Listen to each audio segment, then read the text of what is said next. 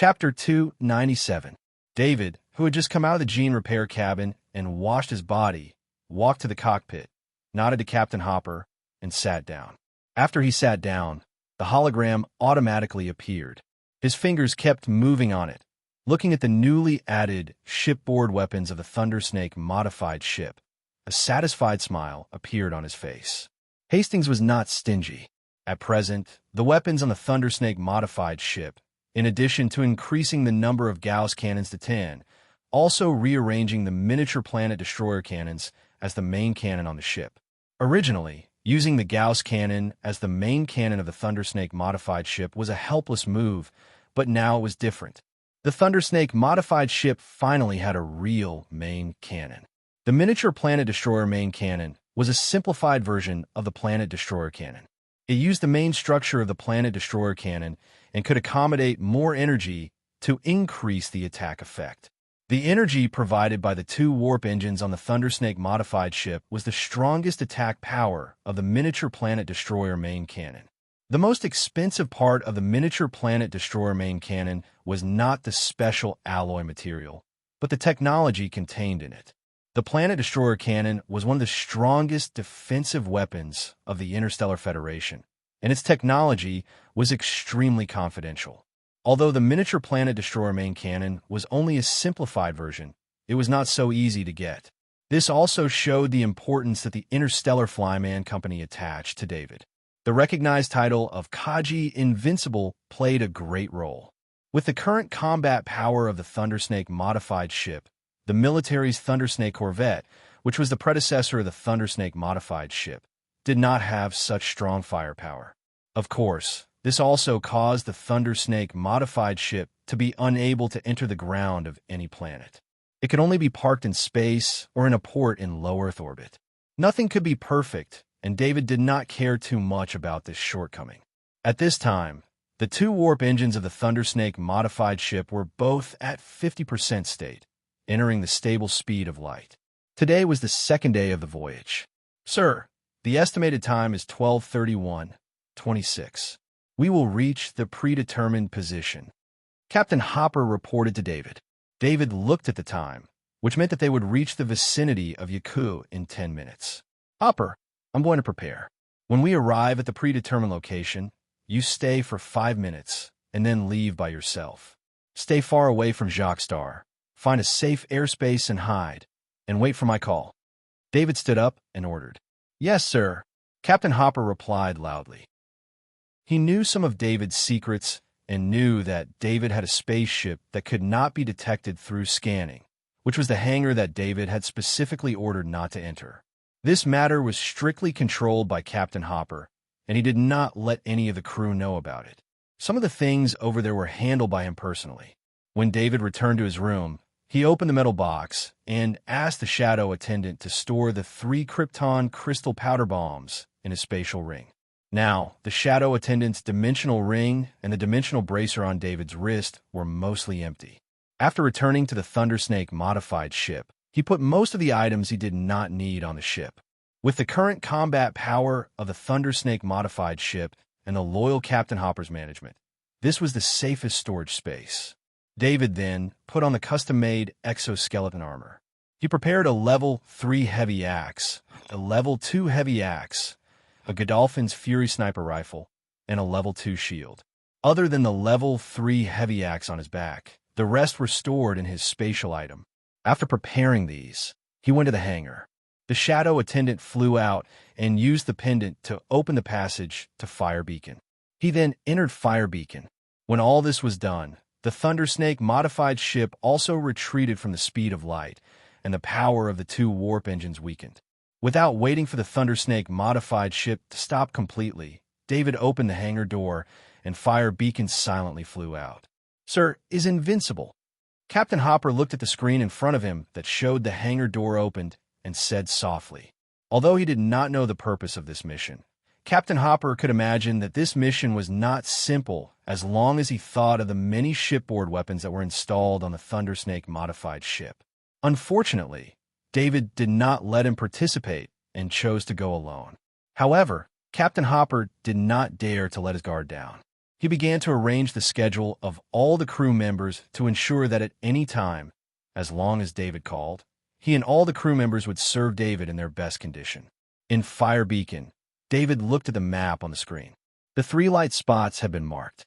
When he was on Cerulean Planet, David had studied the relevant information of the 3 mercenary regiments obtained through the Sky Dome artificial intelligence system and formulated some plans. Among the 3 mercenary regiments, the Shadow Mercenary Group needed to be the first to be attacked. This was because the Shadow Mercenary Group was different from the other 2 mercenary regiments. The Shadow Mercenary Group mainly relied on intelligence analysis and precise planning to complete their missions. As long as David revealed that he was in the vicinity, the Shadow Mercenary Group's intelligence network would definitely be the first to know. Then, they would formulate corresponding defenses against him. This would make David's attack plan more difficult. Attacking the Shadow Mercenary Group first would prevent this from happening. David's finger tapped lightly on the screen. The fire beacon turned and flew toward the Shadow Mercenary Group's base. 3 hours later, David saw the bastion in front of him on the screen.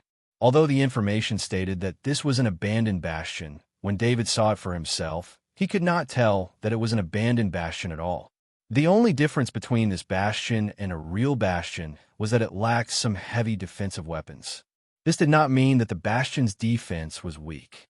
Although for the sake of confidentiality, David did not dare to use the scanning function. Just by looking at it with the naked eye, he could see that the bastion was covered with a large number of defensive missiles.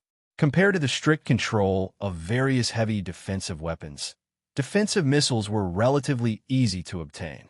Defensive missiles had identification chips inside them. When the military sold these missiles, they solidified the identification command that they could not be used to attack the military's warships. Therefore, the sale of defensive missiles did not pose a threat to the military and could also increase the income of military enterprises. The latter point was, of course, the most important. The bastion was a bit far from the star, but it was still illuminated by the star. It was almost impossible to use the fire beacon to get close at this time. David piloted the fire beacon and circled the bastion from a distance. The Shadow Mercenary Group valued this base very much. There were almost no loopholes that could be exploited. David thought about how to get close to the bastion. Perhaps he could use the exoskeleton armor to get close. The risk of using the exoskeleton armor to get close was too high. If he was discovered, so many defensive missiles would become his nightmare. Just as David was thinking, the light screen showed a transport spaceship entering the observation field from the rear. David was shocked. The fire beacon approached the transport ship from below. He had set up a hidden waiting mode on the fire beacon. In this kind of space, his identity bracelet's signal could travel thousands of kilometers. Of course, thousands of kilometers was insignificant in the universe, but it was enough to control the fire beacon. David left the fire beacon and stuck close to the bottom of the transport ship. Then the fire beacon flew away like a ghost, automatically finding a hiding place. The transport ship was very old. There were many oil stains and stains on its surface. It was obvious that the ship's owner did not take good care of it. David grabbed the bottom bracket of the transport ship with one hand. The shadow attendant flew into the transport ship. The shadow attendant easily came to the cockpit. There were only 3 crew members here. They were talking and laughing excitedly, with bottles of wine in their hands. The shadow attendant came to the cockpit and found that the transport ship was set to autopilot. No wonder the 3 crew members were in such a state. The shadow attendant's finger quickly tapped on the screen on the cockpit. The 3 crew members did not notice the abnormality at all. With a 50% electronic countermeasure ability, it was easy for David to deal with the old ship's defense system. The ship's defense system was successfully infiltrated without much resistance. David turned off some of the alarm systems. He didn't need the ship. He just wanted to use it to get into the bastion. A hatch at the bottom of the transport ship opened automatically. Under normal circumstances, this hatch would have triggered an alarm, but this time it was quiet. David slipped into the cockpit and the hatch closed. It was as if nothing had happened. David summoned the shadow attendant back. The shadow attendant passed through the walls of the transport ship and looked out for his eyes. The transport ship seemed to be very familiar with the Bastion. It did not even stop. It entered the Bastion and docked at the spaceport. Then the cargo hatch of the transport ship opened. A few transport hovercars flew in and began to move goods out. David took advantage of this opportunity to leave the transport ship through the hatch below. He followed the bottom of the ship to the exit of the cargo hold. When the next transport hovercar passed by, David's body flashed to the bottom of the hovercar. He avoided the exhaust nozzles and stuck close to the bottom of the vehicle. Fortunately, David's custom-made exoskeleton suit could fly. It offset the weight of the suit and David himself. Otherwise, with so much weight on the hovercar, it would be easy for the pilot to spot him. The transport hovercar passed through an entrance and into the Bastion. It passed through a large hall, turned a few corners, and entered a warehouse. David did not find a chance to leave the hovercar. The security measures inside the Bastion surprised David. There were surveillance cameras everywhere. There was almost no blind spot. Fortunately, after the hovercar entered the warehouse, there were no surveillance cameras. David left the hovercar. Using the goods in the warehouse as cover, he quietly made his way into the depths of the warehouse. This was a food warehouse. There were vegetables, fruits, and all kinds of half-finished food.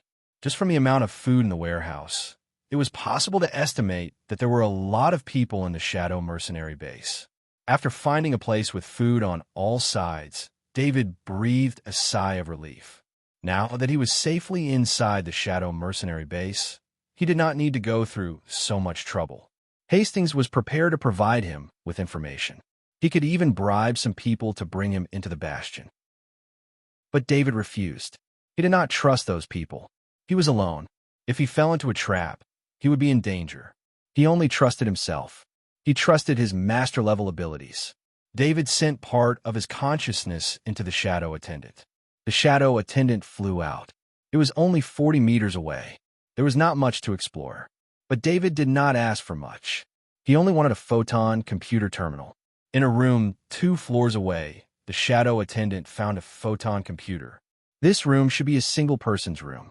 The owner of the room was not there. There was no password on the photon computer.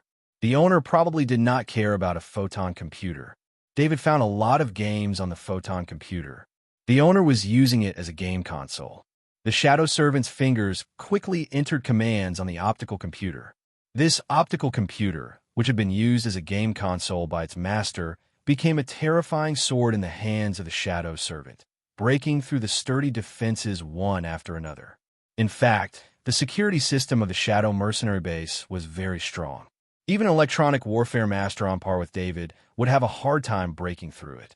David easily broke through the defenses. It did not mean that David's electronic warfare skills were better than the electronic warfare master who set up the security system. The reason why it was so easy was that David was very familiar with every security system. In other words, David absorbed the knowledge of the electronic warfare master of the Shadow Mercenary base. As the electronic warfare master of the Shadow Mercenary base, the security system of the Shadow Mercenary base was set up by him.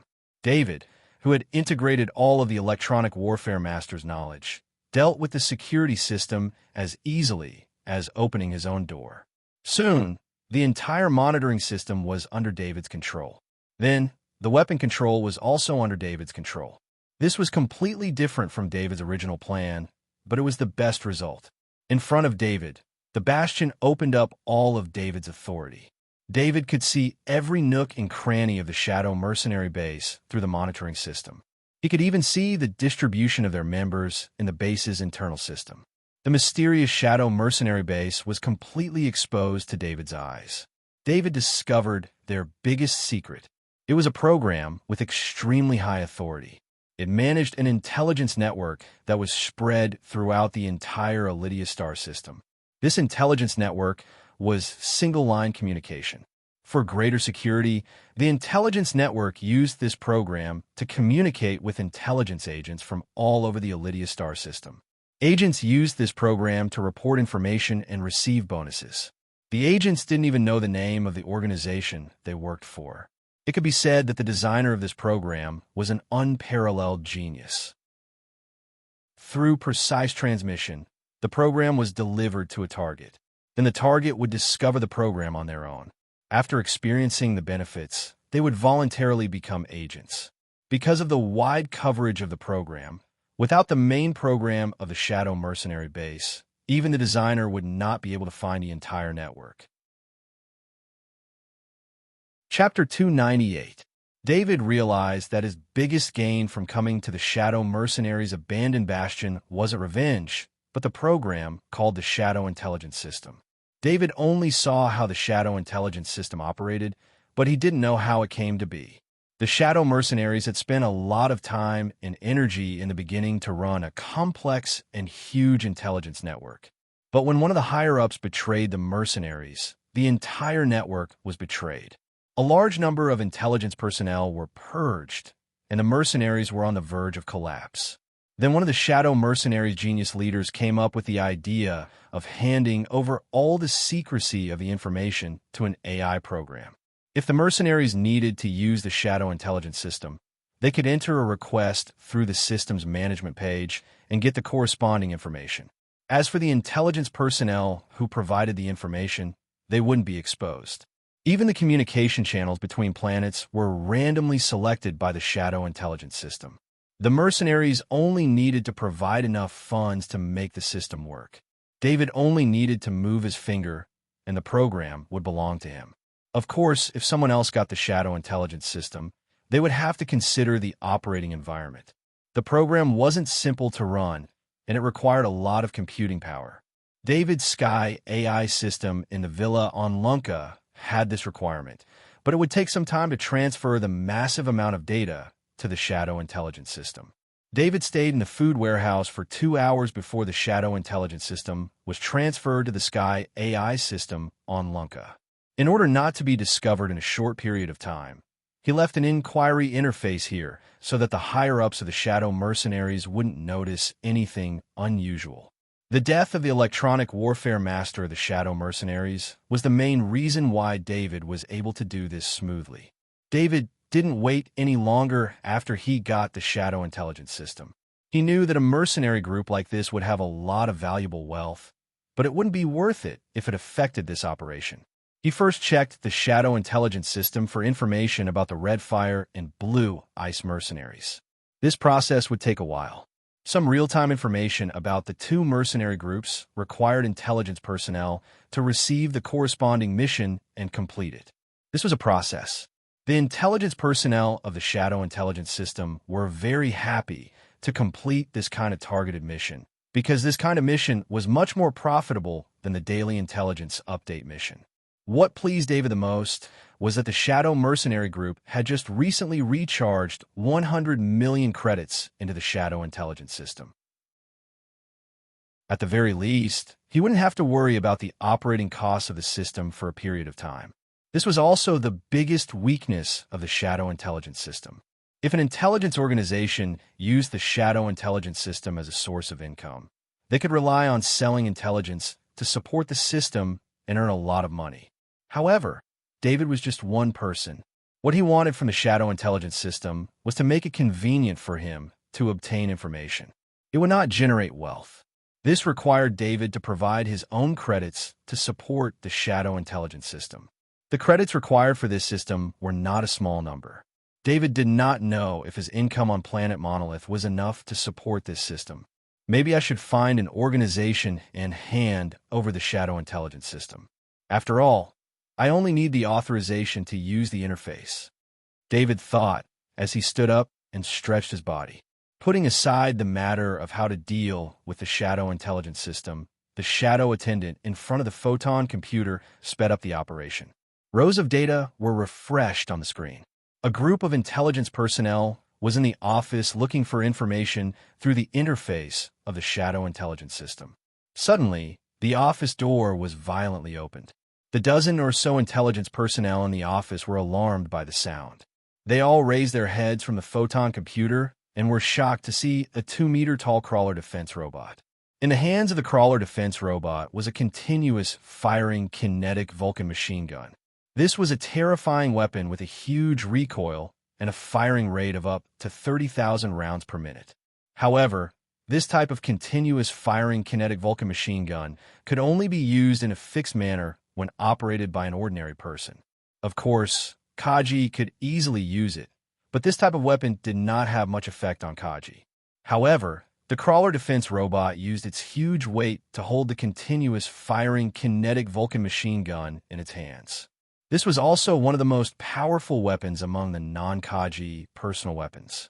In the Shadow Mercenary Group's encampment, this crawler defense robot was part of the entire defense system. The continuous firing kinetic Vulcan machine gun was not a standard feature of this robot. "Who is joking with us?" the team leader shouted angrily. The continuous firing kinetic Vulcan machine gun was a part of the recently received firearms. For it to appear in the hands of the crawler defense robot, it could only mean that someone had equipped the robot with this type of weapon. The only people who could do this were the internal members of the Shadow Mercenary Group. At the very least, they needed to be at the middle management level or above. The team leader did not expect the Shadow Mercenary Group's encampment to be invaded, so he only thought it was a joke, although the joke was not funny at all. Just as the team leader spoke, the continuous firing kinetic Vulcan machine gun spewed out fire snakes. In 15 seconds, the entire office was destroyed along with the tables, chairs, and other office facilities. The continuous firing kinetic Vulcan machine gun was not only in this place. In the corridors, in all the important offices, the crawler defense robots could be seen everywhere carrying the continuous firing kinetic Vulcan machine gun and crazily slaughtering. This was the result of David listing everyone except him as an intruder through the defense command. Before this, he opened a firearms warehouse and equipped the heavy firepower on the crawler defense robots. The Shadow Mercenary Group's reaction was also very fast. In the encampment, there were more than 350 Kaji. Among them, just the elite Kaji alone reached as many as 200. Because the situation was quite tense recently, these Kaji almost never left the exoskeleton armor. Now that they heard the commotion, they all began to put on their armor. More than 350 Kaji were dispatched. They were scattered throughout the encampment and began to clean up the crawler defense robots. After 5 minutes, all the crawler defense robots were cleaned up. However, in these 5 minutes, the encampment was littered with corpses. In the face of the crawler defense robots, the ordinary people in the encampment were almost powerless to fight back. The shadow attendant at this time had cut off the communication channel between the encampment and the outside world. The entire bastion was completely isolated from the outside world. David recalled the shadow attendant. Now the K4 military electronic countermeasure processor on the arm of his custom-made exoskeleton armor had the highest authority in the entire Shadow Mercenary Group's encampment. The rest of the authority of the encampment security system was also deleted by him. In other words, the entire abandoned bastion had become his home ground, and the owner of this place, the Shadow Mercenary Group, had become the enemy of the security system. The security system here did not only consist of crawler defense robots, but also heavy defensive machine guns hidden everywhere. Some important places had laser defense positions, and even small missile defense inside the encampment. This was originally a means to deal with intruders, but now was all targeted at the members of the Shadow Mercenary Group. These attacks were ineffective against Kaji, but they were extremely lethal to ordinary mercenaries. "Who are you? How can you control our security system?" A voice asked loudly in the public channel of the exoskeleton armor. "My name is David Kerr. I believe you know me." David was no longer afraid of being exposed. He spoke in a deep voice in the public channel. "You are David the Butcher. How can you control the security system?" the voice exclaimed. David shook his head. He didn't like this nickname. Although Kaji Invincible was also very low, it was much better than Butcher. Fortunately, this nickname was only used by his enemies. "Let me see. You still have 352 Kaji. Let's fight to the death in this bastion. Don't even think about escaping." David looked at the Kaji marked on the helmet and said with a chuckle. The two Kaji closest to the exit lost the courage to fight after hearing David's name. Among the 3 mercenary groups, David's name was like the devil. Every Kaji was terrified of him.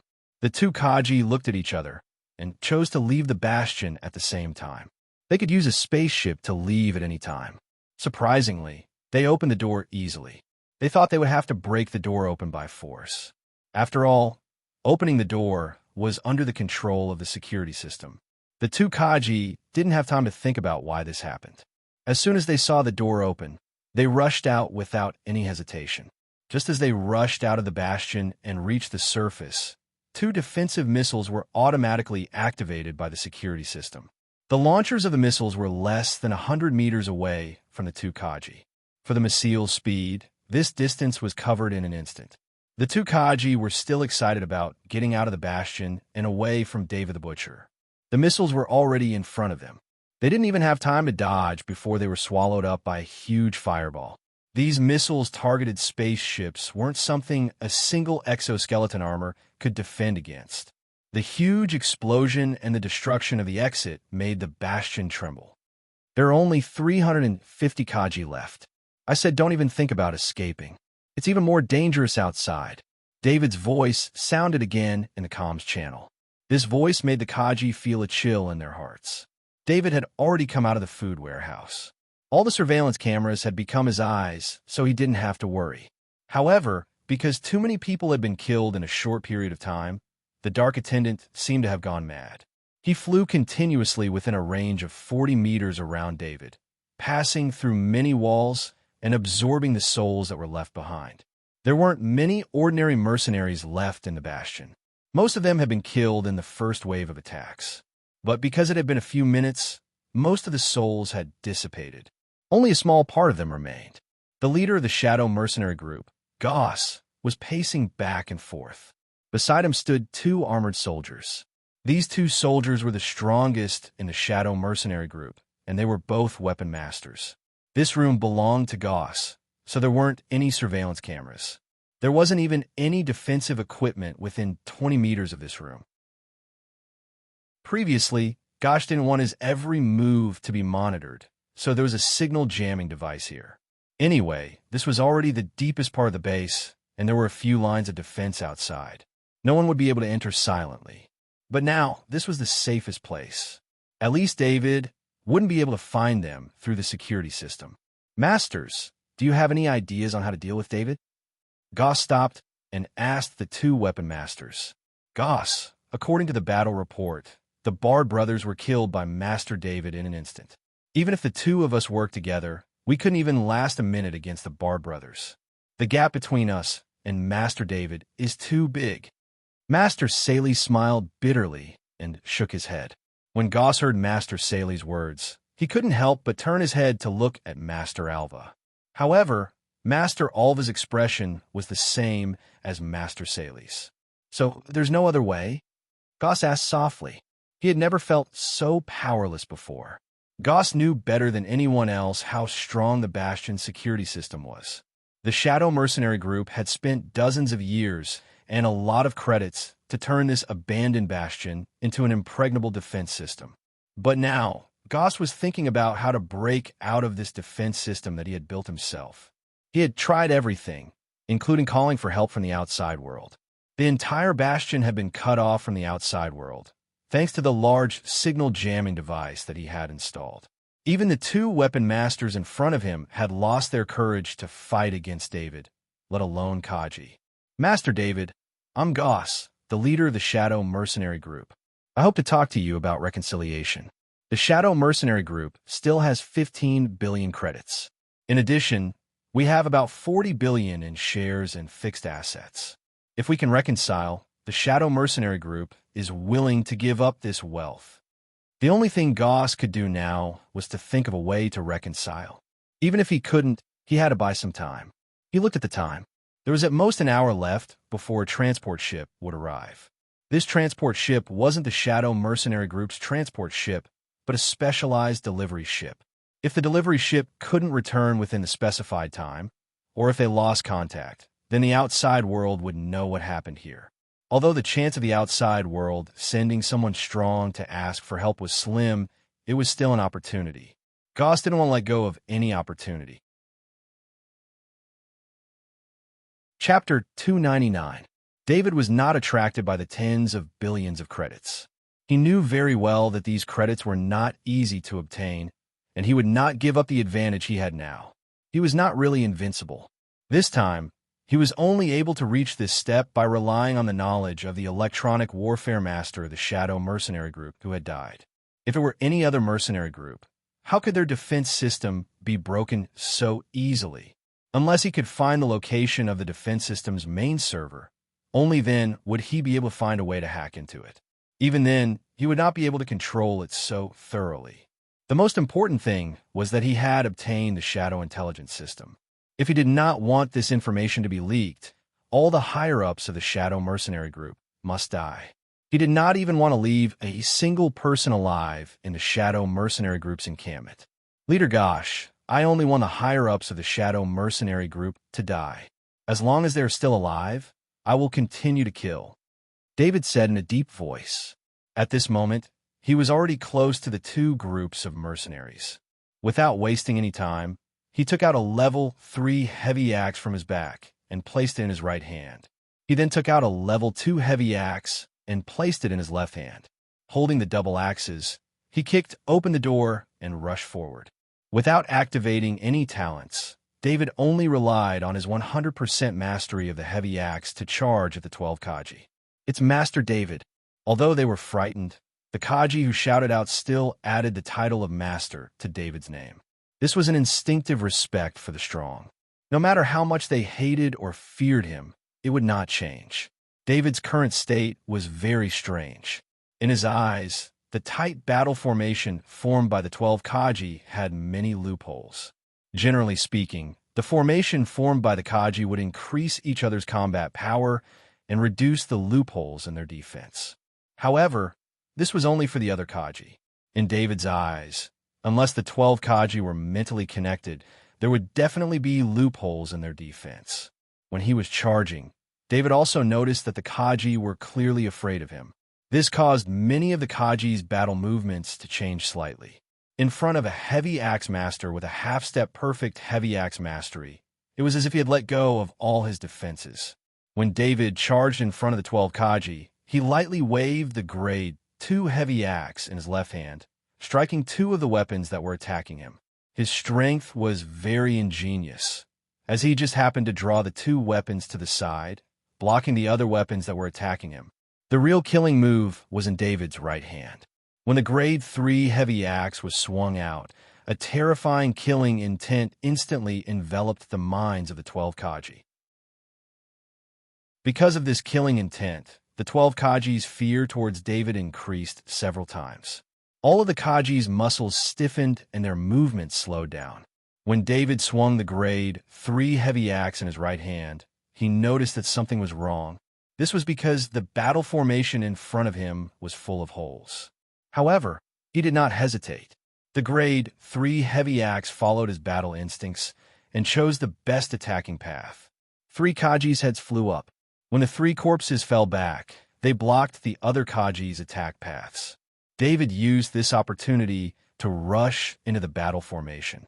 The 2 heavy axes shuttled back and forth between the holes in the defense. Green and blue lights flashed rapidly. 3 seconds later, David stood still. Around him, 12 corpses fell to the ground. David looked at these corpses. For the first time, he recognized the power of a half-step perfect heavy axe mastery. Unlike when he killed the giant storm ape, this battle with the Kaji's heavy axe mastery could clearly reflect the effects of a half-step perfect heavy axe mastery. He realized that he did not need to wield 2 heavy axes at all. He only needed 1 heavy axe. Under the enhancement of a half-step perfect heavy axe mastery, the spirit of killing intent was almost like an innate ability. It had a strong deterrent effect. This allowed him to instantly gain a decisive advantage when dealing with normal Kajis. There are still 338 Kajis left. Before the Shadow Mercenary Group's higher-ups die, the killing will not stop, David said in a deep voice through the public channel. David's words gave all the Kajis more pressure. 12 Kajis were killed in an instant. Although they had seen the relevant records in the intelligence reports, it was completely different when it happened in front of them. Since 12 Kajis were killed in an instant, then the record of 24 Kajis being unable to stop David was true. All Kajis are to gather in the conference hall. We will fight to the death with David there. Goss ordered in the public channel. They could not let David kill all the Kajis in groups like this. They could only fight against David if they gathered together. The Kajis heard the order and quickly rushed to the conference hall. That was the largest space in the entire base.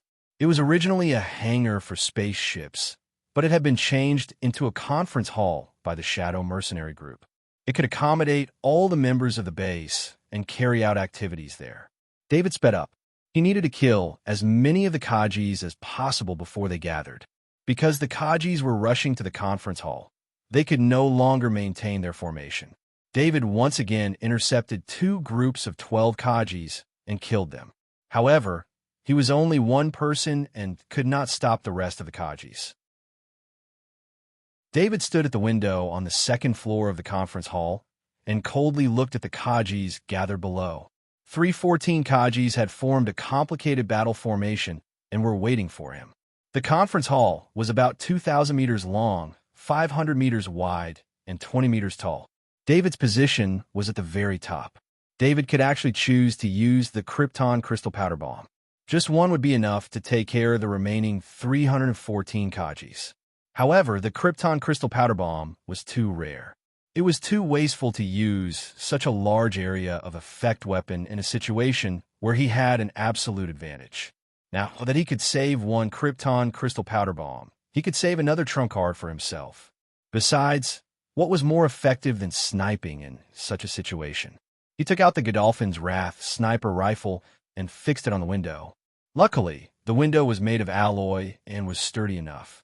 David rarely used a standing sniper rifle, but it did not affect his sniping ability.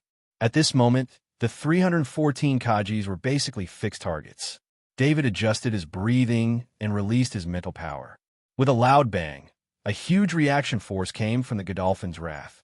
Standing sniping allowed David to take a longer time between each sniping shot. Because he could only transfer the reaction force into the ground through his feet, the whole process took twice as long as a horizontal sniper. The first rank 1 sniper bullet was faster than the speed of sound. The bullet flew over 1,000 meters and flew past a large shield and into the dense and complicated battle formation. Starting from the first Kaji, it went through 4 Kajis before stopping. "Be careful," the Kaji shouted. Some Kajis also saw the window on the 2nd floor of the conference hall. The strong fire and loud noise from the sniper exposed David's position. Only a portion of the Kajis wanted to rush over, while the rest of the Kajis wanted to retreat.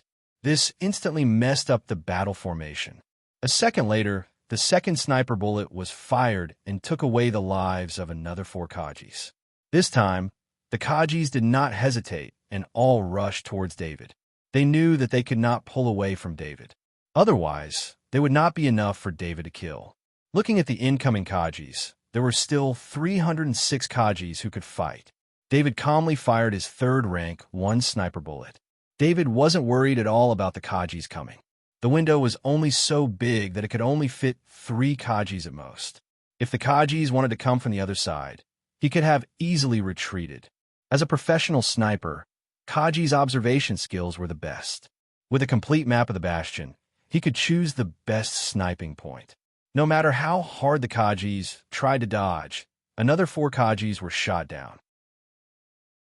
With Spirit Outburst, David's sniping ability far exceeded the 10% proficient sniping ability shown on his attribute panel.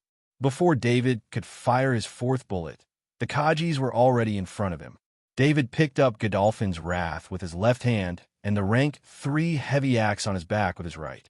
With a casual swing, 3 Kajis who were leaping towards the window were cut in half. Blood rained down from the sky. David did not leave through the door behind him. Instead, he jumped out through the window.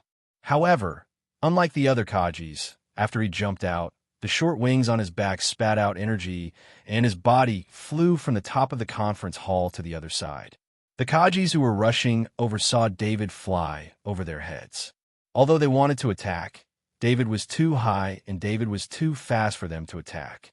When they turned around, they saw that David had already flown halfway through the conference hall. "Chase him!" Seeing David escape, the captain with the highest position here shouted. The 299 Kajis turned around and chased after David. However, the difference in speed between the two was too great. When David reached the other side, he was less than 500 meters away. This gave David enough time to put the rank 3 heavy axe on his back and fix Godolphin's wrath on the ground in a prone position. He then began to snipe at a rate of 1 bullet per half a second. The Kajis who were being sniped had never seen Kaji's wrath before. At this point, they had no other choice. It was impossible for them to escape. The only thing they could do was to get closer to David and surround David to kill him with their numbers. However, when the Kajis approached David again, they paid the price of another 16 Kajis' wrath. However, David put away Godolphin's wrath again and flew to the top of the conference hall, sticking close to the ceiling as he flew to the other side. "Split into 2 teams and occupy the opposite ends," the captain ordered loudly. David also heard the order and could not help but shake his head. After all, this was not a monster. It was not easy to kite. Yes, this tactic was often used by David when he was playing games in his previous life. He used long-range attacks to slowly wear down the enemy and weaken them. In the past, David did not have the ability to use this tactic. However, with the speed of the exoskeleton armor, this tactic could be used.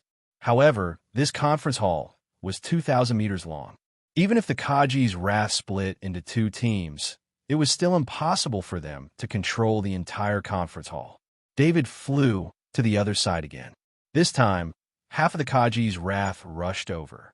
He used the prone position to kill another 16 Kaji's wrath and then flew to the top. This time, he only flew to the center. The Kajis on both sides were almost 1,000 meters away from him, enough for him to snipe twice. David experimented with his kiting tactic in the conference hall. With 2 attacks, he killed another 8 Kaji's wrath. This time, a portion of the Kaji's wrath once again split up and surrounded him in the center. David's observation was very clear. This time, 50 Kaji's wrath split up and surrounded him from the left and right. This time, David did not fly up again. Instead, he carried Godolphin's wrath on his back and held the level 3 heavy axe in his hand. At the same time, he activated his extreme speed and strength shock talents. The short wings on his back also activated their acceleration. He launched a countercharge at the 50 Kaji's wrath on one side. His figure was so fast that not many of the Kaji's wrath could follow him with their eyes. David wanted to use his full strength to destroy the last bit of fighting spirit of the Kaji's wrath. Otherwise, the remaining 200 or so Kaji's wrath would be even more difficult for him to kill. Of course, the most important reason was that his level 3 exoskeleton armor gave him enough protection. No matter what he did, he would not be killed directly. At most, he would suffer some injuries. "Kill!" David shouted as he rushed in front of the 50 Kaji's wrath. Then, he raised the level 3 heavy axe in his hand. A terrifying killing intent enveloped the 50 Kaji's wrath in front of him.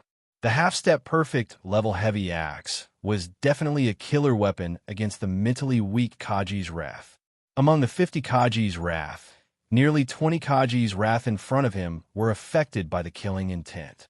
Their bodies paused for a moment. It covered 20 Kaji's wrath. This was the maximum range that David's wrath could cover with his half-step perfect level heavy axe. The killing intent also directly caused chaos in the charging formation. At this time, David also rushed into the battle formation. The level 3 heavy axe allowed David's attack speed to not be affected by breaking the exoskeleton armor. In the entire conference hall, except for the battle between David and the 50 Kaji's wrath, the rest of the Kaji's wrath had quieted down. Even the other 50 Kaji's wrath that were rushing towards David from the other side stopped.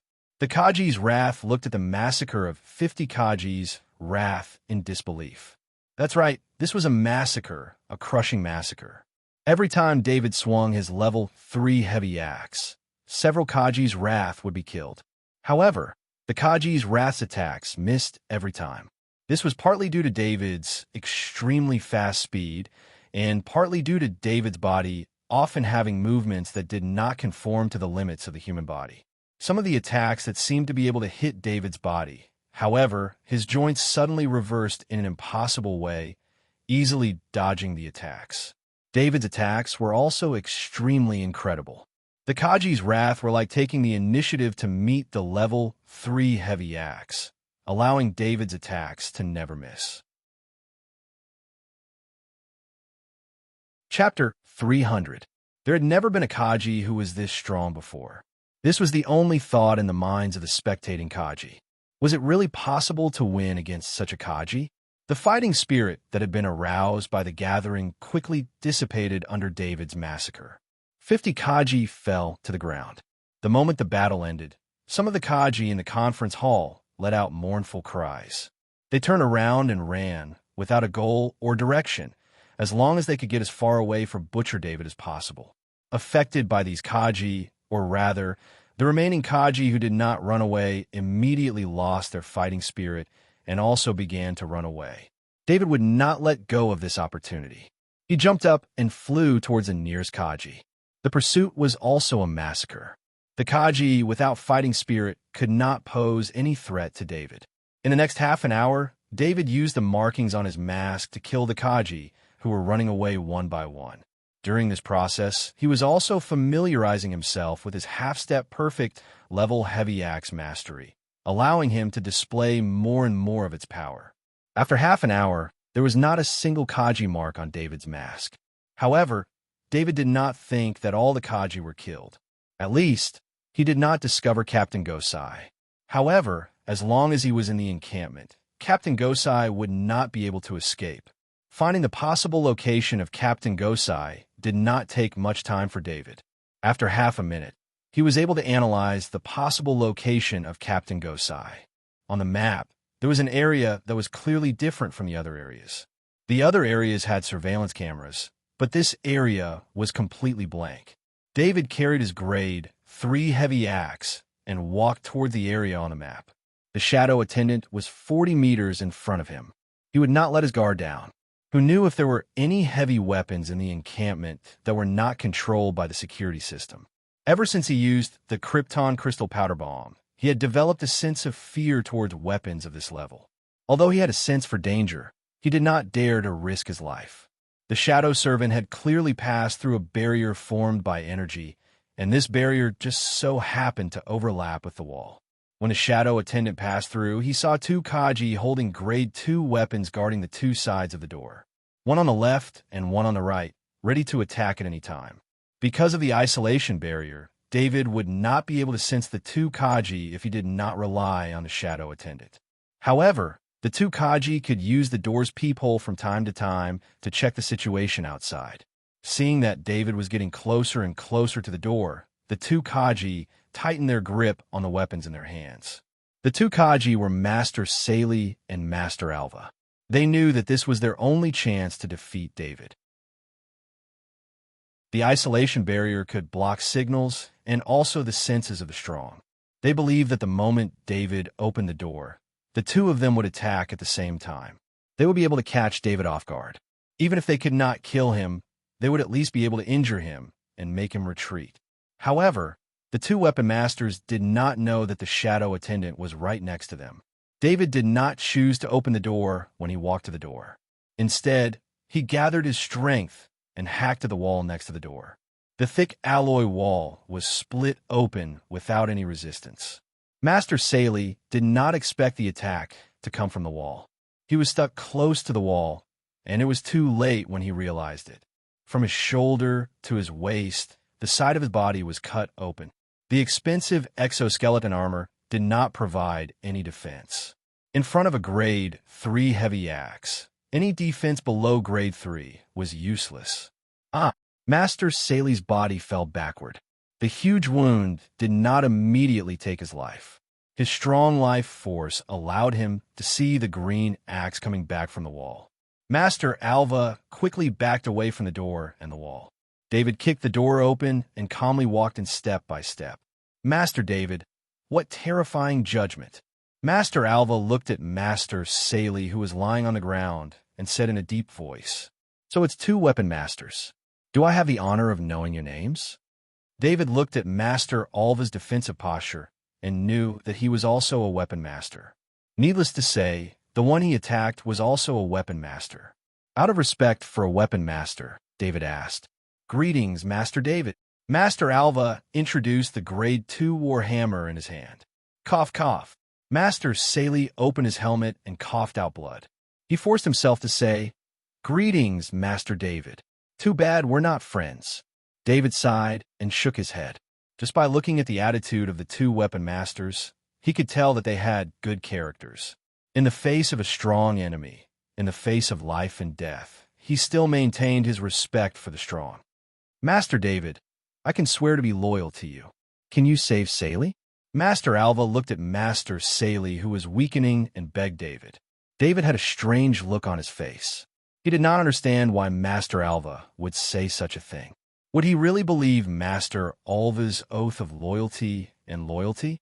Master Alva took out a black stone tablet and threw it to David. "I traded an oath stone with a strong person from the great world of God years ago. With this oath stone, you can control my life at will." David took the black stone tablet and immediately sensed that it contained an obscure energy. David had never seen this kind of energy before. When Master Alva said that it was an item from the great world of God, he believed half of it. He did not dare to try it himself. He sent a bit of his mind into the shadow attendant.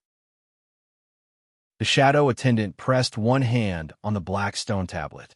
Then, the shadow attendant activated it easily, just like how it used the items from the great world of God. Master Alva looked at David with a strange look. He had not yet told him how to use the oath stone, but the black light on the stone indicated that it had been activated. The way David activated the oath stone was completely different from the way Master Alva had learned from the strong person from the great world of God. According to the method given by the strong person from the great world of God, David had to drip his blood on the oath stone, and the oath stone would treat David as its master. Then, Master Alva would have to drip his blood on it. At the same time, Master Alva would have to sincerely open his mind and swear an oath. David did believe that this was an oath stone. This oath stone had some kind of connection with his soul. He could sense that there were 3 slots in it that could hold 3 oaths. "Master David, save Saley first. He can't hold on any longer. I can guarantee that he will swear loyalty to you." Before Master Alva could think further, he saw that Master Saley's aura was rapidly deteriorating. He could die at any time. As if he was afraid that David would not agree, the exoskeleton armor on his body automatically removed. He then bit his finger and flicked a drop of blood on the oath stone. "I, Master Alva, swear loyalty to Master David." As Master Alva swore, David felt a trace of soul aura enter the oath stone from Master Alva. One of the 3 slots in the oath stone was occupied. The oath stone and David had an equal relationship, but the oath stone and Master Alva had a master-slave relationship. David could use this soul connection to absorb all of Master Alva's soul into the oath stone at any time. This process was not limited by distance. It could be done as long as David's soul gave the command.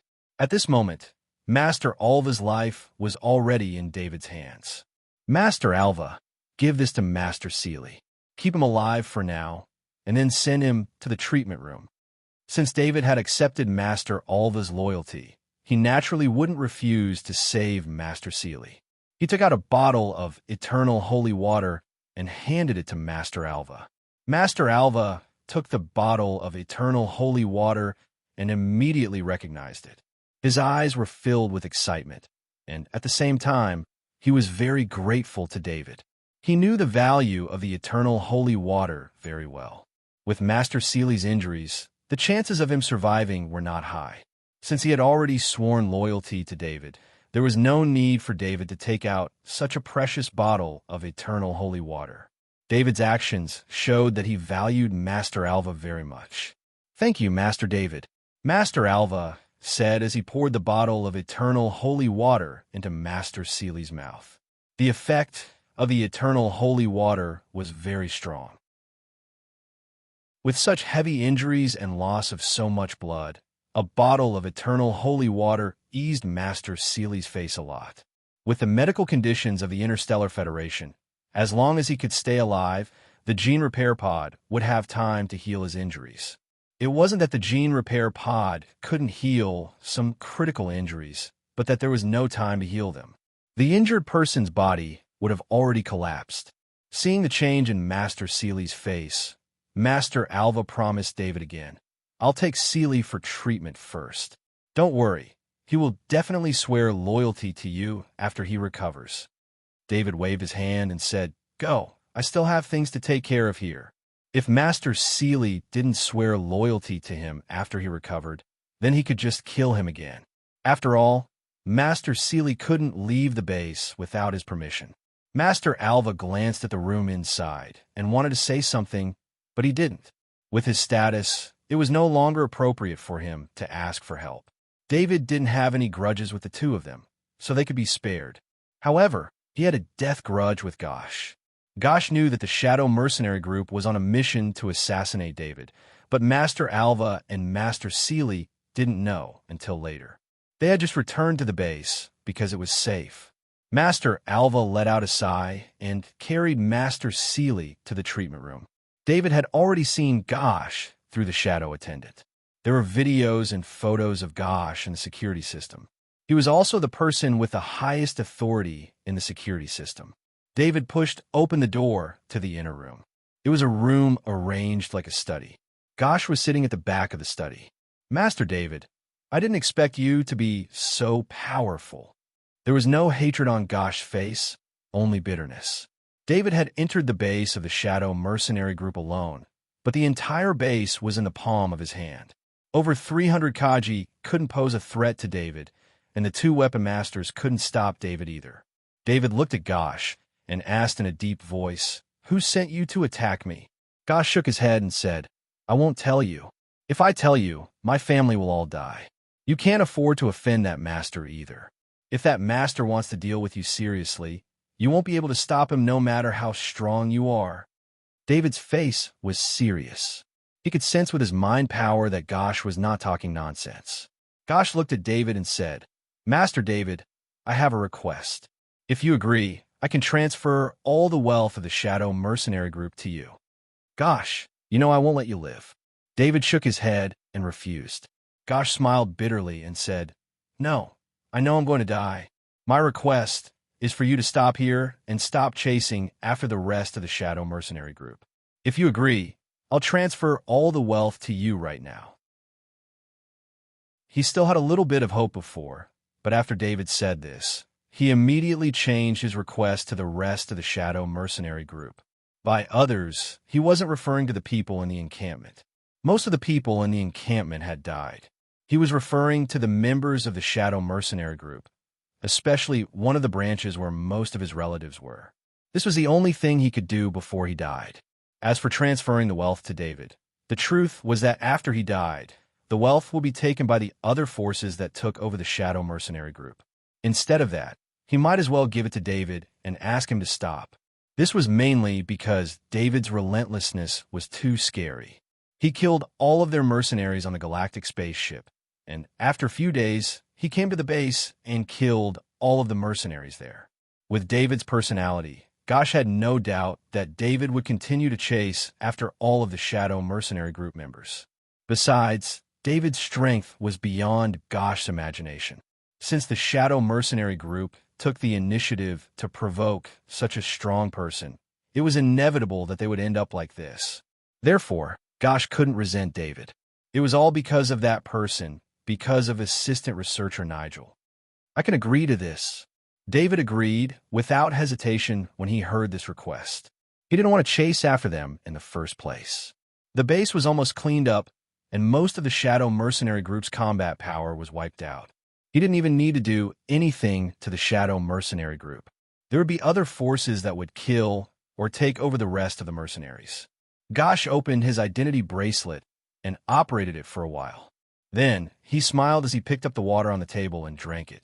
David sensed that there was something wrong with the water as soon as he came in.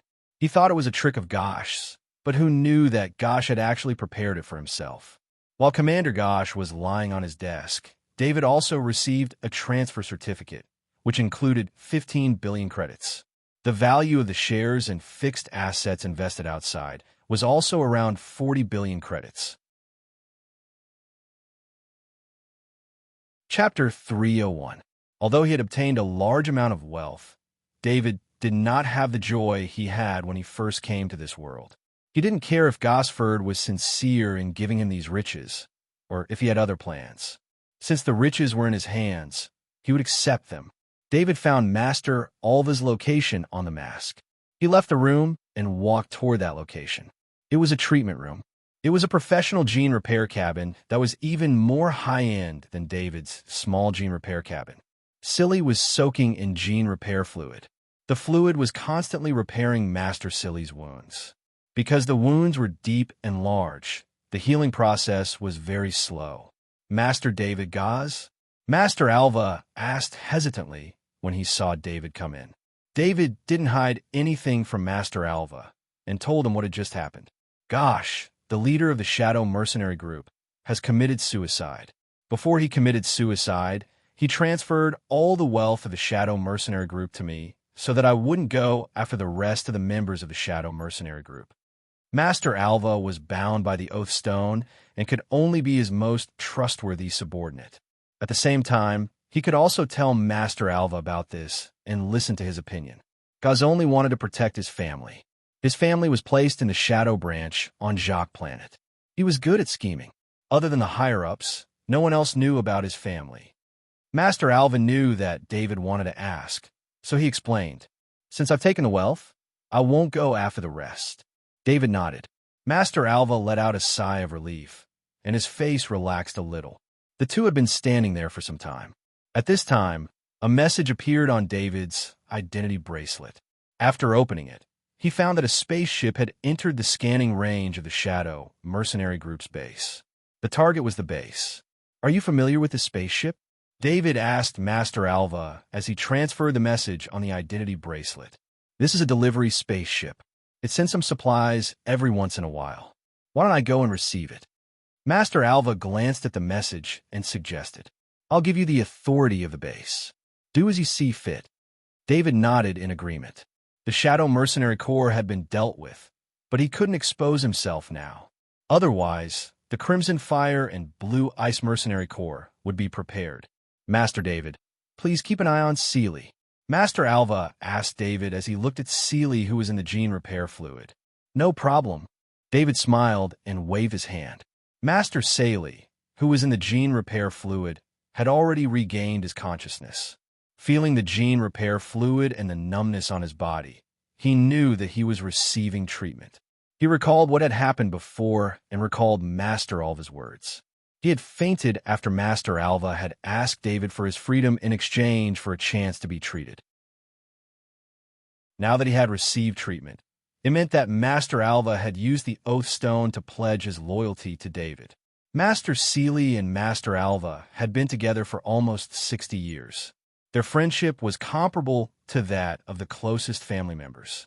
Since Master Alva was willing to pledge his loyalty to David, then Seely would accompany Master Alva. After all, his life had been saved. Master Seely slowly opened his eyes. Through the gene repair fluid and the transparent cabin wall, he saw David standing on the side. At that moment, the injuries on his body were no longer visible. Of course, with such serious injuries, it would take some time for him to truly recover. Master Seely reached out his hand and pressed the button inside the gene repair cabin. The used gene repair fluid was removed, and he came out of the gene repair cabin. "Master David, please take out the Oath Stone." Master Seely said to David. David understood what Master Seely was thinking. This was also the precondition for him to let Master Seely go. After all, no one under his command could survive. David took out the Oath Stone and held it in his hand. Master Seely bit his finger with his teeth and dripped a drop of blood on it. "I, Seely, pledge my loyalty to Master David."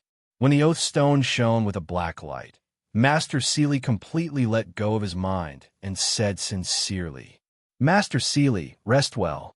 David felt that the second empty space on the Oath Stone was filled with a trace of soul drawn by Master Seely's oath. He looked at Master Sealy a lot more affectionately and said, although Master Sealy's injuries were caused by him, both David and Master Sealy knew that when they were enemies, life and death depended on each other's strength. Master Sealy's strength was a little weaker, so naturally, he was injured.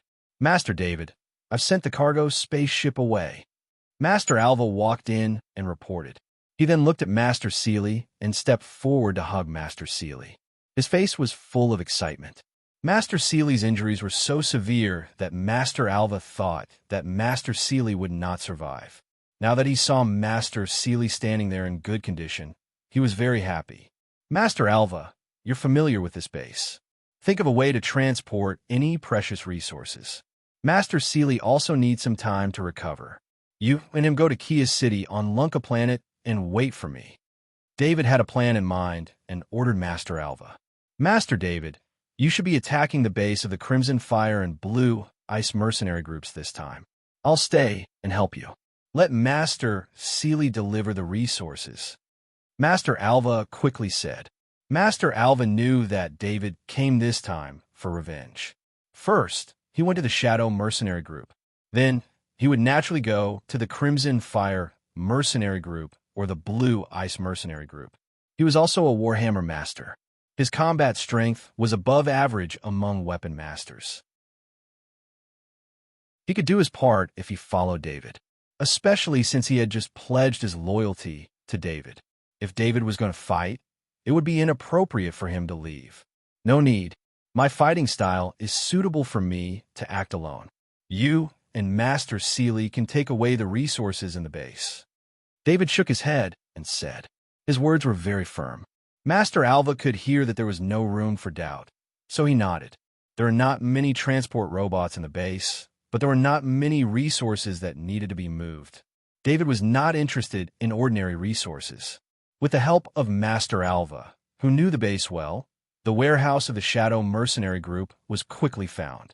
The exoskeleton armor, grade weapons, and all kinds of Kaji training resources were loaded onto the transport spaceship. David had no use for these things, but it would be a waste to leave them here. According to his plan, the base could not be kept, so he had to take away the resources that could be taken away. Although Master Sealy's body had not recovered, it was just that he could not fight. It was not a problem for him to take care of these trivial matters. At first, he and Master Alva were only following David's orders to transport some precious resources to the transport spaceship. After hearing that the base would not be kept, they began to dismantle some of the valuable equipment and take it away. Fortunately, there were not many transport spaceships left in the base. There were only 3 of them. After filling up all 3 ships, the 2 weapons masters stopped. David didn't slack off either.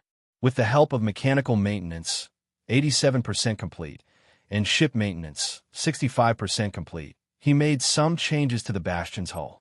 He redesigned the energy jets that maintained the Bastion's stability, turning it into a giant spaceship. Of course, calling it a spaceship was wrong. The Bastion was extremely inflexible and slow. Even making a turn would take a few minutes to complete. This had to do with the design of the Bastion itself. When the Bastion was designed, it did not take long-distance travel into consideration. The number of engines was not enough to support a Bastion of such mass.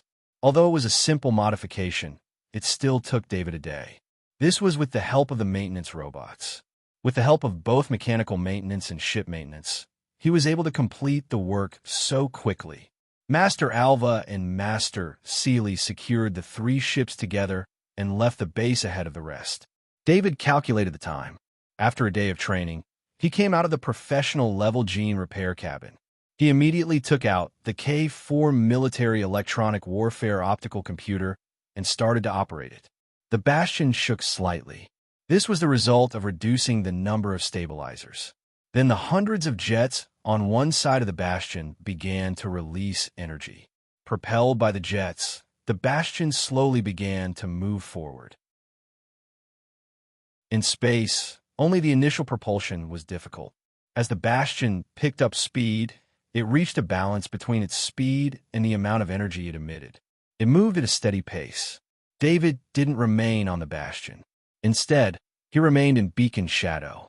Beacon trailed behind the bastion.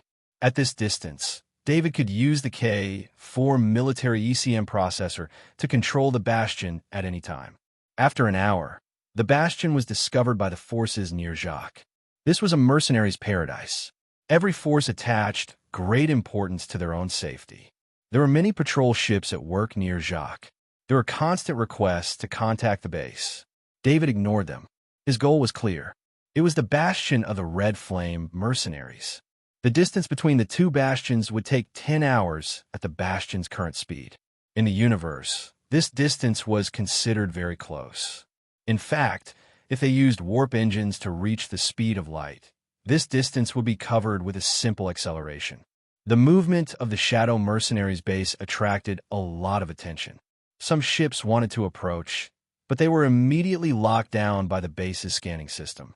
The mechanical warning sound issued by the security system stopped any ships that wanted to approach. Because they did not know what the Shadow Mercenaries wanted to do, more than 10 ships from various forces followed the bastion. They were constantly monitoring it. David couldn't care less about this. Even if the Red Fire mercenary group knew of his plan, they wouldn't have the time to move their base like he did. Not to mention the technology required. The time needed to modify it could not be completed before David arrived. As for destroying the bastion, this kind of thing could be done if it was a military warship. But if it was a mercenary group doing it, even if they had such a weapon, they would not dare to use it. The only weapons that could destroy a bastion were super weapons like Star Destroyer cannons or strategic bombs.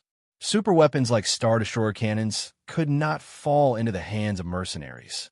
Even if they did, they would have nowhere to hide them. As for strategic bombs, if any mercenary group dared to use them in front of so many surveillance ships, they would be wiped out by the military. The military had very strict management of strategic bombs. Not to mention possessing them, even attempting to obtain them would be severely punished by the military. Therefore, the bastion was almost invincible in this area. Of course, this invincibility only referred to fighting against mercenary groups. The bastion's speed was too slow. As long as it was a long-range attack, the bastion could be used as a target. Also, because the bastion's speed was too slow, the active target could not move or move faster than itself. Although the bastion was powerful, it could not be too close to Yaku. Otherwise, it would be targeted by the military and the result would be destruction. Therefore, although the bastion was very powerful as a spaceship, no one would use it as a spaceship. It was better to use a giant warship at the same price. 5 hours later, all of the surveillance ships understood what the bastion's purpose was. Because when David calculated the route, he chose the near straight line. At first, it was nothing, but after 5 hours of traveling in a straight line, even a stupid person could calculate the destination. I'm Jude, Vice Commander of the Red Flame Mercenary Group. Is Commander Goss of the Shadow Mercenary Group here? Our commander wants to talk to you. It seemed that he could not reach Commander Goss himself, so Jude directly opened the public channel near the bastion and spoke loudly. However, his call did not get a response, just like many other ships before. This is my last warning. Your operation is very dangerous, and we will stop you if you go any further. Jude continued when he saw that there was no response. This also represented a declaration of war. David only sneered when he heard it. It must be known that for this attack, David used all the reserve missiles in the station. The automatic missile loading machine would continue to replenish the reserve missiles until the missile launcher was destroyed or the reserve missiles were used up. For a mercenary group, the Shadow Mercenary Group spaceship was not enough to withstand the decades of accumulation of defensive missiles. Of course, this was also because there were no offensive missiles, only defensive missiles. The range of defensive missiles was relatively short. Chapter 302. The Red Fire Mercenary Group seemed to want to show their determination. 2 armed spaceships approached the abandoned bastion. On the armed spaceship, all the crew members were nervous because the spaceship's alarm was constantly ringing. It was a signal that the spaceship was being scanned and locked on. Don't worry, the Shadow Mercenary Group is a coward. They won't dare to attack first. The captain encouraged loudly, saying something that even he didn't believe. In normal times, the Shadow Mercenary Group was indeed like this. The Shadow Mercenary Group wasn't good at fighting. They only attacked in the dark and didn't have a good reputation in the mercenary world. It was only because the Shadow Mercenary Group made a lot of money from selling information that they were able to get the right to use an abandoned bastion.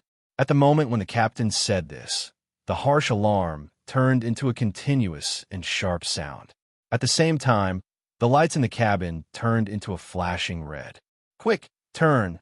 Throw the decoy projectile!" the captain ordered loudly. The crew members were also desperately operating the light screen in front of them, trying to get out of danger as soon as possible. The captain's face was very ugly. He knew that his life was counting down. He had this feeling when he received the order from Jude. The decoy projectile was designed to deal with the offensive missile. The offensive missile was determined by its own scanning device and flew autonomously to attack. The defensive missile, on the other hand, needed to cooperate with the safety system and attack within the range of the scanning device. It seemed that the range of the defensive missile was shortened a lot, but in fact the efficiency of the defensive missile was higher because of the coordination of the safety system. The operation of throwing the decoy projectile was only a psychological comfort. The captain's hope was that the spaceship would quickly turn and leave the scanning area. It was just that the spaceship would lose some of its speed when turning, so it couldn't be compared with the speed of the defensive missile. 2 sparks exploded in space, and all the crew members on the 2 armed spaceships disappeared. "Captain, it's confirmed that the Shadow Mercenary Group's bastion is hostile. The 2 armed spaceships I sent have been destroyed by the other side's defensive missiles." Deputy Commander Jude reported to Commander Flower through the remote communication device on the spaceship. "We can't let the bastion get close to our station. Send 5 teams of Kaji to attack." Captain Flower was silent for a moment and responded, "Commander, our Kaji will suffer heavy losses under the defensive missiles." Jude couldn't help but remind him. Although Kaji was more agile than a spaceship, he was defending against missiles. Without a large number of spaceships to fight back, having Kaji charge was like using Kaji's life to pay for it. "Jude, if the bastion hits our base will be destroyed. We can't afford such a loss." Captain Flower's voice was full of helplessness. Because of Kaji's huge loss, the Red Fire mercenary group's battle strength had long been lacking. Now, many mercenary groups were eyeing them covetously. Once their base was damaged, there would definitely be mercenary groups who would take advantage of the situation to rob them. "Captain, could this be the revenge of the galactic flying guest?" Vice Captain Jude looked to the side and asked softly. In fact, many people in the group were against entering the Interstellar Flyby to carry out missions. The Interstellar Flyby was a large company with amazing strength. Although they were not good at fighting, they had the existence of the Transcendent.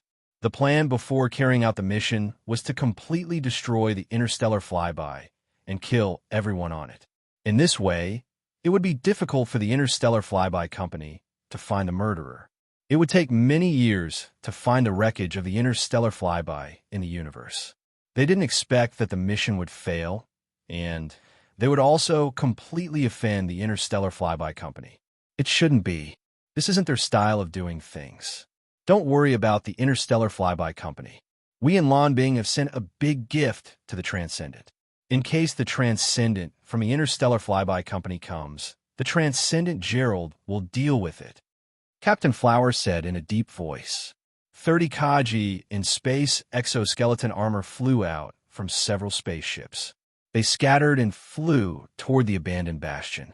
This time, the abandoned bastion security system didn't even issue a warning. 30 defensive missiles directly rose into the air and went to meet the 30 Kaji. The Kaji's reaction speed was extremely amazing. They fought for themselves, constantly changing their flying positions in the air, trying to affect the defensive missiles in this way. They were very clear that the defensive missiles had tracking abilities. They could only keep dodging until the energy of the defensive missiles was consumed. "No, this is an anti-Kaji missile. Change to full-speed impact." One of the Kaji saw a logo on the defensive missiles and couldn't help but shout. In the channel, the Kaji were also shocked. They wanted to change their strategy but it was too late. 30 anti-Kaji missiles exploded in the air, and a large number of armor-piercing pieces made of first-grade materials formed a dense barrage in space. The value of an anti-Kaji missile was comparable to the value of a first-grade weapon, so it was rare to see anti-Kaji missiles being used. Not everyone was like David, who didn't even care about first-grade weapons. Most of the Kaji were still using first-grade weapons. One attack consumed the value of 30 first-grade weapons. This consumption was too great. In fact, they could have just fired more ordinary missiles to kill most of the Kaji. There were no more than 5 Kaji who could actually reach the abandoned bastion, but at this time, there was no Kaji on the bastion. David ordered the security system to use the weapons at will to ensure that nothing goes wrong. Crazy, really crazy. Vice Commander Jude looked at the image on the screen and couldn't help but cry out. Through the camera on Kaji's body, he saw the same image as Kaji. He also saw the explosion of the anti-Kaji missiles. If they had known that the enemy would use these missiles, they wouldn't have rushed over like this. They would have chosen a more suitable method. Vice Commander Jude didn't have a choice. This time, they didn't have many Kaji with them. After losing 5 groups of Kaji, the remaining forces were unable to fight.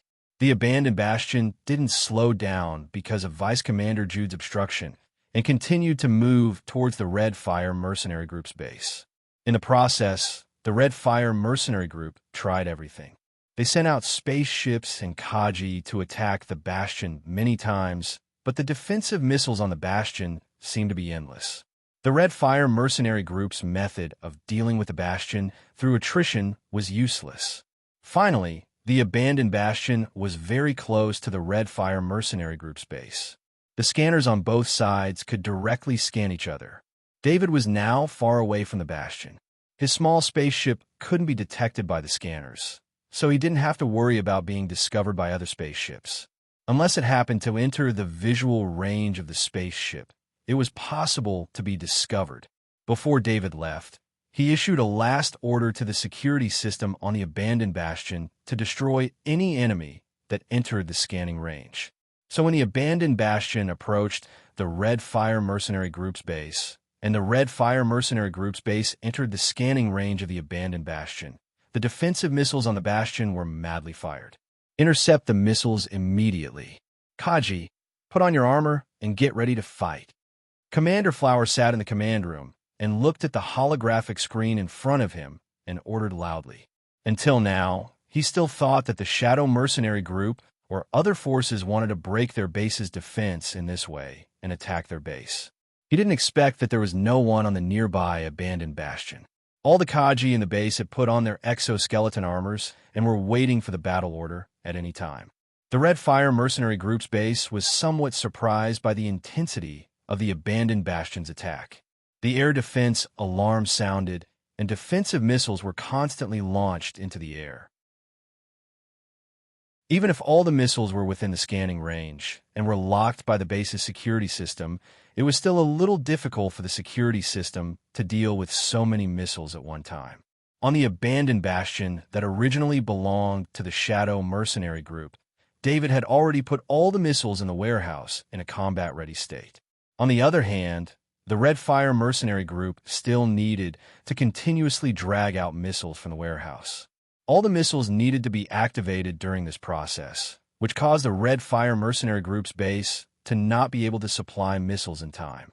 In space, after more than 500 defensive missiles were launched from the abandoned bastion, the second batch of missiles was quickly replenished by the automatic reloading system. More than 500 defensive missiles formed a missile rain in space, flying toward the Red Fire Mercenary Group's base. The defensive missiles of the Red Fire Mercenary Group's base were also launched. This time, almost all the defensive missiles were fired. Most of the more than 500 missiles in space were blocked, and flames continued to rise in space. Only a few missiles hit the Red Fire Mercenary Group's base, causing some damage. Immediately report the damage. Commander Flower issued an order. D311 defensive position is damaged. It will take 5 hours to repair. C-112 missile launcher is destroyed. It can't be repaired. D-145 area building destroyed. 3 people died. The reports were passed to Commander Flower's ears, but there was no expression on his face. The current loss was still within the acceptable range of the Red Fire Mercenary Group's base. The damage caused was not big, but some of the base's facilities were destroyed. But the abandoned bastion then launched the second batch of more than 500 defensive missiles, which made the Red Fire Mercenary Group's base chaotic. What is this? Commander Flower saw the scene of more than 500 missiles flying again on the holographic screen, and he couldn't help but ask in surprise. In fact, he didn't need to be answered. He already knew that the enemy had started the second batch of missiles. There had never been a war of this level, so the Red Fire Mercenary Group's base didn't expect that the defense system composed of hundreds of defensive missiles would be insufficient. The transport vehicles that urgently transported the defensive missiles started at full speed, but they still couldn't catch up with the second batch of missiles. This was not a level of war that the mercenary group had experienced. Only a real army-level war would have such a scale of missile attack. Hurry up and replenish the missiles. Commander Flower couldn't keep his calm face anymore, and he loudly ordered. This order didn't need to be issued. The logistics of the Red Fire Mercenary Group had already done it, but it still took a few minutes for the logistics to send the missiles to each position. In the current war situation, not to mention a few minutes, even 10 seconds couldn't catch up with the speed of more than 500 missiles. Without the interception of the defensive missiles, more than 500 missiles flew through the safe space area. The air defense alarm of the Red Fire Mercenary Group's base became a more serious alarm that they would be attacked. Except for the logistics personnel, the rest of the mercenaries on the ground were looking for cover, trying to survive under the attack of the missiles. The logistics personnel couldn't hide at this time. The order they received was to send the defensive missiles to the launcher. This was Commander Flower's death order. If they dared to disobey, even if they survived, they would be hanged for disobeying the order. More than 500 missiles fell toward the Red Fire Mercenary Group's base.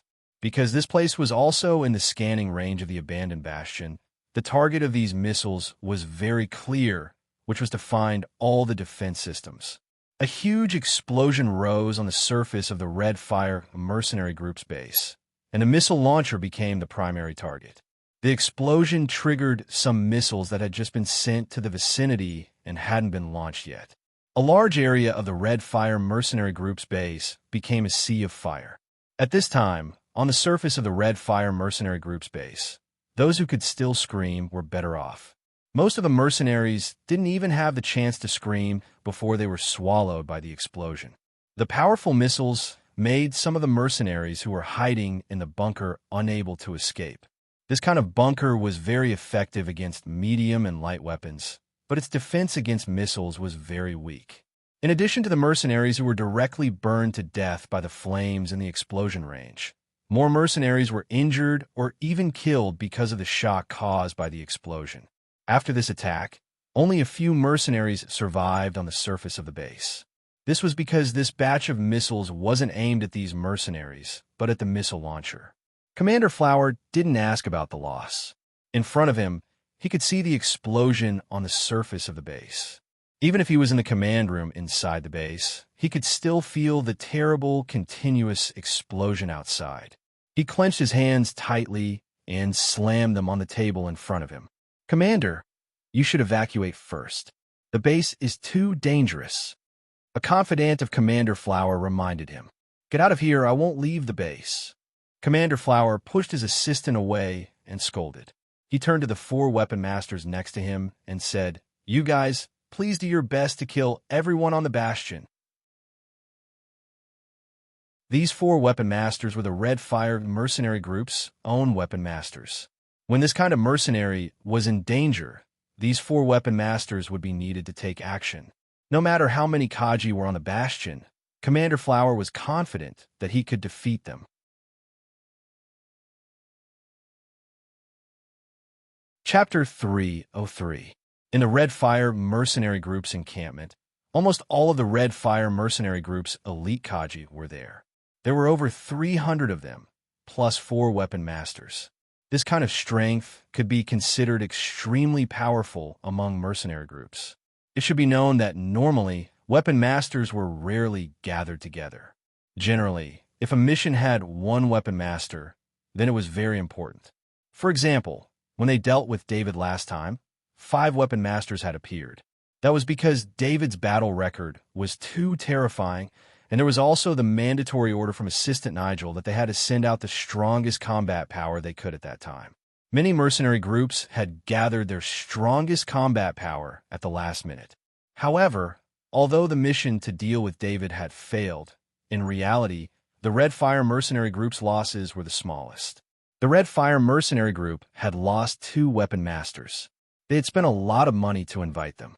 Their deaths actually didn't weaken the Red Fire mercenary group's strength in terms of top combat power. The one who had lost the most was still the elite Kaji. However, for so many years, the Red Fire mercenary group had hidden a portion of the elite Kaji. Now that this batch of elite Kaji was in the encampment, they would definitely catch the enemy off guard if they didn't expect this. Captain, don't worry. As long as it's close combat, they will definitely lose, a weapon master said confidently. After speaking, the 4 weapon masters left the command room and joined up with the other Kaji. Although the missiles outside were terrifying, they couldn't break through the encampment built by the abandoned Battlestar alone. In the end, they still needed to rely on the Kaji to complete the final occupation. Just as the Kaji were waiting inside the encampment for the abandoned Battlestar to approach, the situation didn't happen according to their expectations. The abandoned Battlestar's attack hadn't ended yet. The 3rd batch of missiles was shot out. This time, the attack was on any living force visible on the ground, as well as some exposed devices and so on. The Shadow Mercenary Group's decades of accumulation poured out in a short period of time, making the Red Fire Mercenary Group's encampment receive a baptism of missiles. The remaining fortifications from the previous attack were all destroyed by the missiles. In addition, the air circulation and filtration system, the freshwater system, and some energy devices built on the surface all became targets of the missiles. This time, the entire surface of the Red Fire Mercenary Group's encampment was engulfed in flames. Some of the internal spaces that were very close to the surface were also affected. Some of the mercenaries in those areas were affected by the explosion and died from the heat of the flames or the lack of oxygen. Fortunately, the Bastion was designed to deal with violent explosions. Most of its outer layers were destroyed, but only a few of its occupants were affected. The Bastion's missile barrage wasn't over yet. David's orders had been to launch an all-out assault, so the security systems didn't hesitate to fire the remaining anti-Kaji missiles. Even as the Bastion was about to crash into Red Flame's base, there were still missiles left to fire. One could only imagine how many missiles the Umbra mercenaries had prepared. Damn it, the Bastion isn't slowing down. Do they want to perish together with us? Captain Flower cried out in horror as he watched the abandoned Bastion on the screen grow larger and larger. It was also at this time that a hangar in the Red Fire Mercenary Group's encampment opened in the flames, and 2 armed spaceships flew out. They didn't want to attack the abandoned Bastion, but some mercenaries felt the danger and wanted to escape in the armed spaceships. Find out who ran away. I want to kill him with my own hands. Captain Flower's panic immediately turned into anger when he saw that some mercenaries had defected. He shouted at his deputy. Just as he said this sentence, before his deputy could answer, the 2 armed spaceships were hit by 2 missiles and turned into 2 fireballs before they could enter the state of full speed. Captain Flower couldn't help but be silent. He thought of his deputy's persuasion at the beginning, and now he couldn't leave even if he wanted to. However, he wasn't completely desperate. A Bastion collision had never happened before, but according to his estimation, with the sturdiness of the Bastion, even if they collided, they wouldn't be able to kill Kaji, who were wearing exoskeleton armors on the spot. The power of the missiles was indeed terrible, but what was really terrible was not the missile attack, but the suicide impact of the abandoned Bastion. When 2 abandoned Bastions of the same size collided, the huge impact alone would destroy most of the facilities in the 2 Bastions. What was even more terrible was that a small part of the munitions in the Red Fire Mercenary Group's arsenal was affected by this collision. First, an insignificant grenade exploded in the collision, but this grenade was in a box of grenades, so it directly caused the explosion of the box of grenades. The explosion of the box of grenades also detonated hundreds of boxes of grenades piled up around it. Finally, the entire arsenal was detonated. Coupled with the explosion of various facilities, the two abandoned bastions had turned into volcanoes from the inside out. In this case, no ordinary people could survive. In the encampment of the Red Fire mercenary group, except for Kaji, no one else survived the explosion. Even Kaji had died, nearly 100 people. In the command room, Captain Flower pulled up the visor of the exoskeleton armor so no one could see his face. But through the heavy, breathing sound in the channel of the exoskeleton armor, one could imagine the state of Captain Flower at this time. At this time, the command room had long been filled with sparks. All the photon computers and electronic devices had lost their functions. Even the lighting system was destroyed, and even the backup lighting system did not work. One could imagine that the encampment was almost in ruins. How many people are still alive? Captain Flower asked in a hoarse voice in the channel. Captain, there are 110 Kaji sealed in several areas. It will take some time for them to come out. At present, there are 431 Kaji alive. Captain Flower's deputy reported after nearly a minute of statistics. What? Only 431 Kaji alive. Captain Flower knew that there were 543 Kaji alive in the encampment, and more than 100 of them had died before they met the enemy. Captain, among the 431 Kaji alive, there are nearly 100 who are injured and have lost their ability to fight. There are more than 200 who have lost their ability to fight.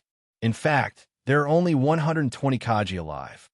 The deputy continued to report. Captain Flower's heart was cold.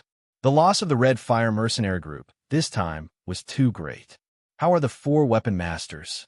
Captain Flower suddenly thought of something and quickly turned his head to ask.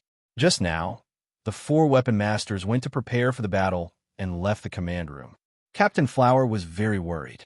They were the most important top fighting force of the Red Fire mercenary group. 3 out of the 4 weapon masters are injured.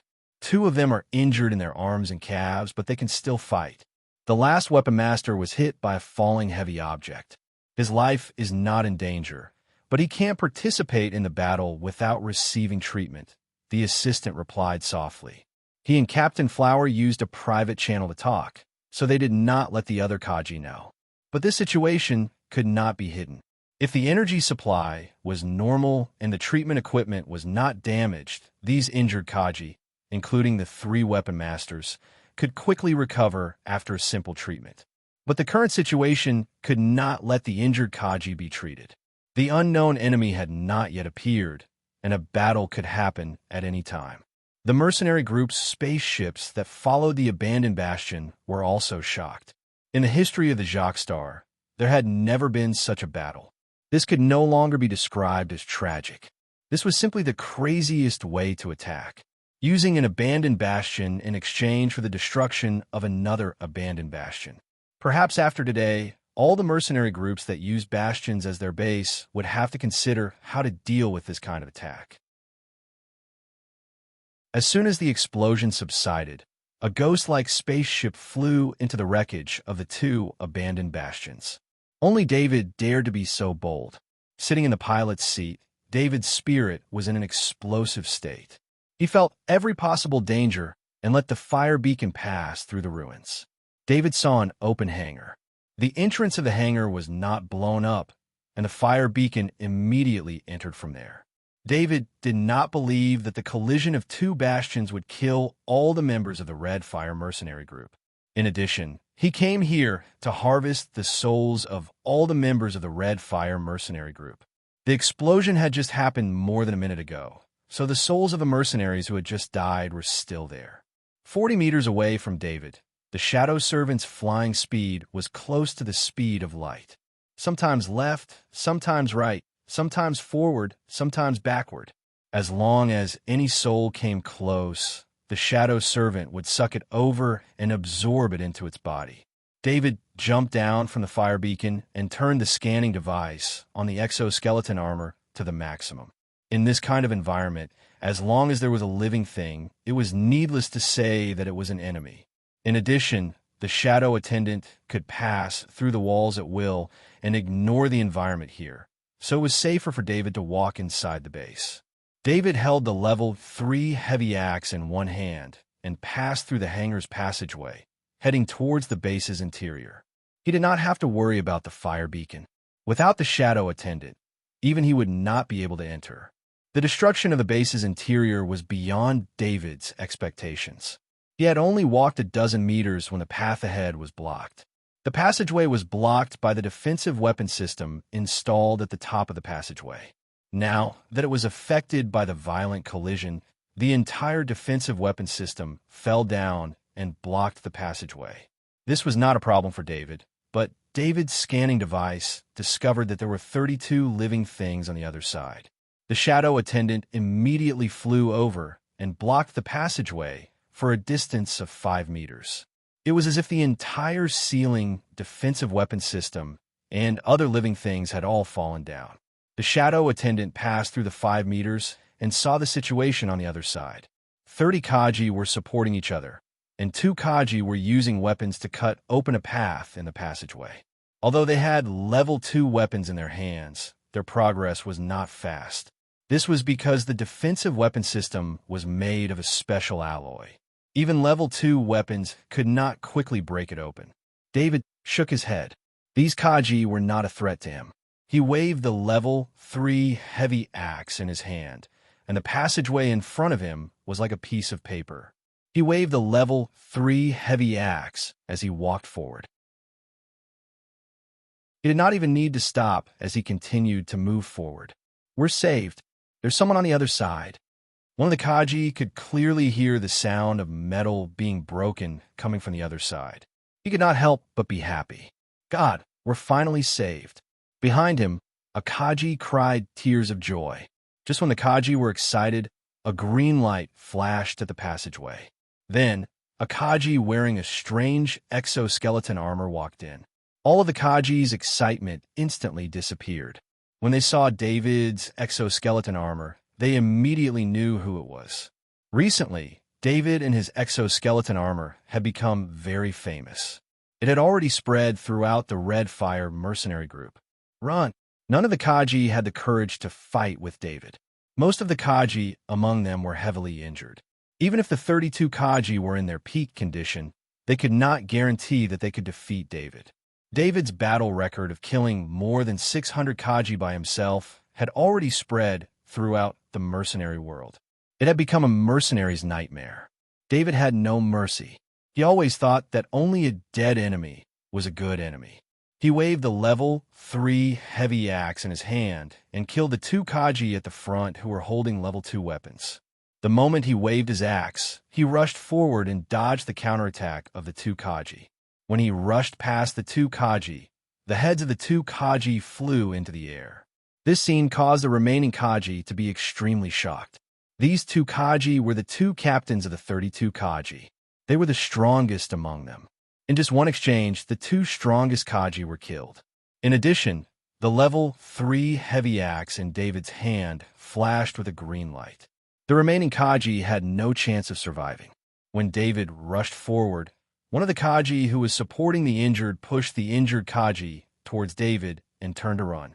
David swung the level 3 heavy axe in his hand and caught up to the escaping Kaji in the middle of the separated corpse of the Kaji. He killed the fleeing Kaji with one swing of his axe. The following battle became a scene of slaughter. There were also elite Kaji among the Kaji. However, in this situation, let alone displaying the strength of an elite Kaji, they couldn't even set up the most basic battle formation. When David passed through here, the 32 souls had already been absorbed by the shadow attendant. Even the level 2 weapons on the ground had been kept in the interspatial ring. Through the Shadow Mercenary Group's Shadow Intelligence System, David had already obtained the topographic map of the Red Fire Mercenary Group's encampment. Although the damage here was severe, there was still no problem with the general topography. David followed the topographic map and quickly advanced inside the encampment. Where there was a blockage, the level 3 heavy axe easily opened a path. Even if the entire wall collapsed, it wouldn't be able to stop his movement. Chapter 304. A Of course, David wouldn't search randomly. The map of the Red Fire mercenary group clearly marked the gathering places of the Kaji. Once there was a battle, these places would be the gathering places of the Kaji. David was 100% sure that the map of the Red Fire mercenary group was provided by the Shadow Intelligence System. It was definitely uploaded by an internal member of the Red Fire mercenary group. This information couldn't be known by outsiders other than the internal members. The environment of the Red Fire mercenary group was very bad. The deeper they went, the more obvious it was. Because the ventilation equipment had already lost its function, the poisonous gas from the burning equipment filled the air. Without the protection of the exoskeleton armor, normal people wouldn't even survive for a few minutes in this environment. The Shadow Attendant was very busy. There were souls everywhere that hadn't dissipated yet. David couldn't command the Shadow Attendant anymore. The Shadow Attendant had been flying towards any location with souls on its own. Fortunately, the scanning device on David's customized exoskeleton armor was very powerful. It was a powerful military scanning device used by Master Macintosh. With enough energy support, the scanning range could reach up to 200 meters. It was even wider than the Shadow Attendant's detection range. On David's helmet, the results of a scan were displayed in front of him. It was a gathering place of the Kaji marked on the map. There were a total of 110 life signs. David forcibly took over the control of the Shadow Attendant. Although the Shadow Attendant had a trace of resistance, it was still controlled by David to fly over the fault in front. The reason it was called a fault was because the damage here was very serious. The front seemed to be the location of the collision. The entire passage was broken by the overhang, and the upper layer was pressing down on the lower layer. The Shadow Attendant flew over 30 meters this time. If David wasn't stuck to the fault, the Shadow Attendant probably wouldn't be able to pass through this fault passage. Through the Shadow Attendant's eyes, David saw a large hall on the other side. The hall had collapsed, leaving only 100 square meters of space. In this space, some of the injured Kaji were placed on the ground, while the rest of the Kaji were looking for a way out. David hesitated for a moment, but he still decided to kill this group of Kaji because he saw that these Kaji had over 30 second-grade weapons, which was enough to prove that these were the elites of the Red Fire mercenary group. In other words, these were all elite Kaji. The grade 3 heavy axe in his hand cut through the alloy metal. The incomparably sharp grade 3 heavy axe mastery, coupled with his half-step perfect heavy axe mastery, allowed him to easily and quickly cut through the thick alloy metal. After spending 2 minutes, David was about to open up the 30-meter-long tunnel. Through the Shadow Attendant's observation, he chose a place where there were no Kaji. He was now only 10 centimeters away from the other side of the alloy. David used the grade 3 heavy axe to cut a very small opening at the bottom of the alloy. At the same time, he skillfully used the heavy axe to pick up the alloy and gently put it down. Under normal circumstances, if he did this in front of 110 Kaji, he would be discovered no matter how light his movements were. However, at this moment, dozens of Kaji were knocking on the walls. Some of the Kaji were even using their grade 2 weapons to cut the alloy. In such a chaotic environment, who would notice his movements? David didn't directly rush out. He took out the Godolphin's Fury sniper rifle and fixed it on the alloy ground. Then, he activated the energy shield of his custom-made exoskeleton armor. This was to block the sound waves of the sniper rifle in such a small environment. Outside of him was an almost completely sealed space of 100 square meters. If he used the Kaji's sniper rifle in this space, the terrifying sound waves would be enough to make people dizzy if they weren't prepared. David didn't want to fight the trapped Kaji head-on. Even if half of the 110 elite Kaji were injured, fighting for their lives in such a small environment was enough to make David feel uncomfortable. With a boom, the energy shield of David's custom-made exoskeleton armor shook. He didn't care so much. He only asked the Shadow Attendant to put the Godolphin's Fury back into the dimensional ring while he hacked open the alloy wall in front of him with his axe. The sudden sound of the sniper rifle exploding in the sealed space caught all the Kaji off guard. 100 square meters of space wasn't enough for the sound waves of the sniper rifle to cause damage, but a few seconds of dizziness was unavoidable. As David rushed into the room, the short wings on his back spewed out energy. At the same time, his extreme speed talent was activated. He didn't rush to the center of the room, where most of the injured Kaji were. His figure circled the 100 square meters of space in 3 seconds. When the effect of the sound disappeared, the Kaji in the center woke up from their dizziness and saw David rushing towards them. Around them, Kaji were constantly falling in different ways. Because David pursued speed, his attacks were very simple and crude. He almost directly cut the Kaji in half at the waist, and then went on to attack the rest of the Kaji. In 3 seconds, as many as 42 Kaji were cut in half. If he used a more precise fighting method, he could only kill 20 Kaji in this time. The 42 Kaji who were cut in half didn't die immediately, but they were in more pain than death. David rushed to the rest of the Kaji while howling in pain. Battle formation. A Kaji shouted, but a group of injured Kaji, even the elite Kaji, couldn't quickly form a defensive formation to deal with David. David kept waving the level 3 heavy axe in his hand. The killing intent emitted from the heavy axe alone made the Kaji stop again. The slaughter began again. David spent a minute to harvest the lives of the Kaji, and then returned from the same way. "Captain, there are enemies coming in." The deputy looked at the death information that kept refreshing on the helmet and reported to Captain Flower. The deputy's exoskeleton armor was equipped with an additional device that was connected to all the exoskeleton armors of the Kaji. He could know whether the Kaji were dead or alive through this device. Previously, more than 30 Kaji suddenly died almost at the same time. He thought that there was an accident that caused more than 30 Kaji to die at the same time. With so many Kaji dying at the same time, it was very likely to be an accident. In today's station, accidents were still possible. But just now, 110 Kaji who were trapped died one after another. This couldn't be an accident. What's the specific situation? Captain Flower asked.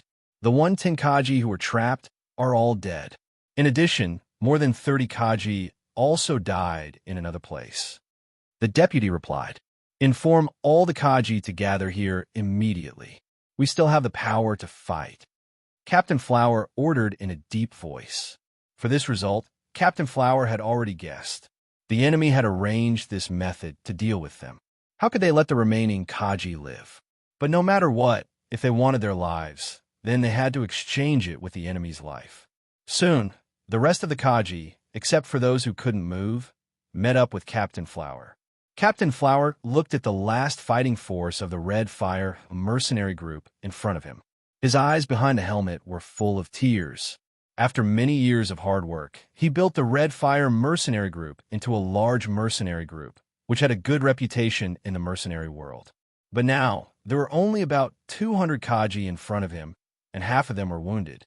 Even the 4 weapon masters he relied on were extremely miserable. A weapon master had lost his right arm. This injury was more serious than what Captain Flower had imagined. Unless the mercenary group could pay enough to use the top medical services that only a few people could enjoy in the future, this weapon master would be useless. Because this was the weapon master's dominant hand. Losing this arm would reduce his fighting power by more than half. As for now, this weapon master's fighting power might not even be as good as the elite Kaji next to him.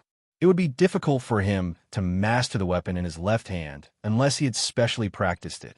The other weapon master's leg injury was not serious. It was just an ordinary fracture. But in the case that it couldn't be treated, this kind of injury would also reduce the fighting power of the weapon master by more than half. As for the seriously injured weapon master, it was good that he was still awake. He couldn't fight at all. The weapon master was the only one left who still had combat power, but he had long since lost his previous confidence. The Red Fire mercenary group is finished, Captain Flower said in his heart.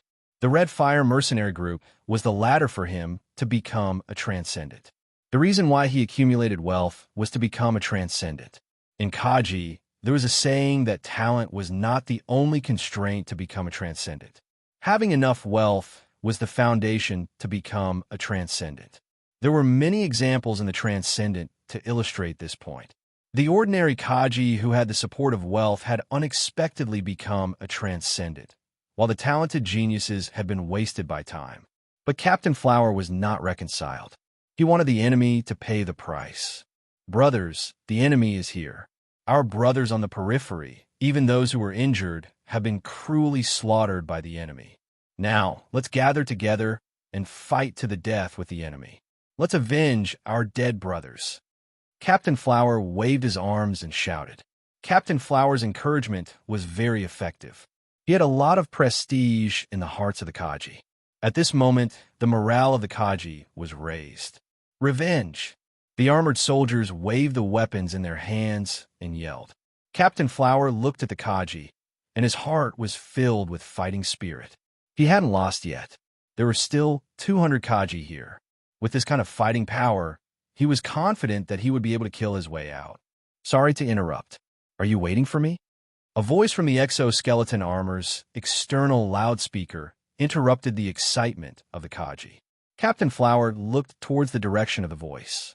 In front of the passage, there stood a Kaji wearing a special black exoskeleton armor. Are you Master David? Captain Flower saw the familiar exoskeleton armor and couldn't help but blurt out. You should be Captain Flower, right? This is the first time we've met. I didn't expect you to recognize me at a glance. David said with a smile. David was very relaxed at this moment. He didn't have the fear of facing 200 Kaji. He and Captain Flower talked as if they were meeting in a normal situation. Master David, where are the Kaji with you? Let them come out.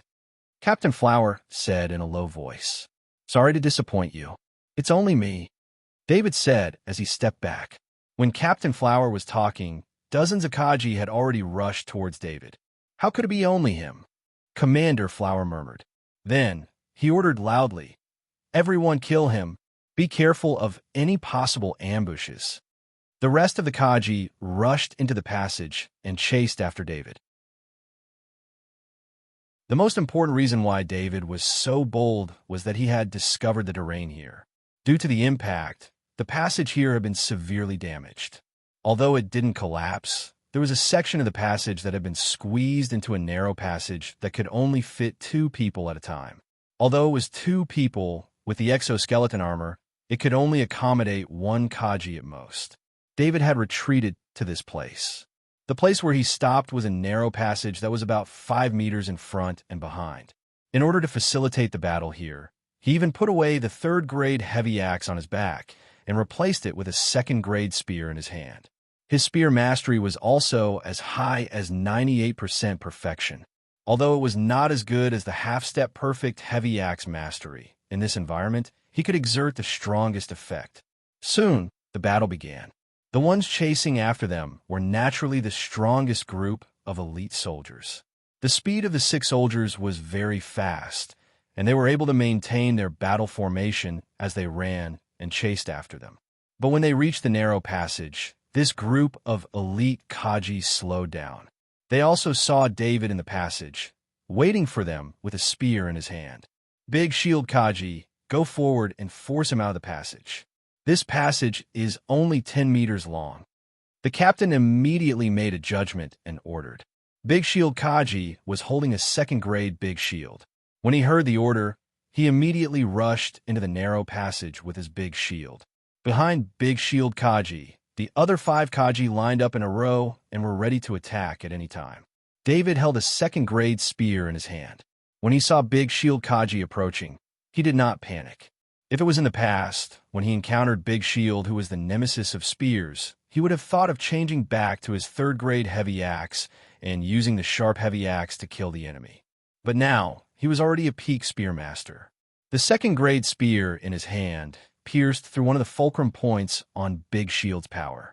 The 2nd-grade spear shook slightly, and Big Shield Kaji suddenly felt that his power was diverted. He wanted to turn it back, but he was charging at full speed, and there was no way for him to do so. Big Shield Kaji and the big shield in his hand crashed into the wall. Before he could retract his big shield, a blue light flashed, and Big Shield Kaji's head was pierced through. Without Big Shield Kaji's protection, the other Kaji behind him were all killed by David's 2nd-grade spear before their weapons could reach attacking range. The last Kaji wanted to turn around and run, but his speed was not as fast as David's. Another stab ended the battle. Chapter 305. After dealing with the group of 6 Kaji, the Kaji behind them had also arrived.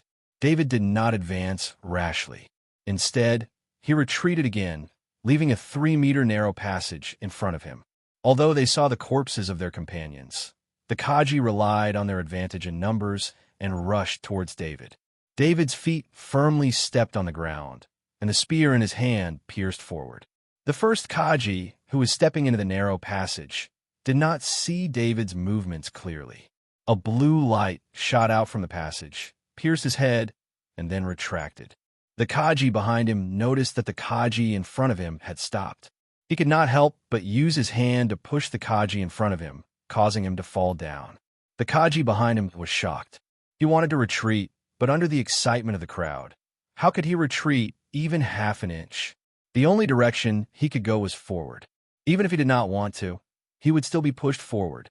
In the hearts of all the Kaji, they thought that with 200 elite Kaji against David and 1 Kaji, as long as David was not a transcendent, he would definitely be killed. In addition to Flower's encouragement and David's provocation, the Kaji's blood was boiling. Just as the Kaji hesitated, he was pushed forward by the Kaji behind him, and then a blue light shot out. The Kaji wanted to block with the weapon in his hand, but he stopped halfway. The difference between an elite Kaji and a weapon master was very large, and the environment was the most suitable for spears. This kind of strong attack would only send the Kaji to his death. One by one, the Kaji fell in the narrow passage, and soon the passage was filled. At this moment, the excited Kaji realized that they had lost more than 30 of their companions. Retreat. The environment here is very advantageous for him. Wait for the commander to come and command. A captain ordered loudly. The remaining 170 Kaji retreated and stopped 10 meters away from the entrance of the passage, confronting David in the passage. Just as the Kaji retreated, the corpses in the passage were suddenly pushed away by a huge force and thrown towards the Kaji who were retreating. These were their brothers. Some of the Kaji reached out to catch them, while the more cautious ones sped up and retreated. After David threw the corpse out of the tunnel, he didn't hesitate. He exerted force on his feet and leaped out after the corpse. "Be careful, formation!" The captain obviously saw David and shouted.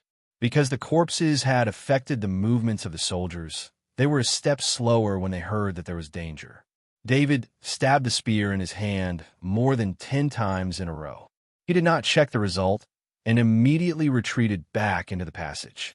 When the Kajis reorganized their formation, they found that David's surprise attack had once again killed 10 of their brothers. Retreat another 20 meters. The captain rearranged. The previous 10 meters were too close to David.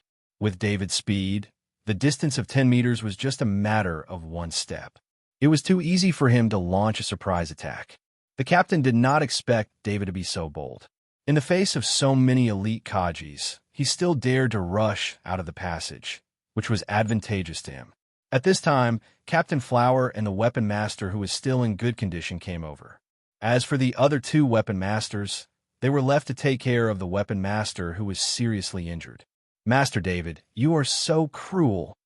Seeing that there were more than 40 elite soldiers missing, Captain Flower almost ground his teeth to pieces.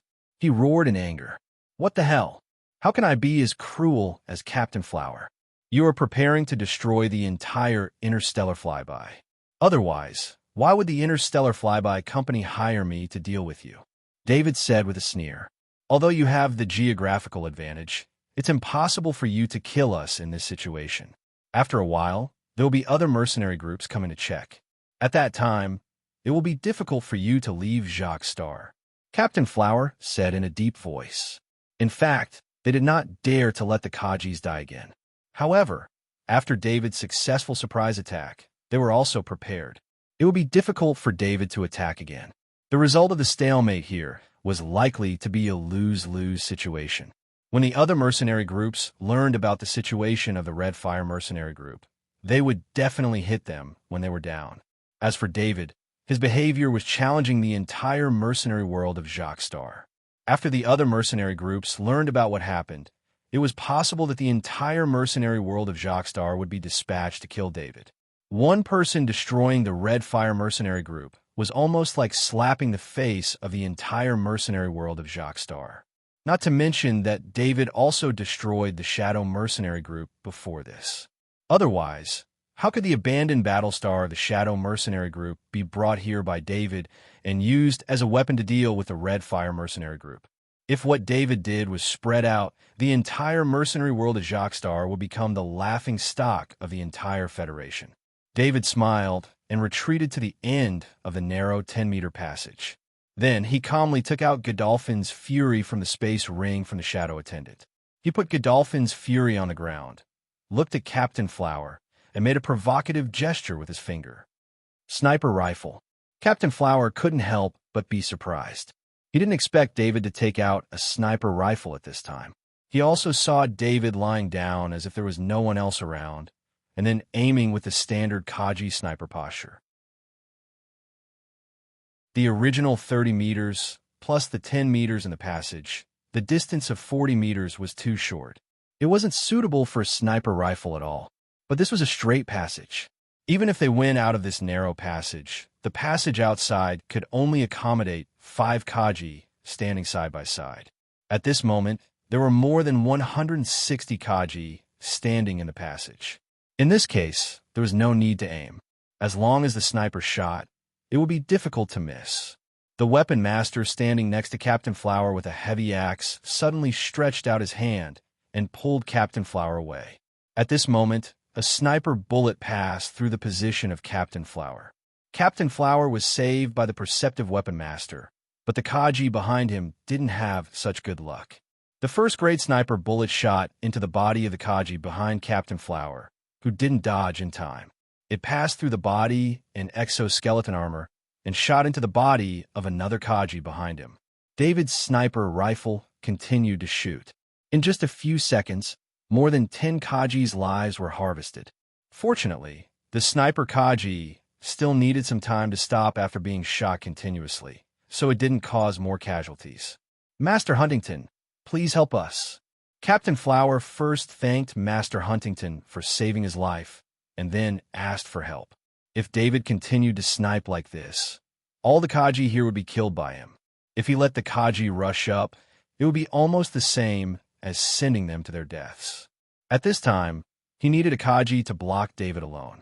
Currently, among all the Kaji here, only Master Huntington had hope. I will try my best. Master Huntington nodded and said. He fully mobilized his spirit to guard against David's sniper at any time. With his spirit as a top-level weapon master, he would be able to sense the moment David aimed at him. Master David, I, Master Huntington's heavy axe master, challenge you. Let's have a fair fight between us. Life and death will depend on the weapon in our hands. Master Huntington said in a deep voice as he slowly walked forward. Master Huntington, since you asked, then I accept. David stood up and replied, leaving Godolphin's wrath where it was. He didn't take the second-grade spear on the side. At this time, he needed to end the battle quickly. Although Master Huntington said it was a fair fight, as long as David's movements were slow, the Kaji of the Red Fire mercenary group would definitely find a way to entangle him and use their numbers to drag him to death. As David walked forward, he reached his right hand behind his back and held the handle of the third-grade heavy axe on his back. The rest of the Kaji didn't move forward, nor did they retreat. All of the Kaji were holding their weapons tightly and silently accumulating their strength. They were ready to burst out with their fastest speed and strongest attack at any time. Master Huntington stopped 10 meters away from the narrow passage. He was going to fight David here. If he moved forward, David could retreat into the passage at any time during the battle. If he moved back, he was afraid that David wouldn't dare to fight.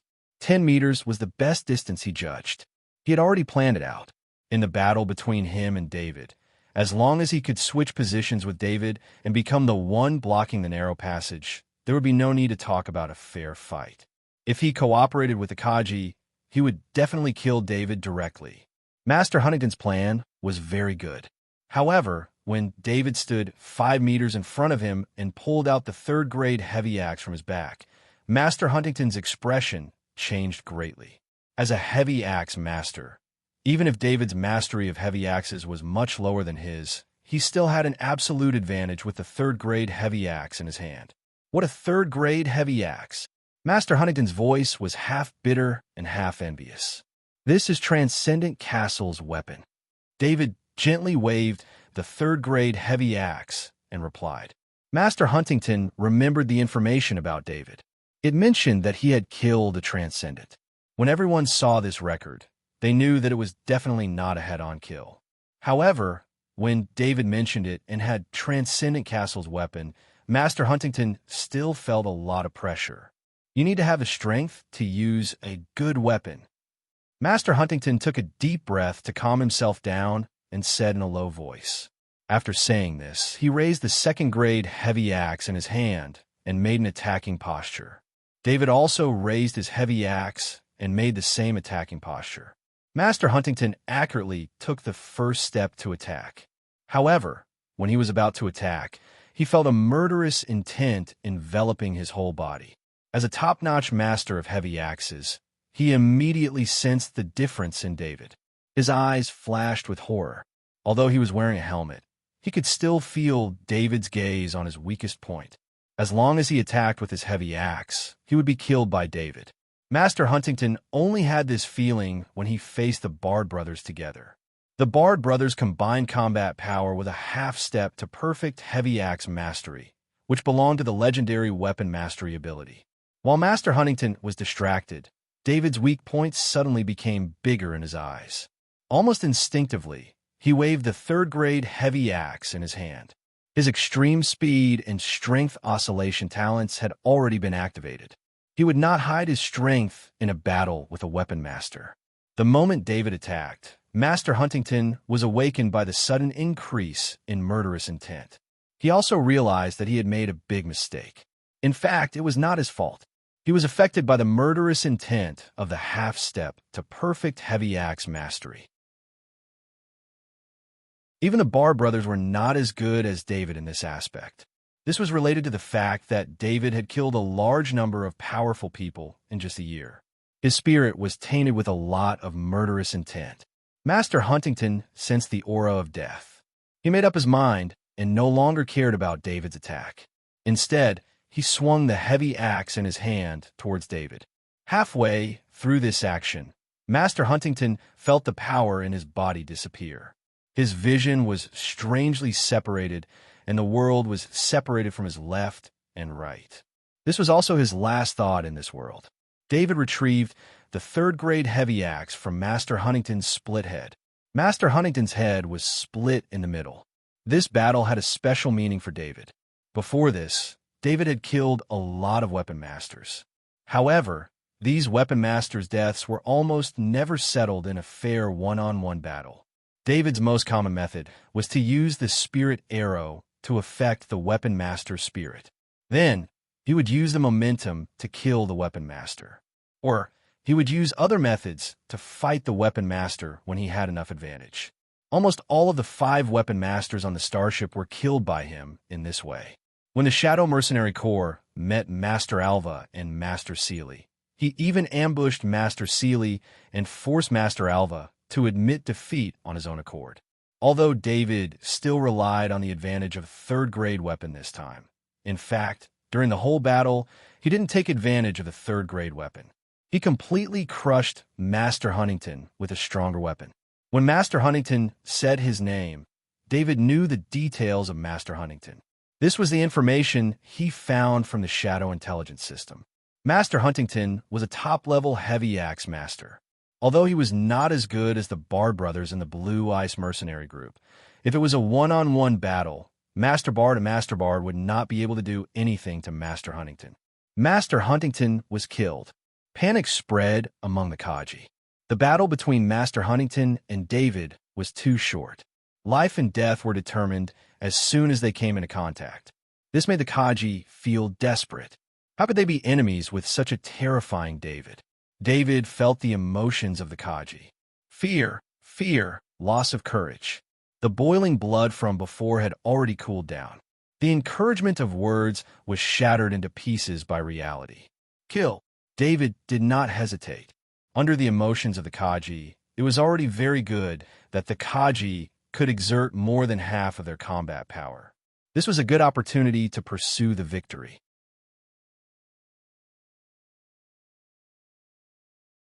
Chapter 306. With his extreme speed talent activated, David was able to cover a distance of 20 meters in an instant. He swung his level 3 heavy axe toward the Kaji in front of him. Even without using the blade of the level 3 heavy axe, it was enough to break the exoskeleton armor on the Kaji's body. Without the protection of the exoskeleton armor, the force of close to 14,000 pounds directly hit the body of the Kaji. The result was that the Kaji's body flew back horizontally. The two Kaji behind him were affected by David's killing intent, so they were a bit slower and were hit by the flying Kaji. The power shock contained in the flying Kaji's body came into effect. The two Kaji's body suddenly shook, and they were stunned on the spot. At this time, David's level 3 heavy axe swept left and right and killed the Kaji next to him.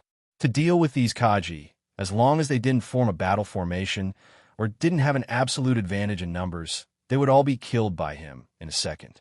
The heavy axe mastery that David was currently using was at the half-step perfect level. This was already the strongest ability among the heavy axe warriors.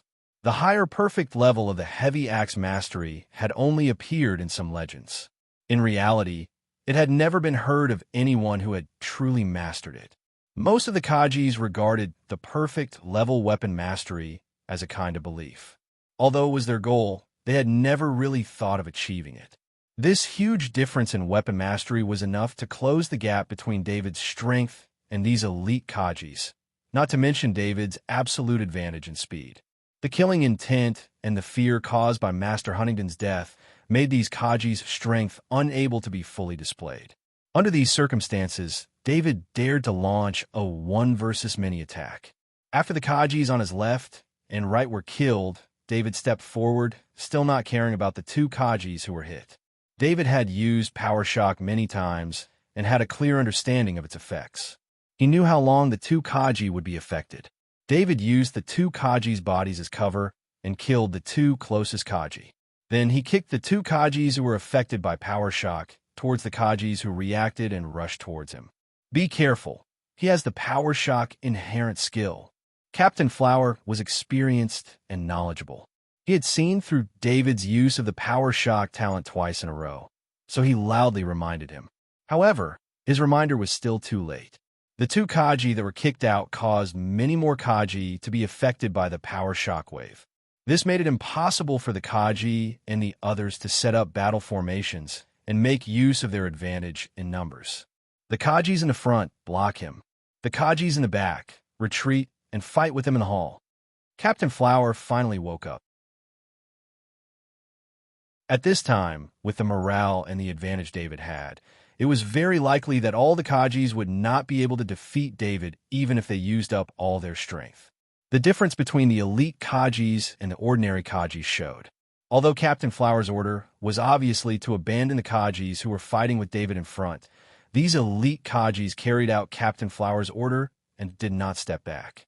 When David killed all the Kajis, Captain Flower took the rest of the Kajis and returned to the hall. They were waiting for him in battle formation. David did not step back. He walked into the hall with a level 3 heavy axe. The hall was very large, about 500 square meters. Captain Flower took the rest of the 110 Kajis and stood in the middle of the hall. Captain Flower also stood in the battle formation, forming a defensive battle formation, waiting for David to step forward. David looked around the hall and saw 3 injured Kajis. He could see that these 3 injured Kajis were extraordinary. This could be seen from their weapons and exoskeleton armors. The short wings on the back of the custom-made exoskeleton armor suddenly spurted out energy. David rushed to the side, ignoring the Kajis who were in the middle of the battle formation. This was not a competition. He would not pity the injured Kajis. If these 3 Kajis were not injured, they would be part of the fighting force. Therefore, David's first target was the 3 injured Kajis. He did not know that these were the 3 weapon masters of the Red Fire mercenary group. It could only be said that the Red Fire mercenary group's luck was too bad. No matter how strong the weapon masters were, they could not guarantee that they would not be injured when 2 abandoned space fortresses collided. That was to say, the 3 of them were weapon masters and had the most direct sense of danger. Otherwise, the 3 of them would have died on the spot, just like the 100 Kajis who died directly in the collision.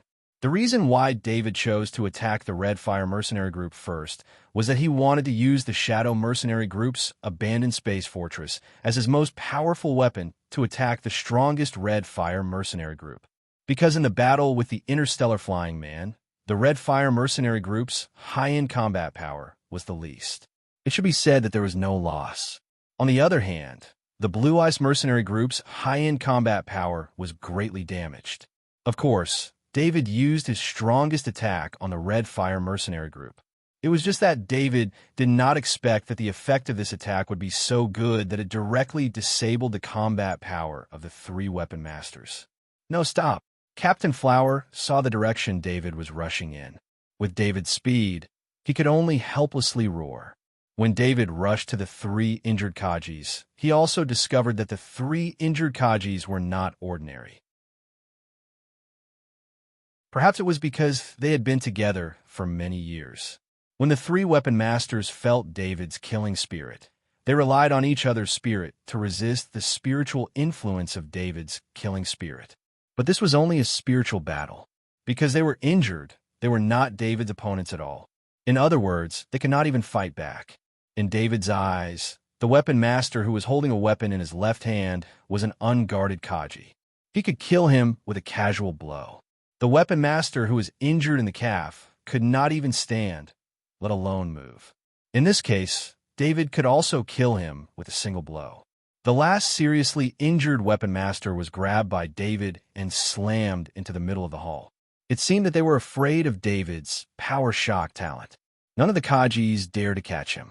They could only watch as the seriously injured weapon master was heavily smashed to the ground. "Block him," Captain Flower ordered loudly. The battle formation began to surround David, trying to seal off David's space of movement. David exerted force on his feet, and the short wings on his back were activated again. His speed soared, and he stepped on the wall twice to get rid of the Kaji's encirclement. The Kajis did not need Captain Flower's command, and the battle formation chased after David again. David's speed was getting faster and faster. In the 500 square meter hall, he ran around the Kaji's battle formation.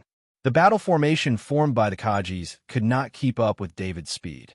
David was sometimes on the left and sometimes on the right in the hall, which made the battle formation a little chaotic. At the moment when the battle formation was in chaos, David suddenly turned around and passed by the battle formation. He used precise body control to avoid the attacks of the 2 Kajis who reacted the fastest. At the same time, the 3rd-grade heavy axe in his hand also harvested the lives of 3 Kajis.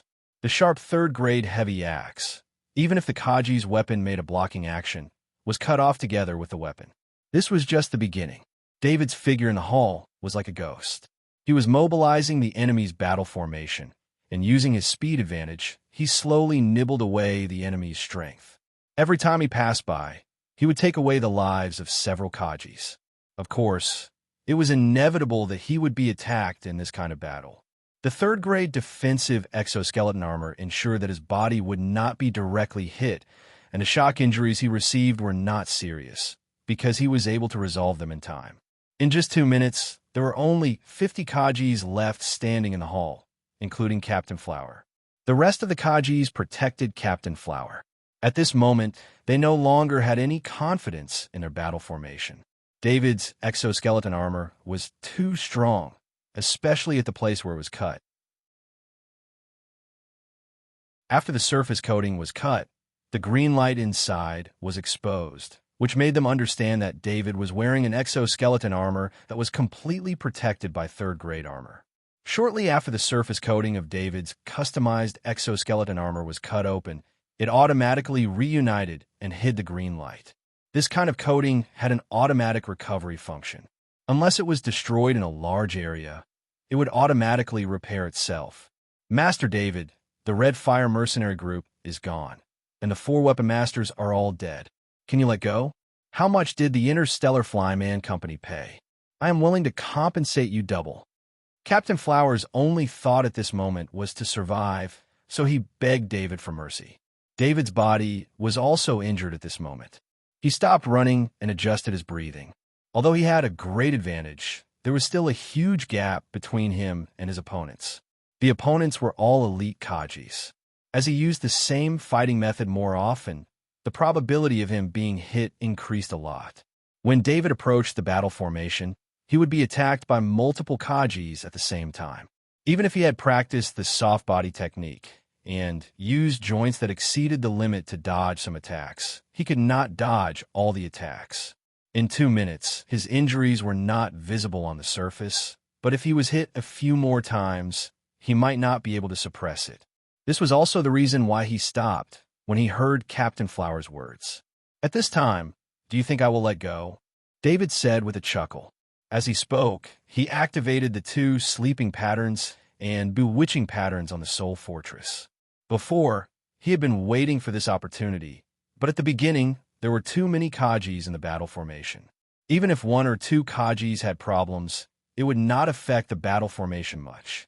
Now, it was different. Although there were still more than 50 elite Kajis, once there was chaos, it would be enough to affect the entire battle formation. Without a weapon master, the sleeping patterns and bewitching patterns quietly flew into the battle formation. David chose the elite Kajis because his spirit could clearly sense the biggest emotional fluctuations, which were filled with fear and other emotions. This kind of Kajis were very easy to choose. Most of the remaining Kajis were like this. Among these Kajis, David chose 2 elite Kajis with level 2 heavy axes. Master David, we still have the strength to fight. If you let us go, you can get more. Killing us is just icing on the cake for your mission. Captain Flower continued to persuade.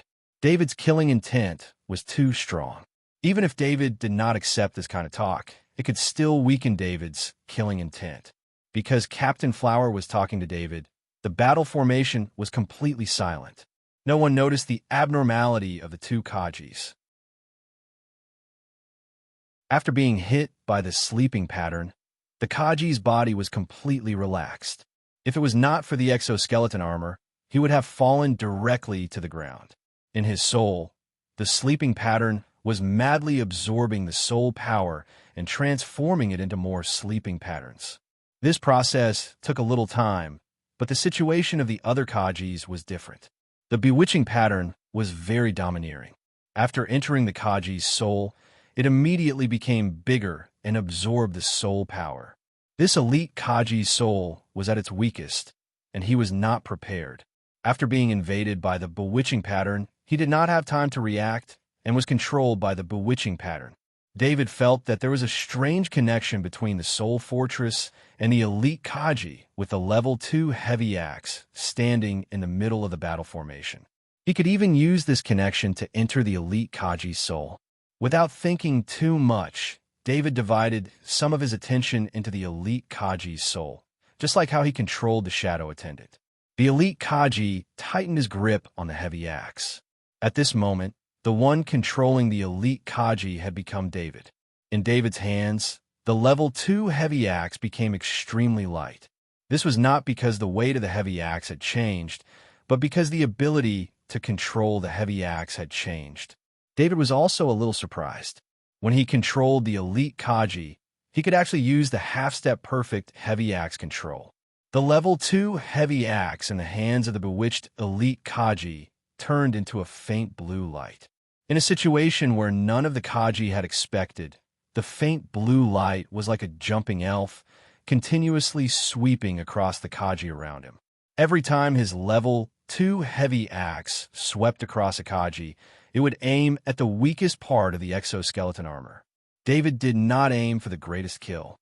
Instead, he chose to inflict the greatest damage. This caused the 6 Kaji around him to fall to the ground almost at the same time. Have you gone mad? Noticing the bewitched elite Kaji's actions, one of the Kaji reacted and shouted while attacking him with the weapon in his hand. The bewitched elite Kaji did not dodge and allowed the weapons to hit him. At the same time, he also heavily injured 3 other Kaji. At this moment, the bewitched elite Kaji's exoskeleton armor had been split open. There were huge wounds on his chest, back, and abdomen. Under such injuries, a normal Kaji would not be able to resist. However, the bewitched elite Kaji was like an immortal. He once again swung the level 2 heavy axe in his hand and chopped down 2 more Kaji. David felt very strange at this moment. He was controlling this body, but the injuries of this body did not affect him. Even the pain seemed to be separated by a layer, and he could not feel too much.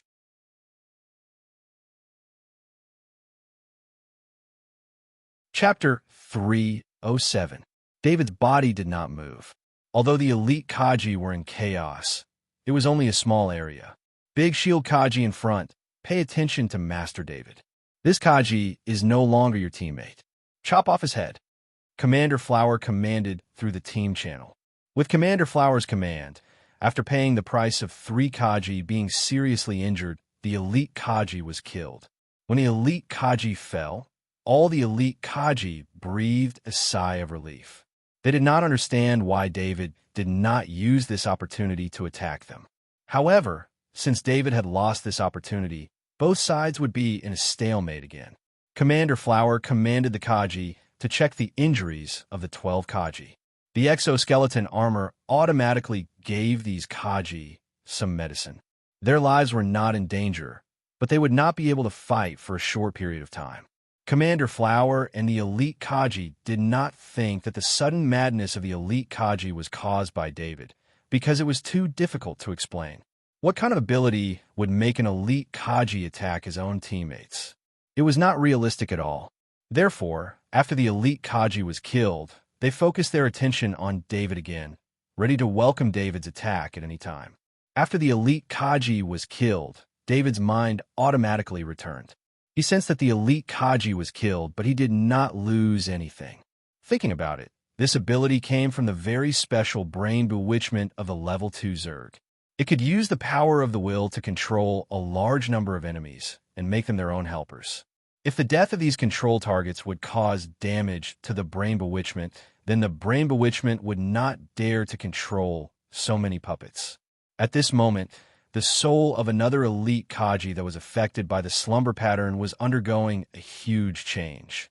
The slumber pattern had absorbed the soul power and was transforming into the bewitchment pattern. This process was almost completed when the previous bewitchment elite, Kaji, was killed. David once again sensed a connection from the bewitchment rune, allowing him to control this newly transformed elite bewitchment Kaji. A strand of his consciousness entered the soul of the new bewitched elite Kaji and instantly took control of his body. Once again, he felt the rank 2 heavy axe in his hand. Although he had changed bodies, Kaji, who was also an elite, was stronger than David. With the strength of his body and David's half-step perfect heavy axe mastery, the level 2 heavy axe once again swept towards the surrounding elite Kaji. It was the same surprise attack and the same result. It was a replica of the previous battle. It's useless to cut his body. Quickly cut off his head. Commander Flower immediately ordered loudly. The new elite Kaji was very close to him, so he ordered while attacking. This time, there were fewer Kaji that were injured. At the cost of 9 elite Kaji being seriously injured, the new elite Kaji's head was cut off. Even Commander Flower himself was slightly injured. Fortunately, the deputy beside him blocked a blow for him. Otherwise, he would have been seriously injured or even killed. The deputy's back armor was broken, and there was a big wound on his body. After killing the new elite Kaji, an elite Kaji shouted, "He's a demon. He can control us." At this moment, no one thought that the 2 elite Kaji sudden attacks had nothing to do with David. It was still possible for 1 elite Kaji to have a mental problem, but for 2 elite Kaji to have mental problems and attack their companions, it was definitely David's doing. David was about to attack, but he quickly stopped because he saw that the elite Kaji on the opposite side was not in a good condition. There were only 30 elite Kaji left. If David risked getting injured, he could definitely kill these Kaji. However, at this moment, the elite Kaji on the opposite side was in trouble, so David wanted to wait and see. Originally, no matter how chaotic the situation was, the elite Kaji had always maintained the stability of the battle formation and carefully dealt with David. But at this moment, the elite Kaji were more concerned about their companions, as if they were afraid that their companions would attack them. Maintain the battle formation and pay attention to Master David, Commander Flower ordered loudly in the channel. But this time, no elite Kaji paid attention to Commander Flower. Everyone's body was tense, and they were in a state where they could attack at any time. This was a natural reaction when in a dangerous situation. After experiencing 2 sudden attacks from their companions, the elite Kaji had long been nervous to the extreme. At this time, if there was even the slightest trigger, there would be extremely serious consequences. Especially at this time, the entire abandoned Battlestar, except for the gravity system in the depths of the interior, all the other life support systems had lost their function. All the Kaji faces were covered by masks. They couldn't see each other's expressions, and they couldn't communicate through each other's eyes, which intensified the suspicion between each other. One of the elite Kaji was overly nervous, and his hands were sweating profusely. Although this didn't affect the operation of the exoskeleton armor, he still instinctively shook the weapon in his hand. The result of this action was disastrous. Just as the elite Kaji moved the weapon in his hand, the elite Kaji, who were in a state of extreme nervousness and could explode at any time, especially the elite Kaji next to the elite Kaji, immediately attacked him. The sudden action of the elite Kaji also triggered a chain reaction. The other elite Kaji next to the elite Kaji also attacked the elite Kaji in a state of extreme nervousness. The scene immediately became chaotic. Every elite Kaji thought that they were awake, and the elite Kaji who attacked them must be under the control of David, so they didn't hold back at all during the battle. Commander Flowers stood in the middle of the elite Kaji. He didn't understand what was going on. How could these well-trained elite Kaji collapse? You all want to kill me. I'll kill you all. I'll kill you all. Die for me. The elite Kaji's crazy voices came from the channel. They had completely lost their rationality. Every elite Kaji wanted to kill the elite Kaji next to them, so their attacks became aimless. Today's experience had already damaged the elite Kaji's spirit. When the Red Fire mercenary group's base was hit, all the ordinary mercenaries were killed, and many of the Kaji had also died. Then they met David. After several confrontations with David, the hundreds of Kaji had become dozens of elite Kaji. The fear of death had always lingered in their hearts. If it was a normal battle, no matter how dangerous it was, this fear would only make the elite Kaji more tenacious. But David's 2 bewitchment ignited the last elite Kaji's spirit of madness. They couldn't understand the sudden madness of their companions, so their fear turned into a nightmare, and then they completely exploded. Stop! Stop! Commander Flower shouted, but it was useless. The elite Kaji couldn't stop at this moment because there were weapons all around, and they could attack at any time. Just as Captain Flower was yelling, a war hammer attacked him. He picked up his own weapon to block the attack, but his movement caused more attacks to come towards him. Helpless, Commander Flower could only join the battle. Soon, he changed from being passive to active. If he didn't attack others, he would be killed. David looked at the battle on the opposite side, and the expression on his face was extremely strange. He didn't expect it to turn out like this. No wonder the bewitchment brainworm was called the Kaji's nightmare. His spirit sleep ability was still very weak, and he could only attack 2 targets at the same time. He couldn't control thousands of targets at once like the real bewitchment brainworm. But even so, it was enough to make the so-called elite Kaji break down.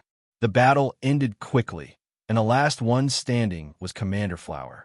The weapon in his hand was full of blood, and there were several wounds on his body that were dripping blood.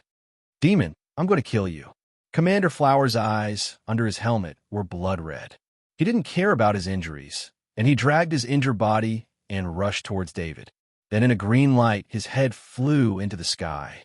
David didn't look at Commander Flower anymore. Instead, he stepped forward and began to attack. He didn't let go of any of the injured Kaji. David didn't have any idea of mercy for his enemies.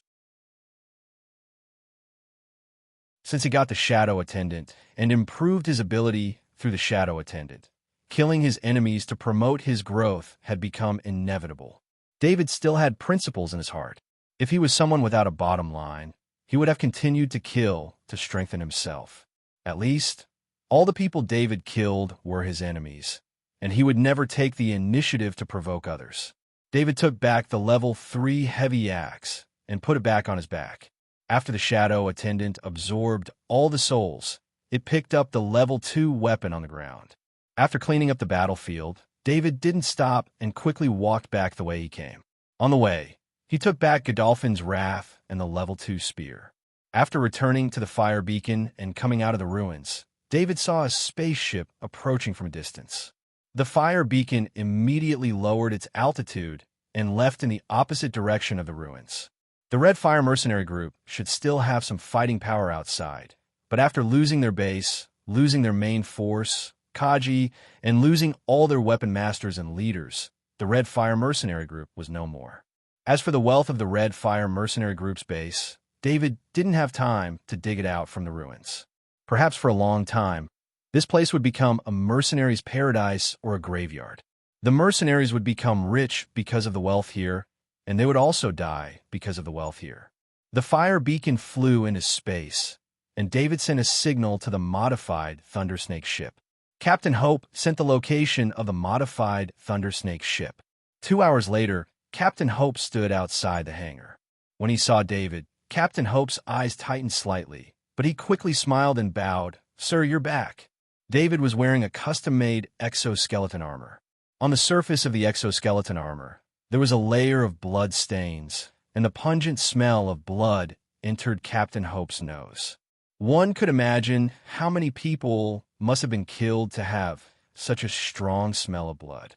"Prepare the gene repair cabin. I need to use it. Also, clean up my exoskeleton armor." David took off the exoskeleton armor and ordered. Although on the surface, David's injuries didn't seem to be anything serious, his current situation wasn't good. The injuries caused by the shock were large. Although his skin wasn't damaged, his internal muscles and bones were damaged. This was the result of him forcibly charging with the elite Kaji battle formation, and this was the case without a head-on battle. When a number of elite Kaji battle formation increased, it would be really difficult to win.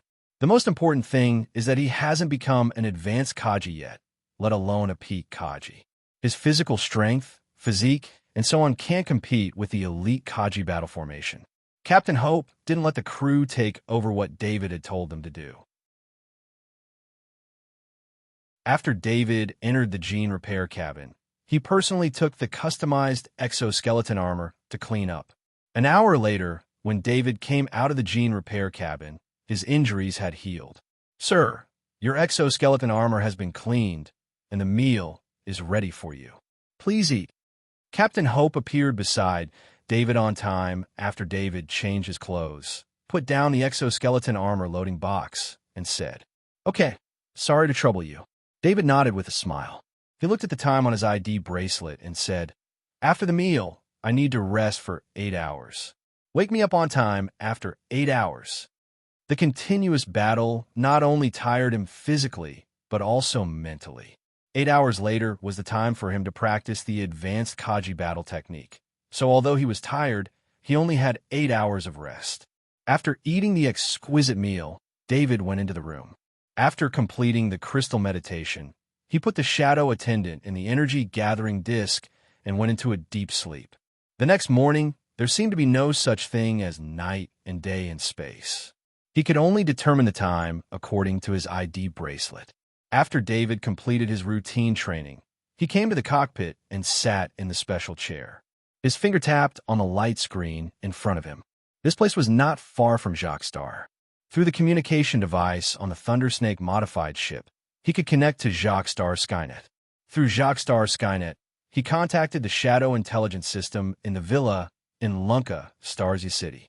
He needed to know if the continuous actions had attracted the attention of the Blue Ice Mercenary Group. According to normal thinking, the Shadow and Crimson Fire mercenary groups were destroyed one after another. The biggest suspect was the Interstellar Flyman Company that had just made a big enemy of them. Although the Interstellar Flyman Company was not good at fighting, they had enough wealth to let the Interstellar Flyman Company invite the strongest Kaji. Through the Shadow Intelligence System, David saw some internal information of the Blue Ice Mercenary Group. No one suspected David. They all thought that this was the Interstellar Flyman Company's revenge.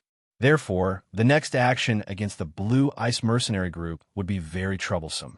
Although the strongest weapon master of the Blue Ice Mercenary Group was gone, David would not underestimate any mercenary group.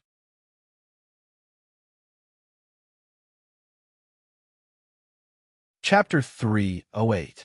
Hopper, be ready to support me at any time in this area. David ordered Captain Hopper before setting off again. Yes, sir. Captain Hopper's reply was full of excitement. He could finally participate in David's battle, which made him feel that he could play a role in it. Captain Hopper was able to become the private captain of Transcendent Castle in the past because his ability was carefully selected. He had an extremely powerful warship commanding ability, especially after a large number of shipboard weapons were added to the modified Thundersnake. Captain Hopper wanted to show his ability and get David's attention. David put all the spoils into the warehouse, then once again piloted the fire beacon to leave the modified Thundersnake and enter space. This time, his method was very simple. Once again, he used the cargo spaceship to sneak into the Blue Ice Mercenary Group.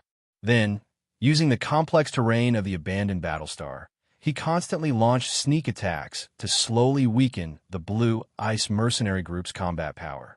With the help of the Shadow Intelligence System, this time David accurately encountered the cargo spaceship heading to the Blue Ice Mercenary Group's base. Just like before, he set the fire beacon to cruise mode and sneaked into the cargo spaceship in his armor. Very smoothly, the cargo spaceship landed at the docking port of the abandoned Battlestar.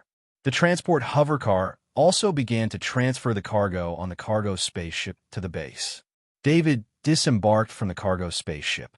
Before he had time to choose a hover car to hide in, he suddenly felt that he was being watched.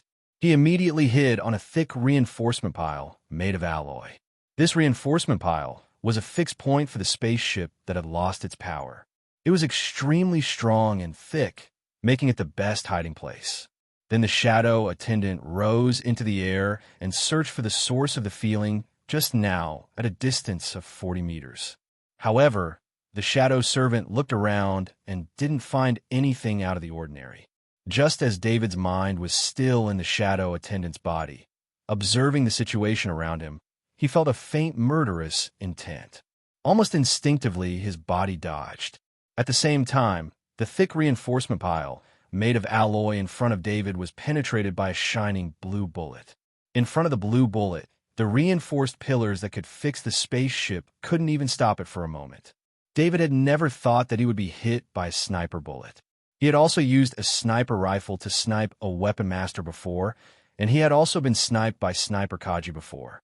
However, whether it was the other weapon masters or himself, they all had a natural sense of vigilance when it came to sniper Kaji's aim.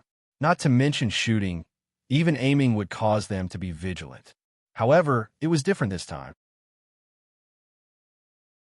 From a moment David felt the faint killing intent to the moment he instinctively dodged, the process was very short for a powerful weapons master.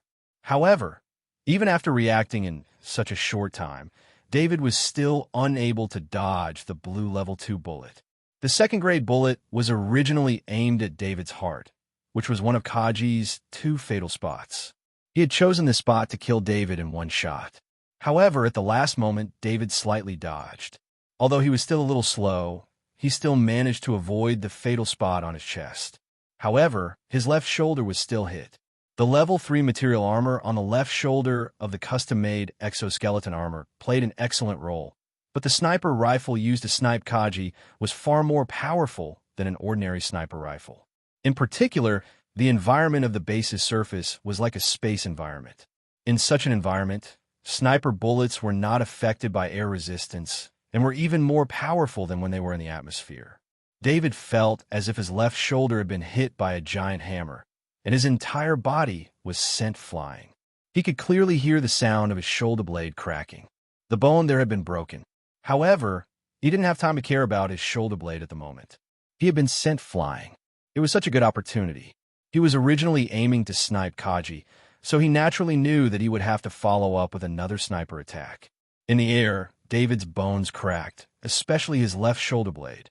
Due to his movements in the air, it was even more painful. Only the sniper Kaji knew how to snipe Kaji. David, who had received the sniper Kaji's inheritance, knew how to snipe an enemy in the air. Therefore, his response was very clear. David's body twisted strangely in the air.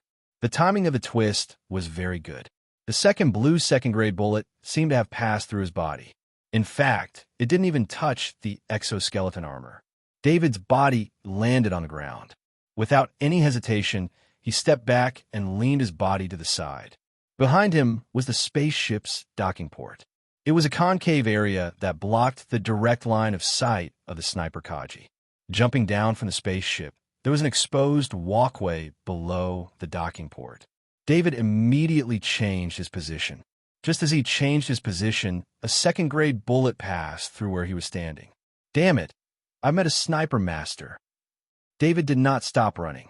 His speed was sometimes fast and sometimes slow. He did not use a fixed speed to move forward. He muttered to himself as he ran. As a sniper expert with 10% proficiency, he knew how difficult it was to snipe a weapon master like him, especially Kaji, who had more than 6 points of spirit. If he had not met this sniper Kaji, David would have thought that he would never be successfully sniped. In his opinion, only a sniper master could have such a level of skill. From the information he received, it was impossible for a sniper master to appear in the blue ice mercenary group. The sniper Kaji was less than the other close combat type Kaji. At the same time, it was very difficult to level up. It required a lot of practice. David did not know how to become a sniper master. Perhaps only the military had the relevant knowledge. As he ran and thought, David also checked his surroundings. He needed a safe place to treat his injuries. Before he was about to fight a sniper master, he did not dare to use any medicine. These medicines would more or less affect the speed of a person's thinking. This was because there was an element of analgesia. Reducing the effect of pain would naturally have an effect on the nervous system. Even the slightest side effect would affect David's judgment during battle. Fortunately, David had already been honed by the advanced soldier body technique during his daily training, so he didn't feel much pain. Although the pain of this broken bone was strong, it didn't affect his movements. The shadow attendant found the sniper master's position in the air. It was a hidden bunker of a battle star. If David did not have the Kaji sniper inheritance and could determine the sniper master's position through the trajectory of the bullet, he would not have been able to find this hidden bunker. The sniper had obviously used a device to isolate sound. In this kind of space environment, unless there was a special device that emitted sound and used a special vibration frequency to transmit sound, it would be very difficult for sound to travel. The sniper master was a little far from David's position, about 3,000 meters away. At this distance, the shadow attendant could not see the sniper master hiding in the bunker. Once again, a faint blue light flashed from the bunker. If someone used their eyes to look, it was very likely that the level 2 bullet would hit the target when they saw it. However, the relationship between the shadow attendant and David was like an organ that could be separated from the body. What the shadow attendant saw would be received by David without any delay. David twisted his body again. The twisting that was out of the human body structure once again affected his injuries. After twisting his body, David's mind sensed a faint killing intent. At the same time, a level 2 bullet passed through the alloy deck of the port above, passed through the filling below, and then passed through the sidewall beside David and shot towards David. If David did not see it through the shadow attendant's eyes, he would have probably been shot again. The level 2 bullet grazed his exoskeleton armor and left a long cut on it. The special coating on the surface of the custom-made exoskeleton armor had been scraped open. As David dodged in time, The kinetic energy of the level 2 bullet did not cause any more damage to David. However, David's expression was very ugly. He had been sniped even when he was hiding here. This meant that the entire abandoned Battlestar of the Blue Ice Mercenary Group was monitored everywhere. There were no blind spots. His gaze swept around. Through the 3 master-level knowledge of mechanical maintenance, 87% perfection, spaceship maintenance, 65% perfection, and electronic countermeasure, 50% perfection, he quickly found the hidden surveillance probes. These surveillance probes were very secretive and very advanced. It was not something an ordinary mercenary group could have. Ordinary surveillance probes would produce energy fluctuations due to energy consumption. In addition, due to the influence of energy when the surveillance probe scanned, it would also alert those with strong mental strength. However, advanced surveillance probes were completely different. They used very low energy to get a clearer image. Due to the low energy, they could not be detected. The reason why advanced surveillance probes should not appear here was that the technology of this surveillance probe was extremely confidential. The materials used also prevented this kind of surveillance probe from being mass-produced. It would only be used in the hands of the military or government intelligence organizations. Is this a trap for me? A thought immediately arose in David's mind. He wondered if the Interstellar Flyman Company had betrayed him. However, thinking about the strength of Melvin Transcendent, it seemed that they did not need to do this to deal with him. Then, his actions were guessed, and they were waiting for him here. David knew what the other party relied on. With his ability as a master of electronic countermeasure, he naturally had a way to deal with these surveillance probes. His mind moved, and the shadow attendant flew back and appeared beside him. Due to the surveillance, he could not directly take out the equipment out of thin air. Instead, he took it out from the storage bag at his waist and let the shadow attendant put the jammer he made in the storage bag at the waist of the customized exoskeleton armor. He took out the jammer. Although this thing was small in size, it was also David's practice. The practice product of an electronic countermeasure master was much better than the similar items that could be bought on the market. Not to mention, David also had the 2 master abilities of mechanical maintenance and spaceship maintenance, which strengthened his hands-on ability. David pressed the button on the jammer, and an invisible energy fluctuation spread around. In the jammer, the energy of a piece of krypton crystal was quickly extracted. Under the effect of this expensive price, the intensity of this jammer energy was unimaginable. The jammer could only work for 5 minutes because after 5 minutes, the jammer would automatically explode because the material could not support it. However, these 5 minutes were enough.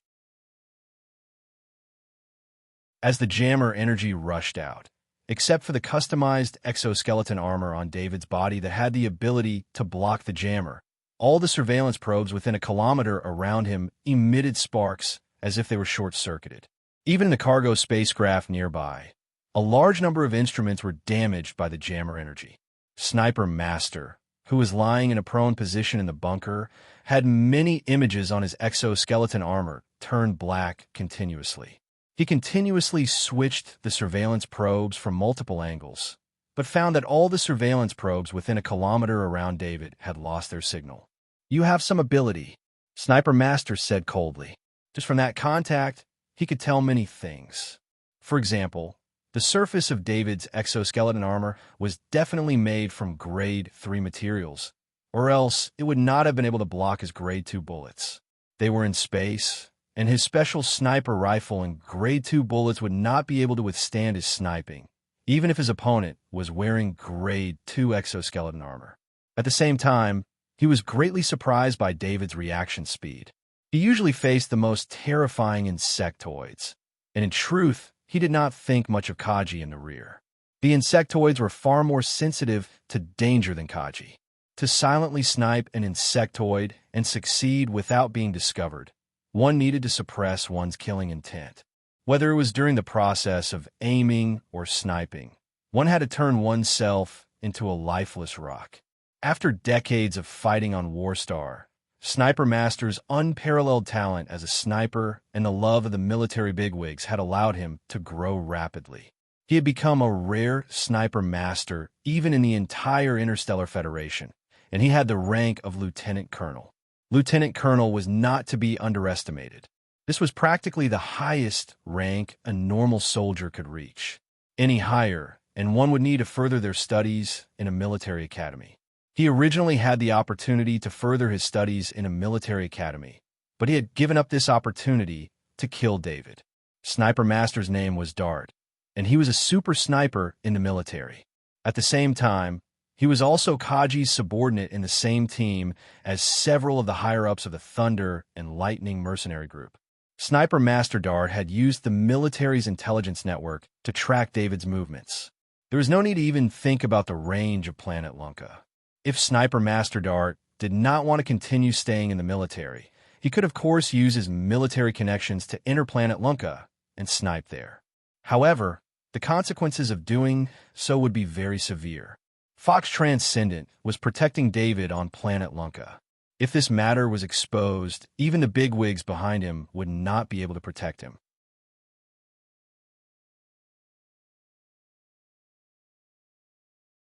Chapter 309. After waiting for a long time, Sniper Master Dart finally received news that David had accepted the Interstellar Flyboy Company's invitation and had come to Yaku for a revenge mission. Where else could there be a better sniping location than Jacques Star? Killing David at this point wouldn't be a problem at all. Although Sniper Master Dart wanted to avenge his brothers, he didn't want to ruin his own future, so he came to Yaku ahead of time. However, what happened next was completely out of Sniper Master Dart's expectations. According to the normal way of carrying out a mission, David would at least scout the area first, then buy information and come up with an analysis plan. However, David went straight to the point. Before Sniper Master Dart could prepare, the Shadow Mercenary Group was destroyed. Then David used the abandoned Battlestar to crash into the Red Fire Mercenary Group's base. It was a war. This was what Sniper Master Dart judged based on the Warstar veterans. At the time, Sniper Master Dart was on a nearby ship, but even he didn't dare approach. That kind of crazy attack, with the entire area filled with missiles, wasn't something a sniper master like him could do. After two mercenary groups were destroyed in a row, Sniper Master Dart found Commander Jacob of the Blue Ice Mercenary Group. At this time, Commander Alton's heart was in a panic. He knew very well that this was a revenge mission from the Interstellar Flyboy Company. Even if the other mercenary groups had a grudge against them, they wouldn't make such a big fuss. This was practically the way to deal with a mortal enemy. Moreover, this kind of bold and unrestrained method wasn't the way a mercenary group would do things. In fact, the Blue Ice Mercenary Group's strength had been severely damaged. The entire mercenary group only had one weapon master, and this was a shield master. When faced with a true attack master, his strength was enough to protect himself, but not enough to attack. Originally, this shield master named Jacob was supposed to work together with the Bar brothers. The Bar brothers had the strongest offensive skills in the world, while Master Jacob was a defensive expert. With these three weapon masters working together, they could suppress almost all weapon masters in the mercenary world. But now, only Master Jacob was left. This made Commander Alton lose the confidence to face an enemy that could destroy two mercenary groups. One had to know that the Dark Shadow Mercenary Group was indeed a little weak, but the Red Fire Mercenary Group's strength had suffered very little damage. Even so, they were still destroyed. It was also at this time that Sniper Master Dart came looking for him. Commander Alton naturally welcomed him. With the help of a super sniper from the military, his confidence in fighting the enemy was greatly boosted.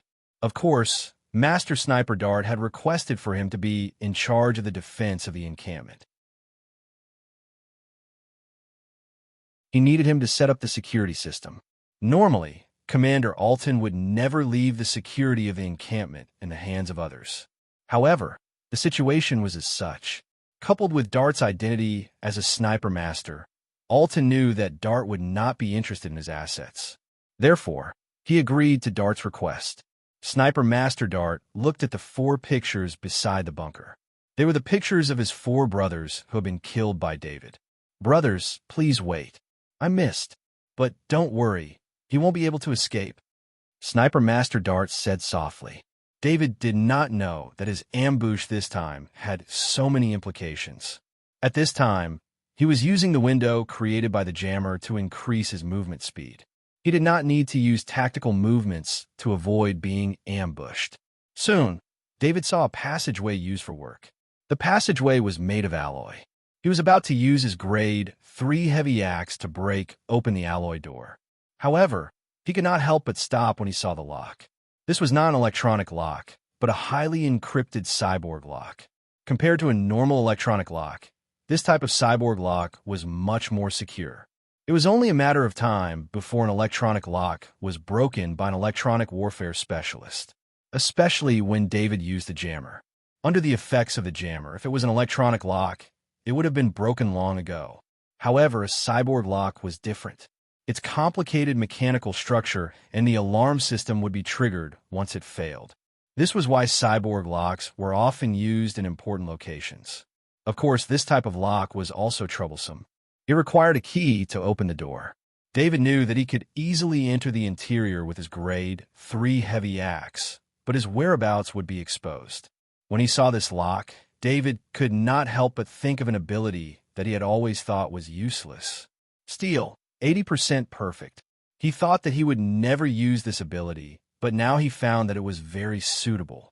David used the transcendent stiletto to cut a thin metal wire from the wall and used it as a tool to open the lock. He pressed one hand on the alloy door and used the other hand to hold the metal wire and inserted it into the keyhole.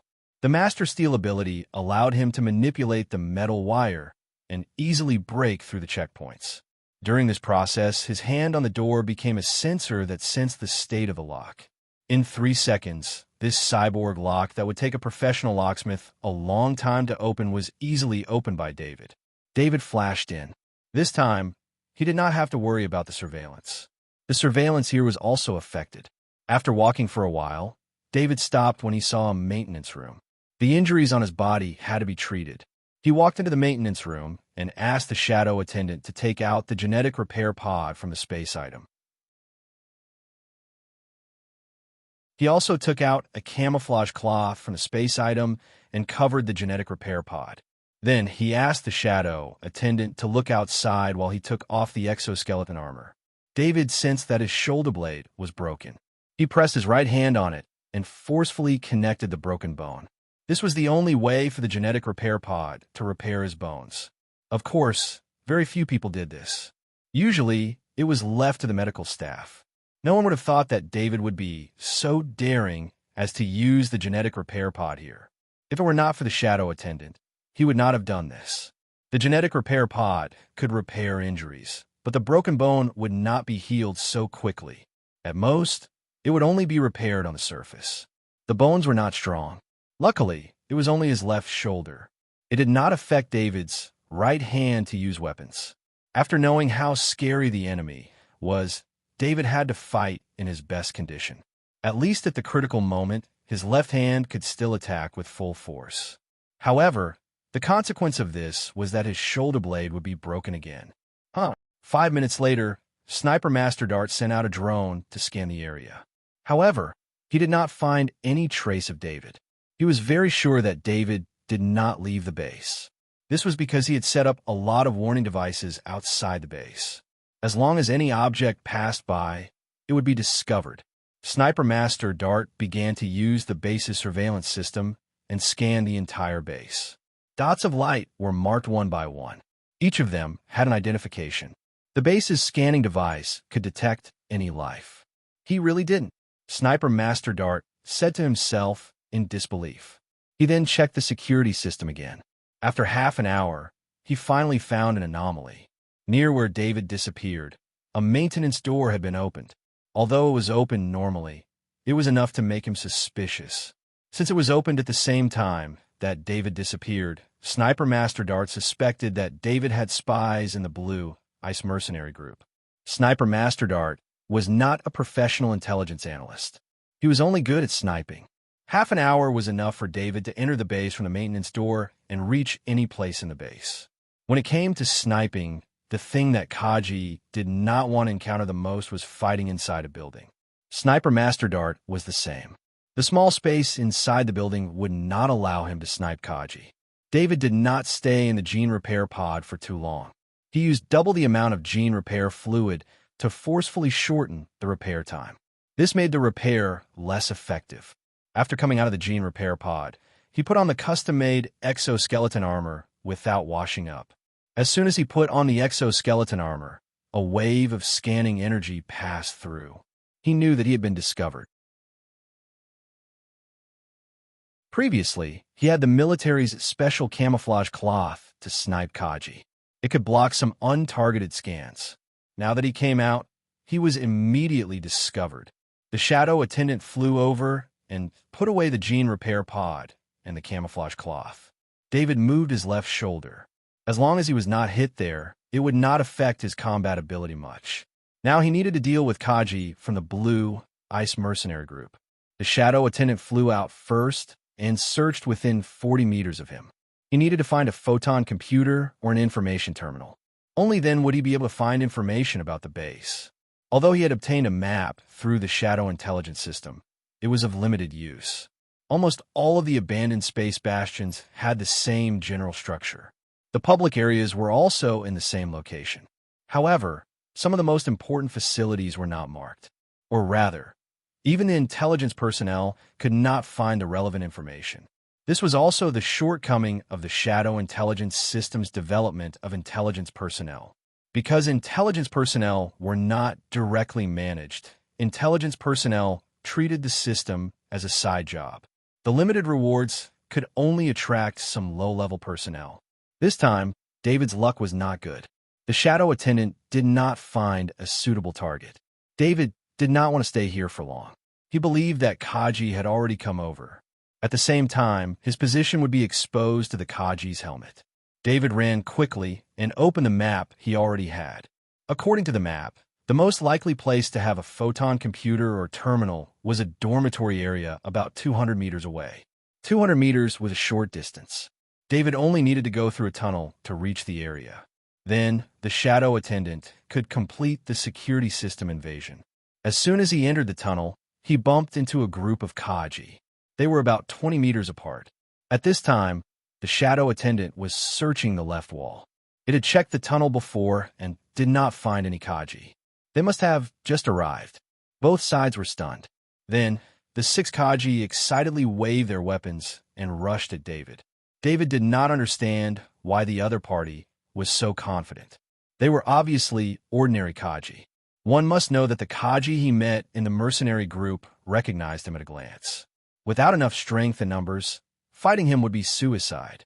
David did not know that Sniper Master Dart had mentioned to Alton that David had taken a sniper shot from him. Although the shot was blocked by the armor, it was inevitable that he would be injured.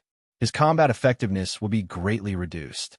Alton had announced a reward for killing David in the mercenary group channel. When the 6 Kaji saw David, they thought that he was just lucky. David took out a level 3 heavy axe from his back. Before the 6 Kaji could exclaim that David had a level 3 heavy axe, they were enveloped by a terrifying killing intent. The 6 Kaji felt their limbs turn cold. Their muscles stiffened. Even their running movements became unnatural. David suddenly increased his speed and passed by them. He did not pay attention to the 6 Kaji. The shadow attendant had already sent him the comfortable feeling of absorbing souls 6 times. After passing through the tunnel, David casually destroyed the door lock. Although this would not delay the other party for long, it was a race against time. The shadow attendant flew into the dormitory. There were quite a few photon computers here. Very quickly, he found one. After cracking the password, David entered the photon computer. This time, he did not directly hack the security system. That would take too much time. Instead, he used the identity of the owner of the photon computer to retrieve the map information. He compared the map information with the map information he had obtained. This time, the information he obtained from the Shadow Intelligence System was somewhat rushed.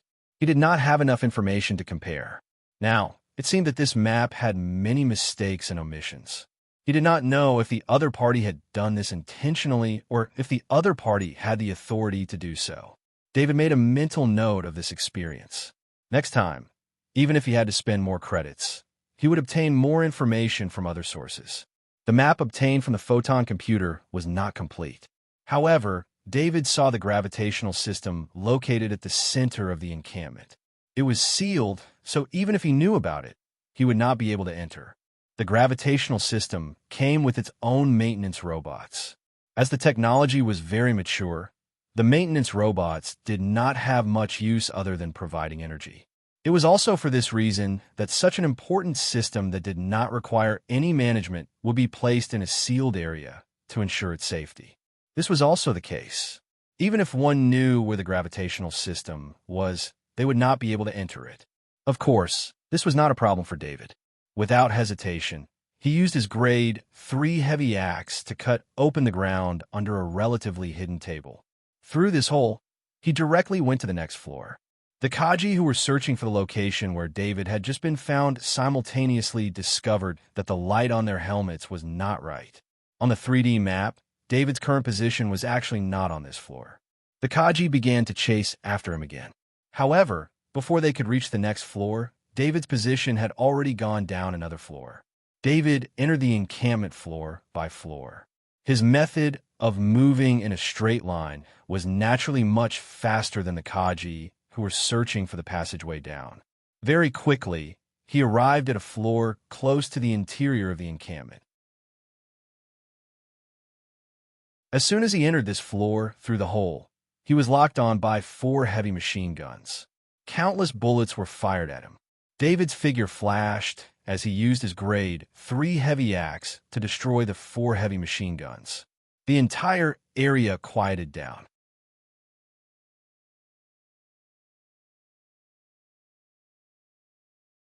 Chapter 3:10. The shadow attendant went through the wall and entered the gravity device. Inside was a big guy more than 10 meters tall and wide. This gravity device had many pipes connected to the reserve pipes on the wall. Through these pipes, the gravity was evenly distributed to every part of the bastion. This allowed the bastion's gravity to be maintained at a constant level. The stability of the gravity was very important. After all, not all the people who lived and worked here were Kaji. Even Kaji couldn't live 24 hours a day wearing exoskeleton armor. Too much gravity would cause damage to the human body, and too little gravity would cause the bones to become loose. This was also known as space sickness. Space sickness made people unable to return to normal gravity and could only live in low-gravity environments. Therefore, any space environment that required humans to be stationed for a long time needed to have strict gravity control. The big guy that David saw through the shadow attendant was the device that controlled all the gravity in the bastion. The shadow attendant took out a krypton crystal powder bomb from the space ring and fixed it to the gravity device. David didn't plan to use the krypton crystal powder bomb. He originally wanted to take advantage of the complex environment inside the bastion to fight guerrilla warfare, but who knew that he would be ambushed and injured by the sniper master. With his injuries, David couldn't fight too much. With the threat of the sniper master, he couldn't waste his energy on the Kaji of the Blue Ice Mercenary Group. After the shadow attendant put the krypton crystal powder bomb away, David called the shadow attendant back. He returned to the upper floor through the hole he just opened. Because he entered too quickly, it would take some time for the Kaji to catch up. David needed to use this time to solve the situation of his position being locked. Although he couldn't crack the security system here in a short time, he needed to find the main server here and operate on it. But the main server was top secret. David couldn't know. Although he couldn't hack the security system in a short time, he could destroy it. This didn't require much skill. The shadow attendant was still very helpful. It found a terminal. The deeper they went, the more terminals there were. The mercenaries who could enter here were of high status. Almost every office had a terminal. The shadow attendant took out an information storage card from the space ring and inserted it into the terminal's card slot. Without too much work, the information storage card was automatically read by the terminal. The information storage card contained a small study by David, or rather, the electronic warfare master from whom David had obtained the master-level electronic warfare knowledge. It was a virus with astonishing destructive power. When the electronic warfare master studied this virus, he found that it was extremely destructive. Not only could it destroy the security system, but it could also destroy all internal documents. This was an unacceptable virus program for any electronic warfare master because it was too uncontrollable. Although the electronic warfare master did further research on it for a long time, the destructive power of this virus could not be controlled. In one experiment, it almost destroyed the security system of a base. Since then, this virus program has been sealed by the master of electronic warfare. After David obtained the knowledge, he naturally obtained the relevant knowledge of this part of the virus. David didn't have the same thoughts as the electronic warfare master. He didn't care about the reputation of an electronic warfare master. An uncontrollable virus was fine as long as it was effective. He didn't need any documents in the Blue Ice Mercenary Group's security system. After the virus was read by the terminal, it was immediately activated. First, all the documents in the terminal were infected. Then, it infected more and more terminals and optical computers through the internal circuit. In the end, all the terminals and optical computers sent the infected files to the main server. It directly caused the main server to collapse. The virus successfully entered the main server. This process took less than 30 seconds. One could imagine how terrifying this virus was. If the Blue Ice Mercenary Group had an electronic warfare master, they might be able to stop it for a while. But the reality was that when the electronic warfare masters of the Blue Ice Mercenary Group discovered the abnormality, the main server collapsed. They wanted to fix it, but there was nothing they could do. They could only watch as the optical computers in front of them went black one by one. The Kajis who were tracking David found that the markings on their masks had all disappeared. Then the electronic door inside the base couldn't be opened. The smooth tracking was directly interrupted. Without the danger of being tracked, David felt relieved. He used his third-rank heavy axe to open a new path out of the bastion. He chose a position where Sniper Master Dart couldn't see him. He didn't dare to rush out of the bastion. That would make him a target for Sniper Master Dart. When he was one floor away from the ground, David estimated the distance. He was safe at this distance, but the Krypton crystal powder bomb was placed inside the abandoned bastion. This made the entire bastion a giant bomb. In this situation, it was best to get as far away as possible. The shadow attendant passed through the alloy ceiling above David's head and came down to the ground. He looked around. There were a few military surveillance cameras, but there was no port here. It wasn't Master Dart's main focus. These cameras couldn't monitor everything. David chose an area that wasn't within the surveillance range.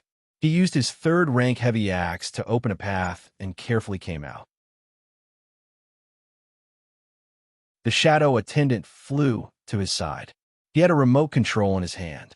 Without hesitation, without thinking about how many lives were here, David pressed the button. The bastion below him let out a muffled explosion. Then the entire bastion shook violently. This didn't last long.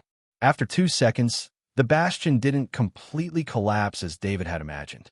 Or perhaps the bastion's design was very special. The explosion inside the bastion couldn't destroy the entire thing. When the Krypton crystal powder bomb exploded, everything within 3,000 meters of the Krypton crystal powder bomb, including the alloy buildings, equipment, furniture, and people, was destroyed. The shockwave of the explosion continued for another 50 meters before being absorbed by the bastion's special design. 50 meters of distance was lost, but the rest of the bastion's outer layer was safe. This safety was relative. Although the explosion couldn't destroy the outer layer of the bastion, the doors between the outer layers couldn't block the shockwave. The shockwave of the explosion swept through the undamaged layers of the bastion. It broke through the connecting doors of the upper layers, allowing the shockwave to pass through. David was ready to activate his stun wing, but he didn't feel any danger. He was sure he was safe here, but the ground beneath his feet continued to shake. 10 seconds later, the sealed doors of the bastion's exits were pushed open by the huge shockwave from the bastion's interior. Flames spewed out from the doors. In these short 10 seconds, most of the mercenaries in the bastion were killed by the shockwave of the explosion and the firestorm that followed. The reason why it was said to be the majority, and not all of them, was because there were a small number of soldiers who were not directly in the range of the explosion. The shockwave would injure these soldiers, but it would not kill them. David, how dare you use a prohibited bomb? You'll be wanted by the military. Commander Jacob was very lucky. In order to communicate better with Sniper Master Dart, he had stayed close to the bunker where Sniper Master Dart was. This allowed him to survive the explosion. The number of Kaji that survived with him wouldn't exceed 30. David didn't pay any attention to Commander Alton. He could feel the disappearance of gravity. Some of the objects were blown into space by the explosion and didn't fall back down. The spaceships that were originally pulled to the port by gravity were blown into space by the bastion's energy and the disappearance of gravity. David, you don't have to hide. I know you're here. I have a video of you coming here. With this video, I can report you to the military for using a prohibited bomb. Sniper Master Dart said in a low voice. He was also in a difficult situation. He sensed danger, so he quickly left the bastion. After that, the tunnel connecting the bastion to the bastion was engulfed in flames. Although the flames and shockwave didn't hurt Master Dart, the sudden disappearance of gravity caught him off guard. He quickly switched his exoskeleton armor to space mode.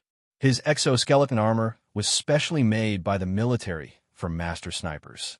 It was very powerful and could be used in almost any environment. You're the master sniper, right? Tell me your name. When David heard Master Dart's words, he immediately understood that this was the master sniper who ambushed him. He couldn't help but ask. David didn't understand why someone like Master Sniper, who was rare in Kaji, would ambush him.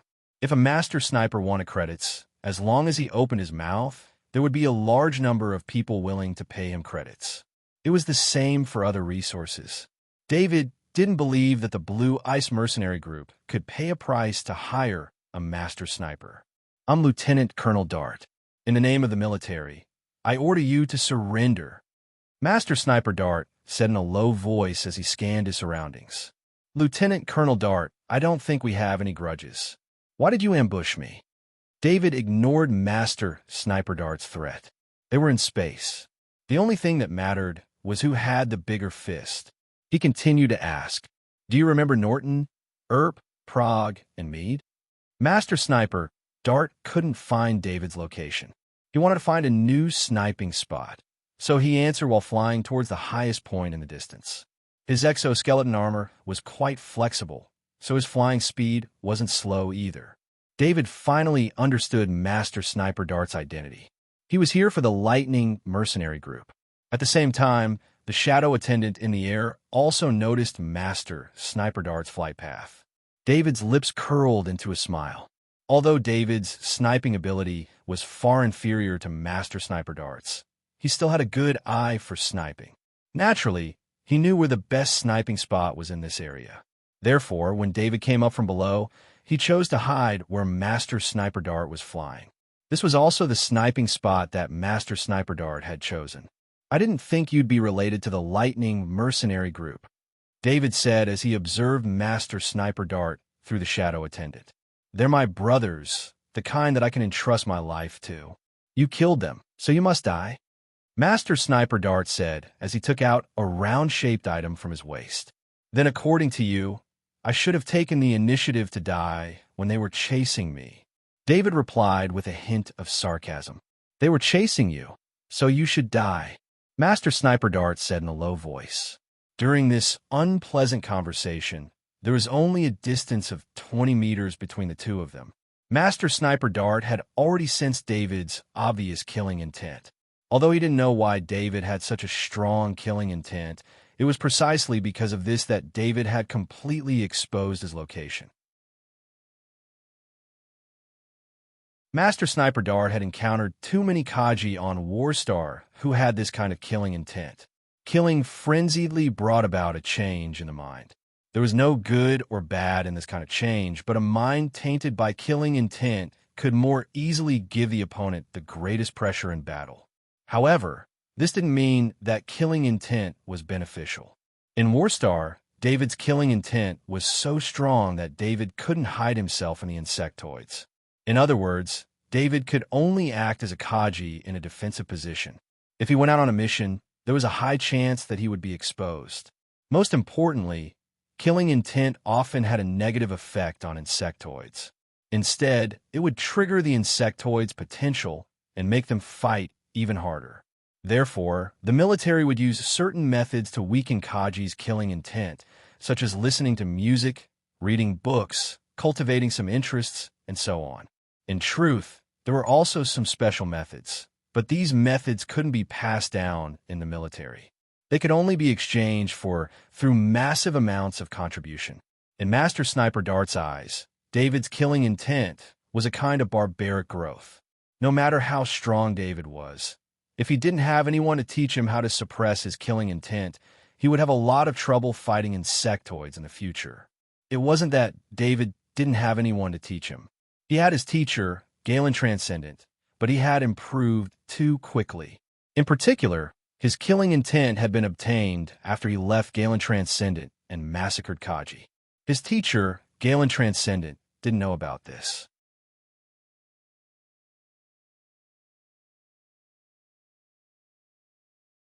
Chapter 3:11. David realized that Sniper Master Dart was hovering in the air.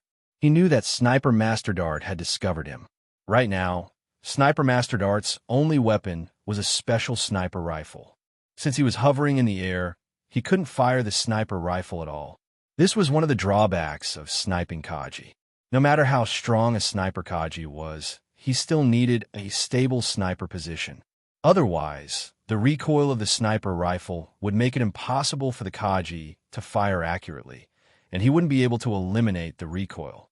Plus, the distance between David and Sniper Master Dart was only 20 meters. This distance wasn't within the sniper rifle's attack range. Even if Sniper Master Dart had the ability to fire, he couldn't guarantee that he would hit the target. 20 meters was only one step away for a close-range Kaji. David didn't show himself. He didn't know if Sniper Master Dart had any special ability that allowed him to snipe from the air. Although he couldn't do it with 10% proficiency, he wasn't a sniper master.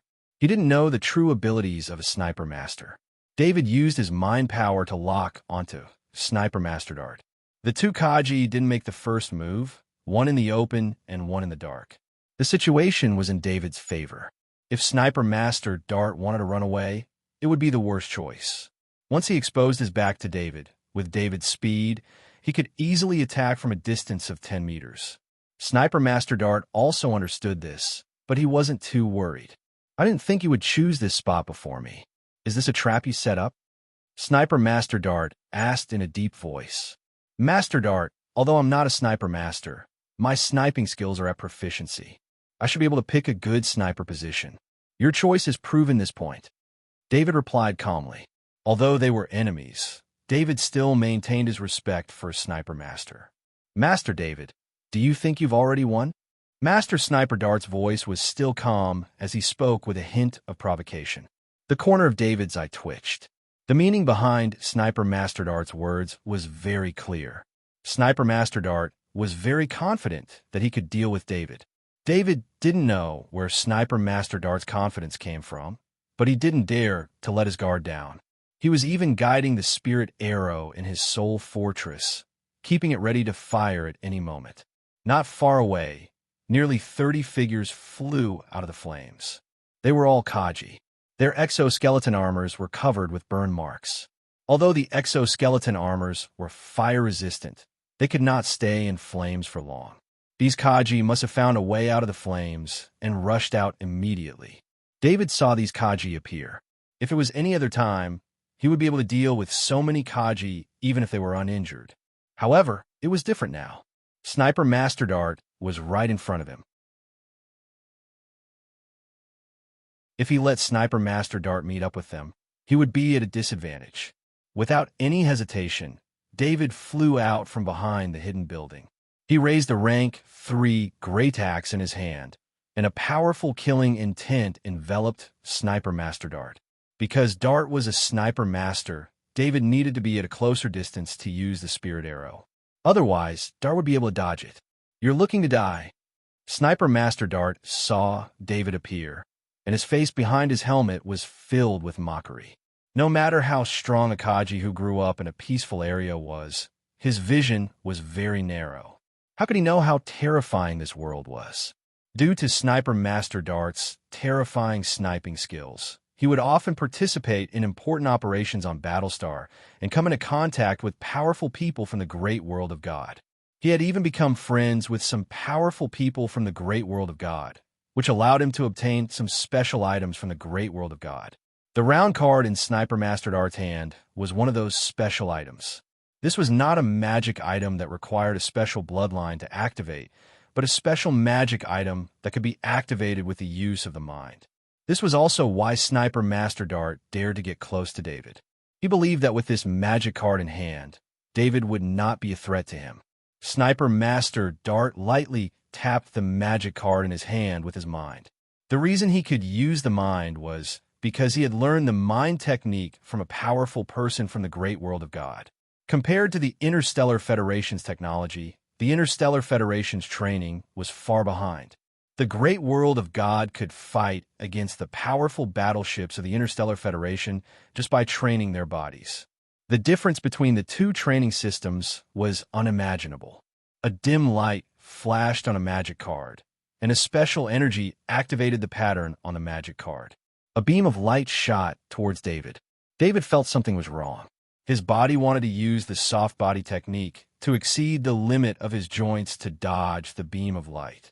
However, the beam of light seemed to be guided, and David's dodge was useless.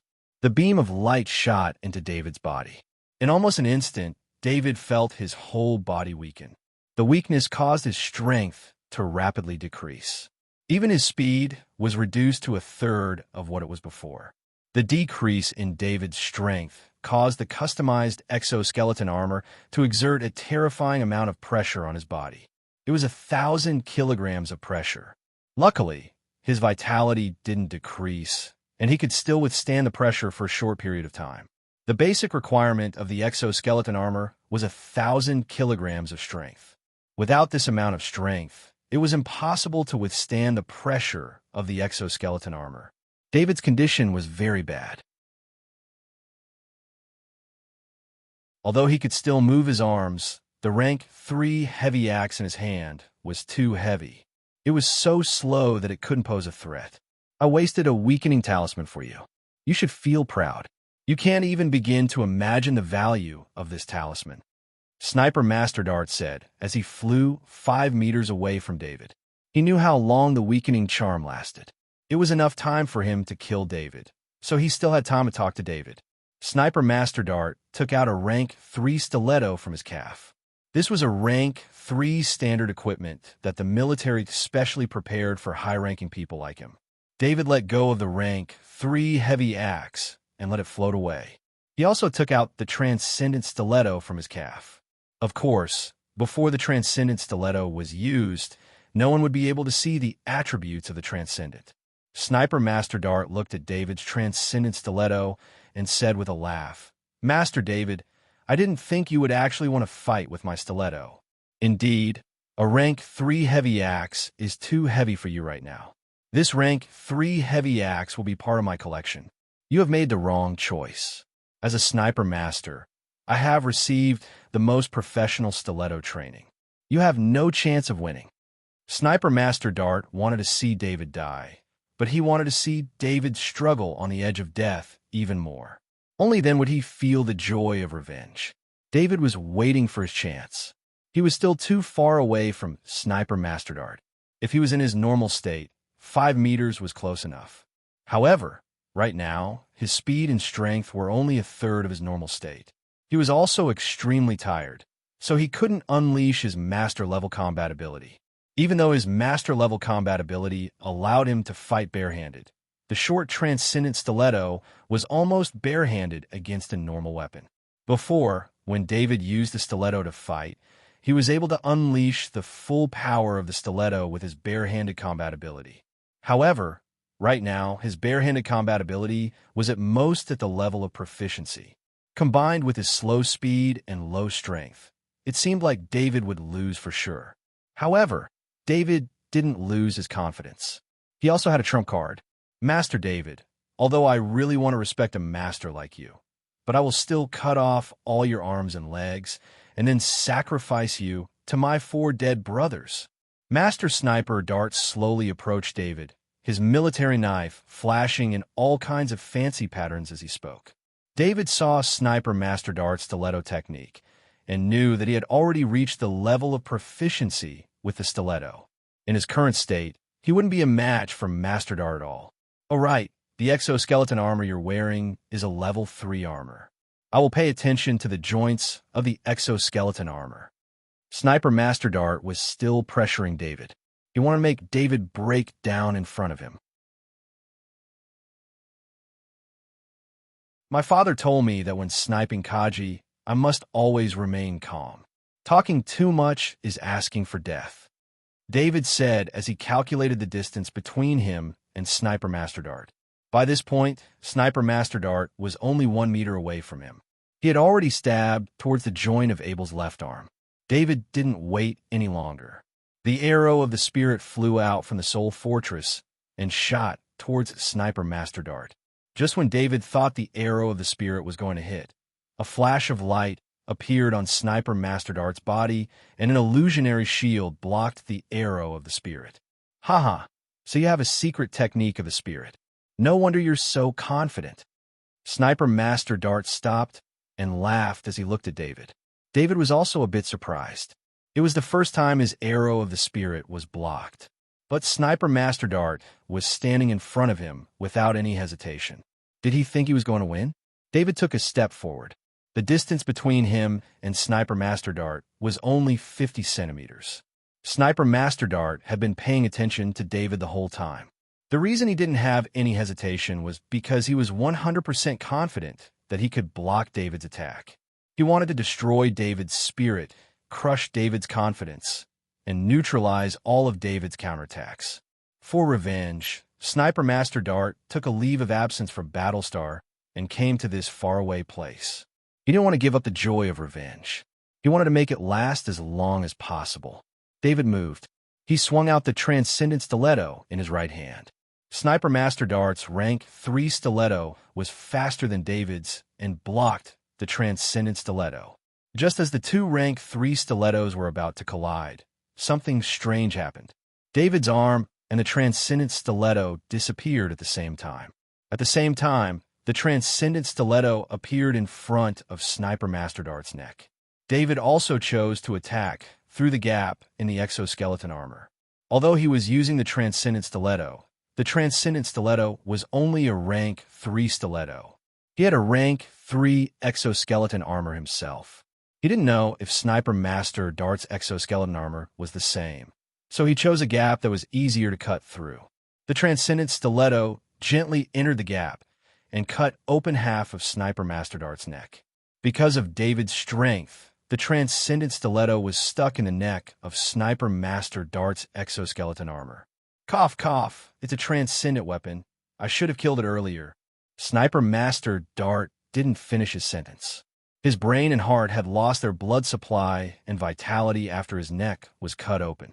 With Sniper Master Dart's death, his strength returned to David's body.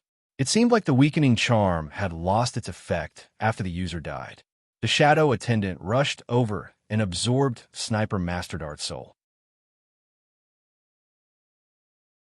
David then ordered it to put Sniper Master Dart's body, the special sniper rifle, and the rank 3 stiletto into the portal ring.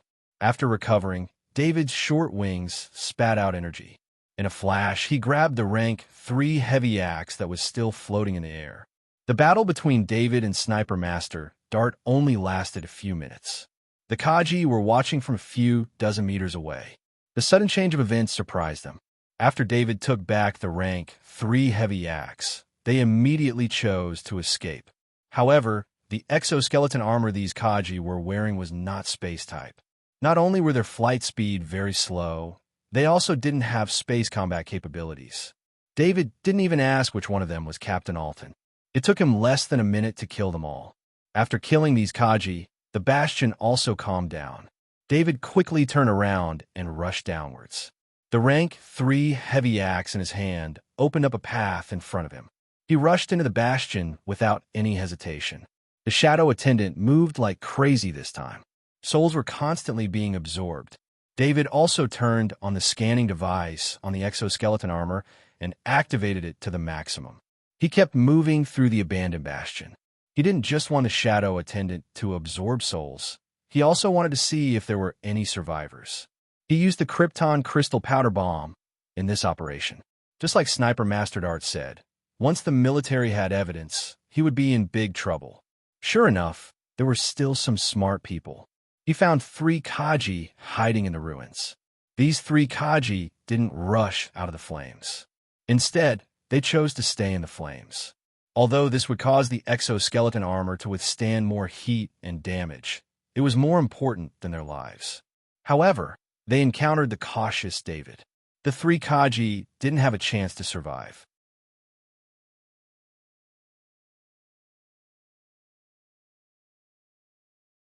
Chapter 312. The battle was finally over, and David carefully searched the Blue Ice Mercenary Group's base. After confirming that there were no more life forms, he let out a long sigh of relief. As soon as he relaxed, the adrenaline in his body from the battle quickly subsided. His tense body and mind calmed down, and he began to feel the pain from his left shoulder.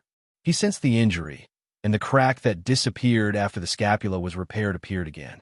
David shook his head.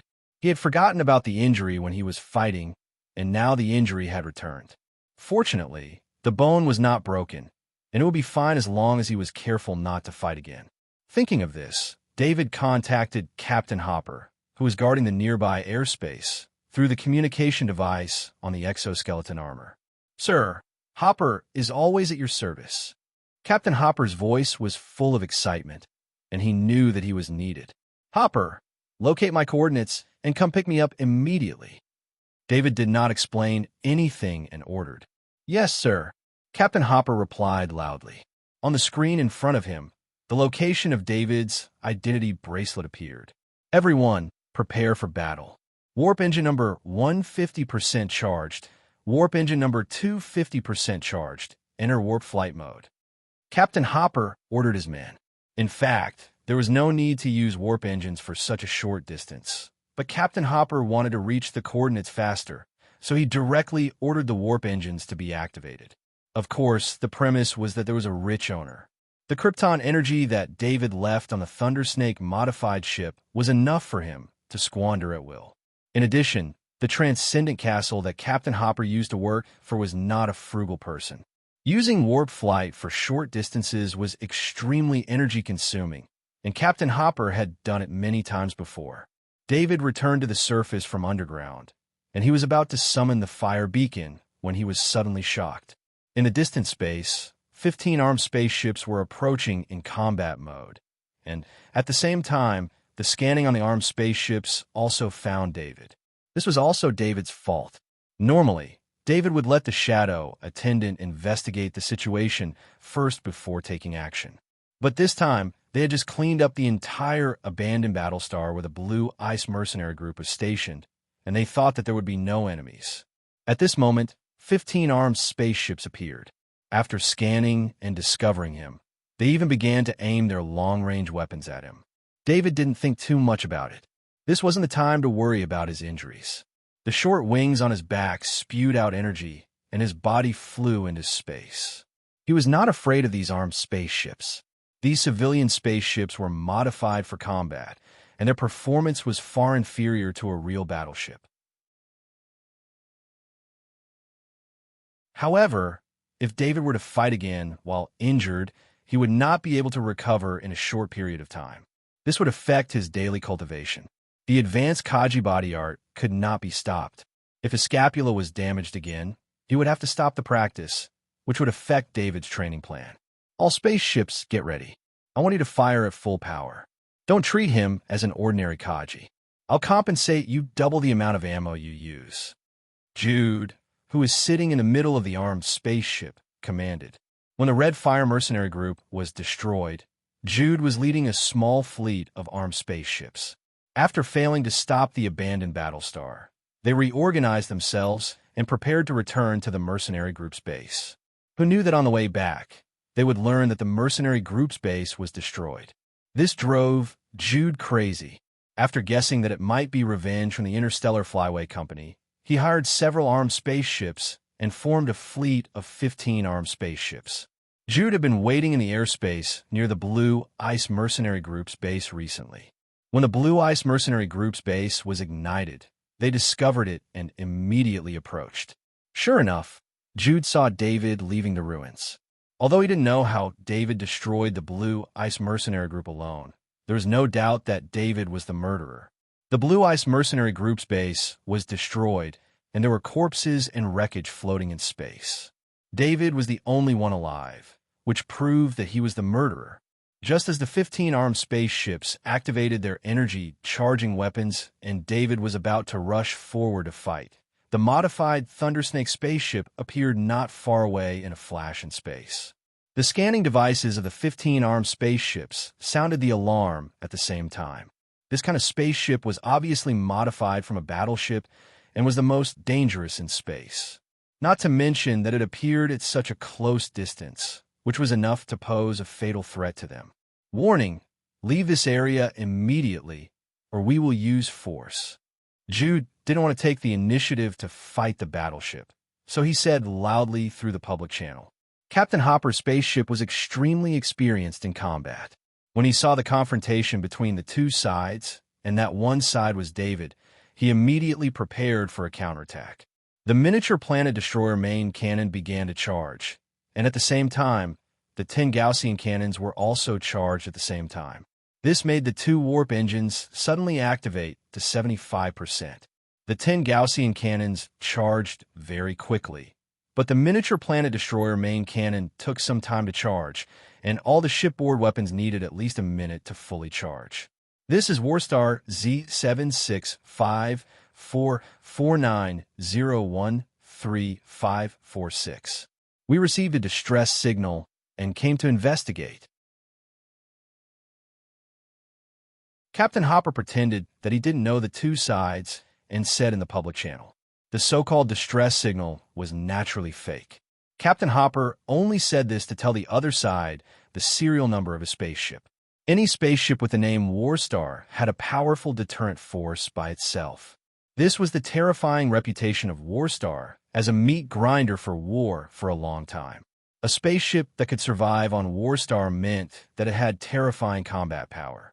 Even a modified battleship like this that had been modified to be a civilian spaceship had to have powerful combat power. For example, the previous owner of this modified Thundersnake spaceship was Castle Transcendent.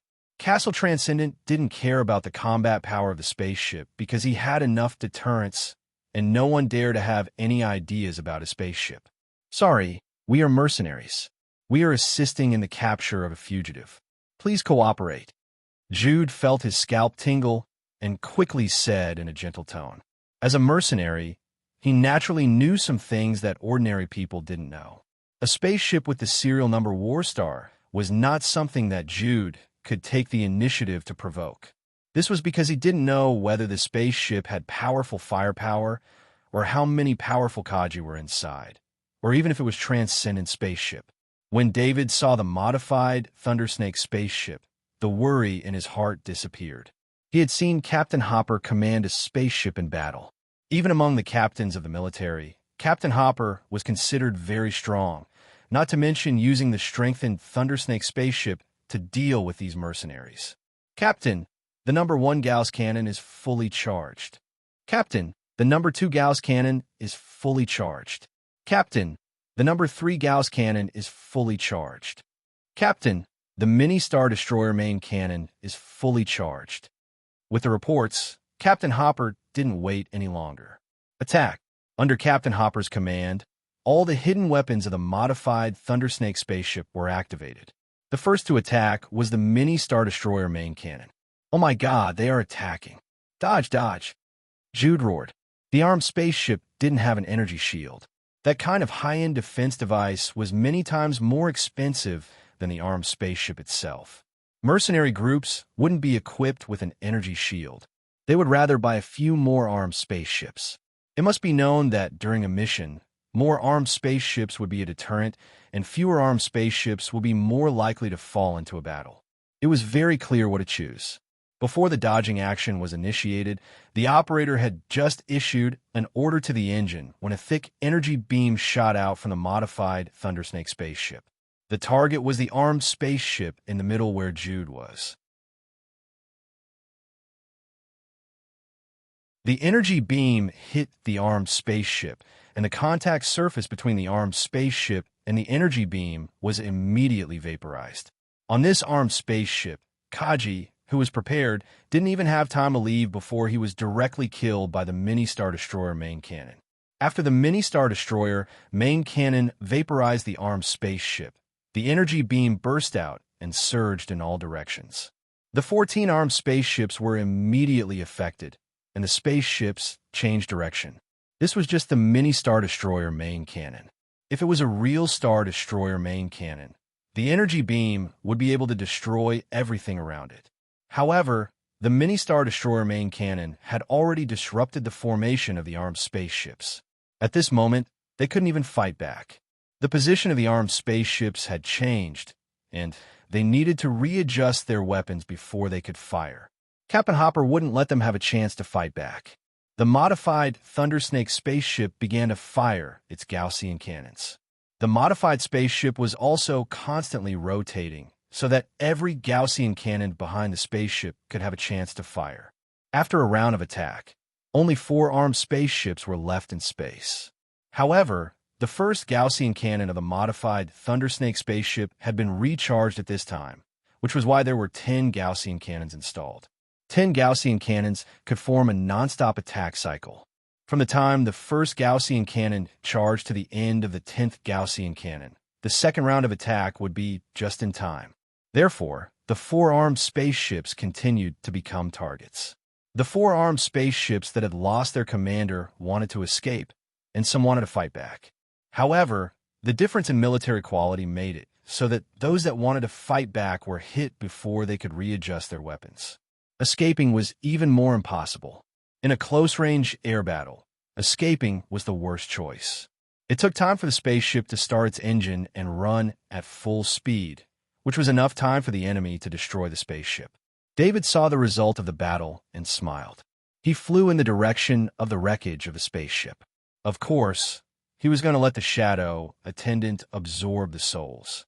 With the increasing importance of mind power, David needed to improve his mind power as soon as possible. Among his current trump cards, Mind Arrow, Sleeping Pattern, and Bewitching Pattern all required a strong mind power as a foundation. These trump cards saved his lifetime and time again, and they also let him know that a strong mind power was an important means of survival. Captain Hopper didn't know what David was going to do, but the battle was over, and he just needed to wait. The shadow attendant had attracted thousands of souls, but there were very few Kaji souls among them. All in all, there were no more than 100 souls. In fact, this was inevitable. More than half of the Kaji that Jude brought out were killed by defensive missiles when they approached the abandoned space fortress. Among the 100 Kaji souls this time, more than half were temporarily hired. Summoning the fire beacon back, David piloted it back to the Thundersnake modified spaceship. "Sir, you are injured," Captain Hopper immediately exclaimed after seeing David remove the custom-made exoskeleton armor. "It's not a big deal, just a broken shoulder blade. The matter here is solved. Take control of the spaceship and return to Lunka Planet." David's face was pale, but he said with a smile, "In the face of such a powerful enemy, it was worth it to only have a broken shoulder blade." Captain Hopper didn't wait for David's order. He stepped forward and picked up the custom-made exoskeleton armor, then quickly walked ahead to prepare the genetic repair cabin for David. The news of the destruction of 3 mercenary groups shocked the entire mercenary world. Crimson Fire, Blue Ice, and Shadow. These 3 mercenary groups each had their own advantages and were famous in the mercenary world. But even a mercenary group like this was destroyed along with their abandoned bastion. The impact of this matter was so great that even the military of Planet You sent experts to investigate. Although the abandoned space fortress was called abandoned, It was a real military facility. Even if it was abandoned, it was not scrapped. It was just rented to 3 mercenary groups. Now that the 3 space fortresses were in ruins, the military had to investigate and find out the reason for their destruction. If an abandoned space fortress could be destroyed, then would an active space fortress have the same safety hazard? Every mercenary group on planet Ya was in danger. All the mercenary groups in the entire area entered lockdown mode, and no one was allowed to approach. Soon, a mercenary spoke of the grudge between the 3 mercenary groups and the Interstellar Flyway Company. The 3 mercenary groups had lost a lot of their strength after attacking the Interstellar Flyway Company. It was inevitable that the Interstellar Flyway Company would take revenge after causing such a huge loss. The Interstellar Flyman Company once again reiterates the prohibition of any fighting within the Interstellar Flyman Company. The Interstellar Flyman Company will pursue anyone who violates the rules of the Interstellar Flyman Company. At about the same time, the Interstellar Flyman Company issued a seemingly ordinary announcement.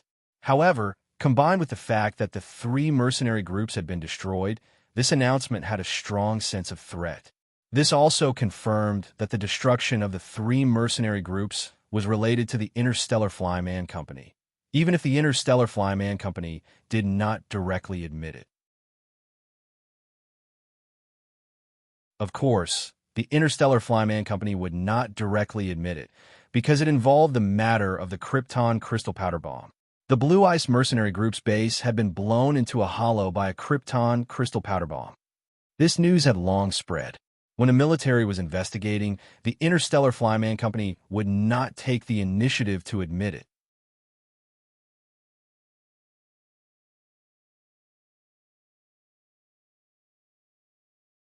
Chapter 3:13. David walked out of the genetic repair pod. This time, he had stayed in the genetic repair pod for 6 hours and consumed 6 portions of genetic repair fluid. At this point, his shoulder blade had completely recovered, and even the muscle damage had healed. "Sir, your exoskeleton armor needs maintenance." Captain Hopper, who had been waiting outside the genetic repair pod, immediately reported as soon as he saw David come out. Captain Hopper was very experienced in the maintenance of exoskeleton armor. This had something to do with the more than 10 sets of exoskeleton armor displayed on the spaceship all year round. He was the one who maintained the exoskeleton armor. "Hopper, what's wrong with the exoskeleton armor?" David took the custom-made exoskeleton armor and looked at it. The shoulder of your exoskeleton armor was hit hard, and the exoskeleton armor absorbed part of the impact. However, the impact this time was too strong, and it caused some internal parts of the exoskeleton armor to be slightly damaged. Captain Hopper explained. After hearing Captain Hopper's explanation, David paid special attention to the parts that Captain Hopper mentioned and saw that there were indeed some minor damages in the corresponding parts. "I see. Thank you for your reminder. I'll take care of it. You can go ahead." David was very satisfied with Captain Hopper's reminder and said with a smile. After putting the exoskeleton armor back into the loading box, David sent Captain Hopper away and did not return to his room. Although David did not care about the body, he did not want to deal with the body in his room. Bringing back the body of Sniper Master Dart was also because David was curious about Sniper Master Dart. At that time, David did not have the time to slowly search through the items on Sniper Master Dart's body. In order to prevent missing anything good, he simply put the body into a portal item and brought it back. After finding an empty bathroom, David first asked the shadow attendant to take out the Grade 3 stiletto. The Grade 3 stiletto had an obvious military logo and serial number, which made David frown. The military logo and serial number prevented this Grade 3 stiletto from being exposed to the public. "Forget it. I'll just treat it as a secondary weapon," David said to himself helplessly. Even if it was him, without the relevant equipment, it would be impossible for him to remove the symbol and serial number on a Grade 3 military knife. It must be known that the equipment that could forge Tier 3 weapons were all huge in size and consumed an unimaginable amount of energy. They were all expensive professional-grade equipment. David remembered that the left calf of the exoskeleton armor did not have a stiletto interface. Since the exoskeleton armor needed maintenance, he asked Master Macintosh to modify the exoskeleton armor. Of course, the premise was that Master Macintosh's attitude towards him was still the same as before. He needed to meet Master Macintosh before making a decision.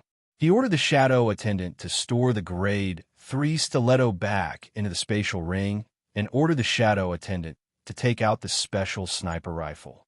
After carefully examining the sniper rifle, David couldn't help but be glad that the defense level of his custom-made exoskeleton armor was high enough.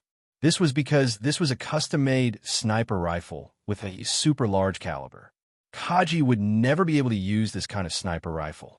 The super large caliber meant that the bullets used in this custom-made sniper rifle were also super large. This made the recoil even more terrifying. Even if it was a normal sniper rifle, Kaji would still need to be careful when using it with weaker sniping abilities to prevent damage to his body. Even David wouldn't dare to use a custom-made sniper rifle with a super large caliber. Every time he fired, he would definitely be injured. David opened the magazine of the super large caliber sniper rifle. The 50-round magazine was completely filled. It seemed like it was refilled after being used. After removing a sniper bullet from the magazine, David saw the dark blue bullet head. He couldn't help but be shocked by Master Dart's generosity. This was a normal magazine, but the normal magazine contained a grade 2 bullet. It was even a custom-made, super large caliber bullet. David removed another bullet from the other opening of the magazine. This was a special magazine. The bullets that were inserted from here would be automatically marked. Although it took up the space of the 50-round magazine, it could be used at any time. It could also be set for the special magazine. From a 1st to the 10th bullet, it could be used at any time. However, the bullet in David's hand wasn't a special bullet. It was a grade 3 bullet. He looked at the bullet in his hand in disbelief. This was the first time he saw a bullet made from grade 3 materials. If this thing hit anyone, even if they had a shield, it would go straight through. It could even penetrate the body and exoskeleton armor of more than 10 Kaji. David continued to remove the bullets from the special magazine. They were all grade 3 bullets. In just a short while, there were 10 grade 3 bullets in front of David. At this moment, David felt that he was too lucky. This was also because Master Dart was extremely confident in his sniping abilities. He was 100% sure that he could kill David in one shot. Or maybe he thought that an enemy like David wasn't worth him using a grade 3 bullet to snipe. That was why the bullet that hit David's left shoulder was a grade 2 bullet. If it was a grade 3 bullet, the result would be completely different. With a sniper rifle of such caliber, plus the fact that the bullet's kinetic energy consumption in space was extremely low, even a grade 3 exoskeleton armor wouldn't be able to guarantee David's safety. After putting the 10 grade 3 bullets back into the magazine, Abel sighed in his heart at Master Dart's confidence in his ability.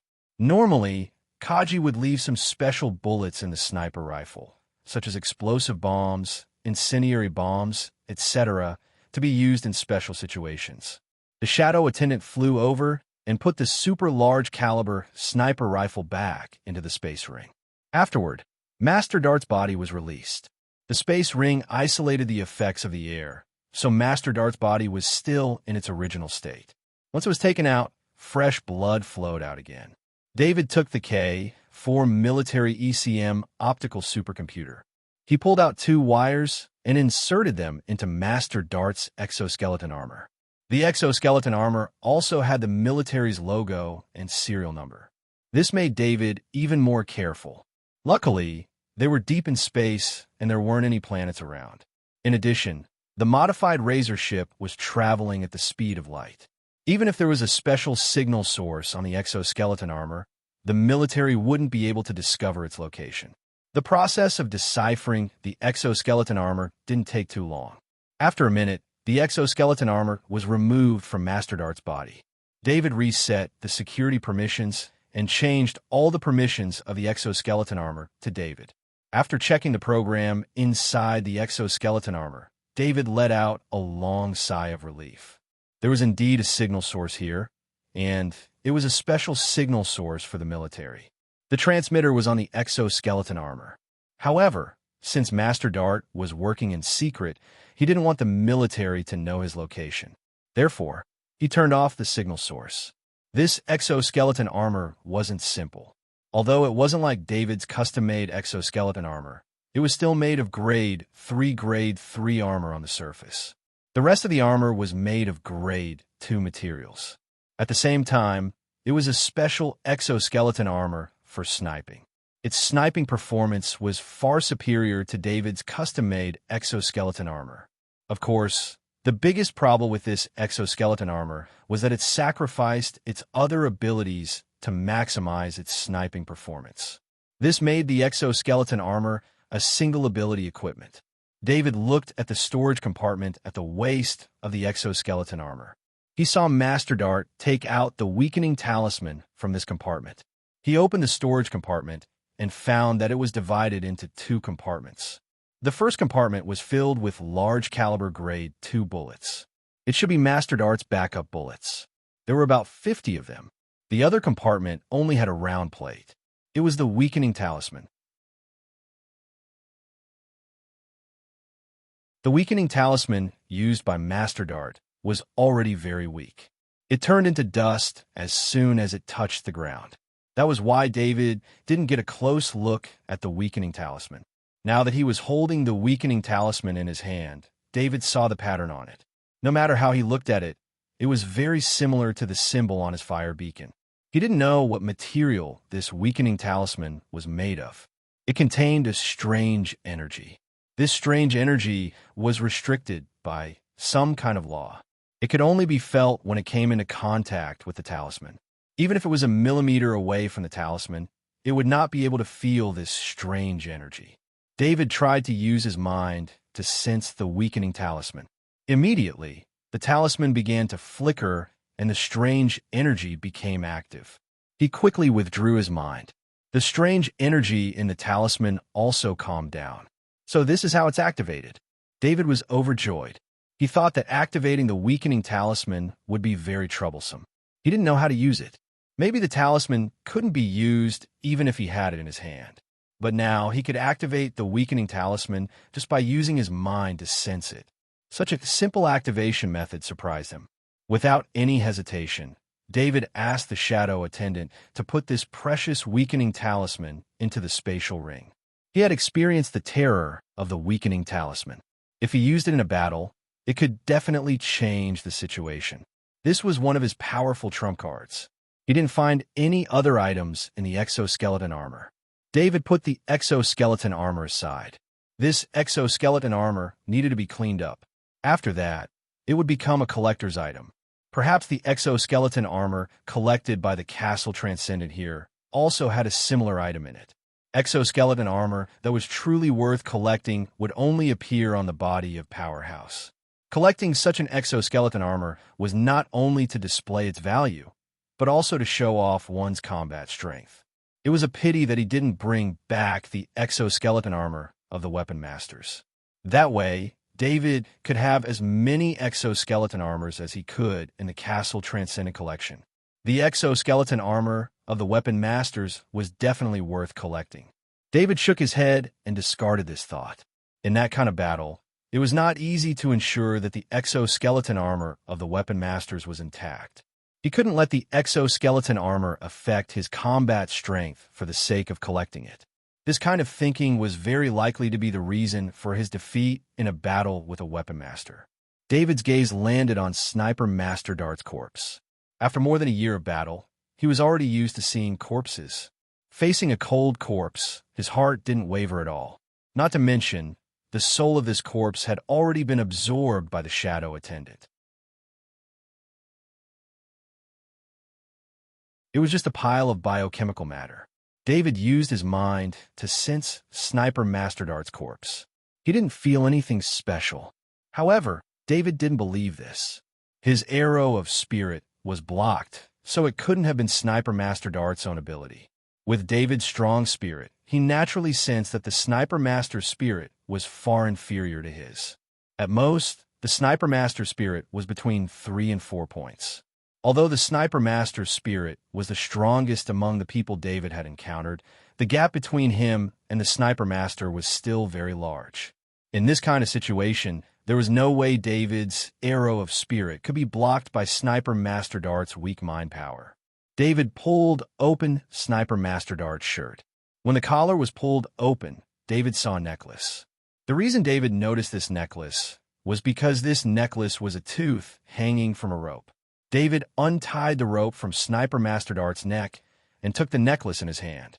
Upon closer inspection, there were some metallic patterns on the surface of the tooth.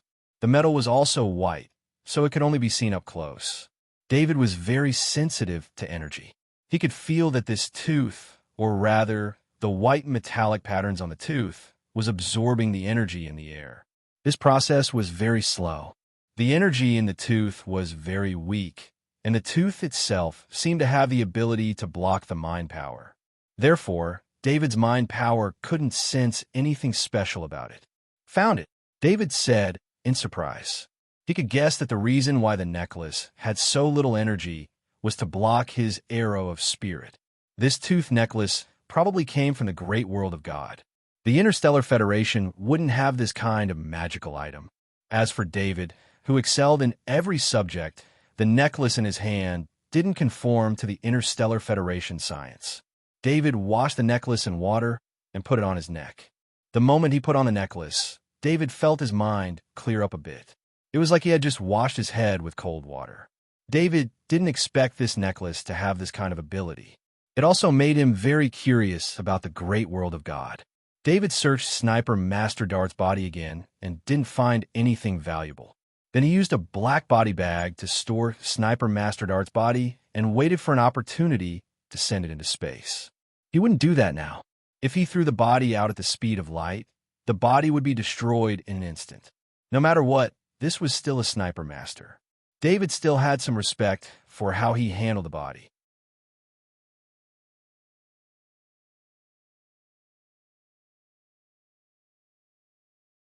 Chapter 314. David handed the exoskeleton armor to Captain Hopper to clean up and store it in the cabinet before returning to his room. The shadow attendant flew to David's side. David placed his hand on the shadow attendant's shoulder, and a surge of soul energy flowed into his body. Inside his soul dimension, thick clouds appeared above the soul fortress. The dense soul energy turned into raindrops and fell onto the soul fortress. As the raindrops fell on the soul fortress, the outer wall of the soul fortress slowly rose. The slumber pattern and bewitchment pattern on the fortress wall, the two patterns that were destroyed in the battle, reappeared with the rain's nourishment. Moreover, the colors of the sleeping pattern and the bewitching pattern were deeper, and the energy they contained was stronger as well. Inside the soul fortress, the sapling that gave birth to the spirit arrow was slowly growing as well. The entire soul fortress seemed to be thriving. Even the illusory crystal shell outside the soul fortress seemed to be more lively than before. The number of souls absorbed by the shadow attendant this time was more than any other time. Since the shadow attendant could move up to 40 meters away, the shadow attendant could absorb even more souls. Although he couldn't calculate the exact number of souls absorbed, David could roughly guess. The shadow attendant absorbed more than 1,300 souls from Kaji and more than 10,000 souls from normal people. This was a war that involved the three mercenary groups. Although David was only one person, it was still a war. From a scale of the battle to the number of deaths, it was comparable to the number of deaths in a medium-scale war. Since more than 10 weapon masters had died, this level of loss was comparable to the consumption of high-end forces in a large-scale war. Just when David was feeling the changes in his soul dimension, the soul fortress suddenly shook. In an instant, the entire soul fortress seemed to have transformed. Before, it was just a normal castle, but now it seemed to have been upgraded to a higher level. That was how David felt about the new soul fortress. It was bigger, and there were more spikes on the top of the walls. It was a fortress built for war. Without a spiritual inheritance, David's understanding of spiritual cultivation had always been groping his way forward. Although he had obtained a spiritual cultivation method like the crystal meditation, it seemed that his spiritual power was too strong. In fact, the effect of the crystal meditation was far less effective than the soul energy David obtained from the shadow attendant after the shadow attendant absorbed the soul energy. The crystal meditation technique's greatest effect was that it gave David's soul an extra layer of protection. It also had the effect of condensing the mind. Of course, this effect couldn't be seen in a short period of time. All of this was because David's improvement was too fast. The crystal meditation technique was unable to display its uniqueness. The heavy rain in the soul space stopped, and the clouds disappeared. A soul fortress with a biting, cold, killing intent stood in the soul space. David opened his eyes and moved his mind. The shadow attendant immediately activated the status panel for him, seeing that his power had increased from 635 to 700. David couldn't help but smile bitterly. It seemed that it would be very difficult to increase his power after reaching 7 points. After reaching 7 points, David's first feeling was that everything around him was clearer. His already sensitive 5 senses were strengthened again. He was sure of one thing, and that was that his power arrow, sleeping pattern, and bewitching pattern had increased by quite a bit. After feeling the changes brought about by the increase in power of his power, David couldn't wait to check the knowledge orbs he had obtained this time. A large amount of knowledge orbs floated in the shadow attendant's body. David had a headache. There were so many knowledge orbs, and he didn't know how to deal with them. As David's abilities increased, most of the knowledge orbs were useless to him. David still did the same thing as before. He let the shadow attendant list all the knowledge orbs separately. This time, there were 6 knowledge orbs, and they were all battle-type knowledge orbs. Only 2 of them were useful to David. One was the 10% perfect sniper knowledge orb, and the other was the 95% perfect shield mastery knowledge orb. The 10% perfect sniper knowledge orb was obviously the ability of Master Sniper Dart. As a sniper Kaji, being able to reach this level was already very scary. As for the 95% perfect shield mastery knowledge orb, David really couldn't remember which Master Shield had provided it. Actually, this Master Shield was called Jacob. He was the defense master of the Blue Ice Mercenary Group. Unfortunately, he was unlucky and didn't die in the battle with David. At the time, this Master Shield was guarding the command center of the base. He was helping Commander Alton, who had left the command center to communicate with Master Sniper Dart. When David detonated the Krypton crystal powder bomb, Master Jacob sensed danger. However, no matter how fast he couldn't escape the explosion range of the Krypton crystal powder bomb.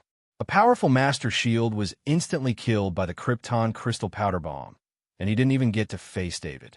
As for the rest of the knowledge orbs, they weren't as good as David's current level of mastery. They could only provide some reference for David, and they didn't have much value. David looked back at this operation. The biggest reward was the 10% perfect sniper knowledge orb. This could increase his ability to snipe Kaji. Thinking back to the scene where he was sniped by Master Sniper Dart in the Blue Ice Mercenary Group's base, David still had a lingering fear. The ability of a Master Sniper was just too scary. If a Master Sniper were to snipe a target without armor, no one would be able to escape the fate of being sniped. The other 2 Master Weaponsmiths had become David's subordinates. With the Shadow Intelligence System and a large amount of wealth, David had the idea of forming a force. In the past, he didn't have anyone he could trust. Plus, he didn't have much wealth, so there was no need for that. However, things were different now. He had 2 Master Weaponsmiths and 55 billion in wealth. Especially with the Shadow Intelligence System, he could get a steady stream of wealth. This was the prerequisite for forming a force. Only with a force could he provide better protection. David's plan continued to be perfected in his mind. He also realized that after his will reached 7 points, his thinking speed had also increased. The next day, David finished his morning training. His body was in peak condition again. He summoned the Shadow Attendant and absorbed the 10% perfect sniper knowledge orb into his body. Then, David's vision changed, and he appeared in between a pile of giant rocks. This was Master Sniper Dart's body. He was wearing the exoskeleton armor that David had collected. The exoskeleton armor had a sound isolation device that surrounded him in a 5-meter radius. At the same time, the surface of the exoskeleton armor changed color and blended in with the rocks. From the looks of it, it was just one of the many rocks. Just like before, David could feel all of Master Sniper Dart's movements. He couldn't control Master Sniper Dart's body. He was just a bystander of this body, but he had more senses than a bystander. Master Sniper Dart's breathing was long and steady. This allowed his body to not sway at all due to his breathing. This state also allowed him to fire at any time. For other sniping Kaji, he had to hold his breath before he could fire. This was because breathing would affect his body's stability. However, for Master Sniper Kaji, his target was a powerful enemy. Even the slightest effect would cause his sniping to fail. David also realized that Master Sniper Dart's spirit was hidden in a strange way. This allowed Master Sniper Dart's spirit to remain at an extremely low level. Suddenly, a brainworm of bewitchment appeared in his scope. Although this was an illusion, David still felt extremely nervous. David would never forget the day he encountered the brainworm of bewitchment. All of the Kaji were as helpless as a baby in front of the brainworm of bewitchment. Also, David knew how powerful the brainworm of bewitchment was. After David obtained the sleeping pattern and the bewitchment pattern, he could only attack 2 enemies at once. However, the brainworm of bewitchment had easily attacked hundreds of people. At the same time, it had controlled 30 Kaji and turned them into its puppets.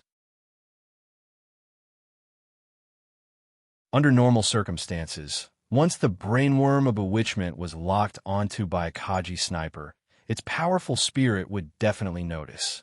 However, the brainworm of bewitchment didn't seem to notice anything as it leisurely moved forward. A sniper bullet flew out until it hit the brainworm of bewitchment's head. Only then did the brainworm of bewitchment let out a shrill cry and fell to the ground. David shockingly realized that throughout the entire process, Master Sniper Dart's spirit had remained hidden. There were no fluctuations at all. After that, David saw how Master Sniper Dart sniped all kinds of enemies. There were Zergs and Kaji. A large amount of knowledge was transferred into David's mind through sniping. When the illusion disappeared, David woke up. He had truly mastered the sniping ability of a master. He also understood the difference between him and a master sniper. In fact, when a sniper Kaji reached the peak of master sniper, his sniping skills had already reached the peak. Most sniper Kaji could only reach this peak in his lifetime. A sniper master was stronger than a Kaji sniper because of the use of spirit. Spirit was not only used to hide killing intent, but it was also used to accurately transmit recoil. If a sniper Kaji encountered a sniper master, then the sniper Kaji would not be able to detect the sniper master. Even if the sniper master launched an attack, the sniper Kaji would not be able to detect it. This was the difference, a very fatal difference. A sniper master could also use a sniper rifle with a larger caliber that was far more powerful than a normal Kaji sniper rifle. This was because a sniper master could use spirit to transmit more recoil. In addition, a sniper master spirit could be used in many other ways. This also made it harder to become a sniper master. The spirit required to become a sniper master was much higher than the spirit required to become a weapon master. This made sniper masters even rarer. Take Master Sniper Dart, for example. His spirit was 3 to 4 times higher than a normal person's.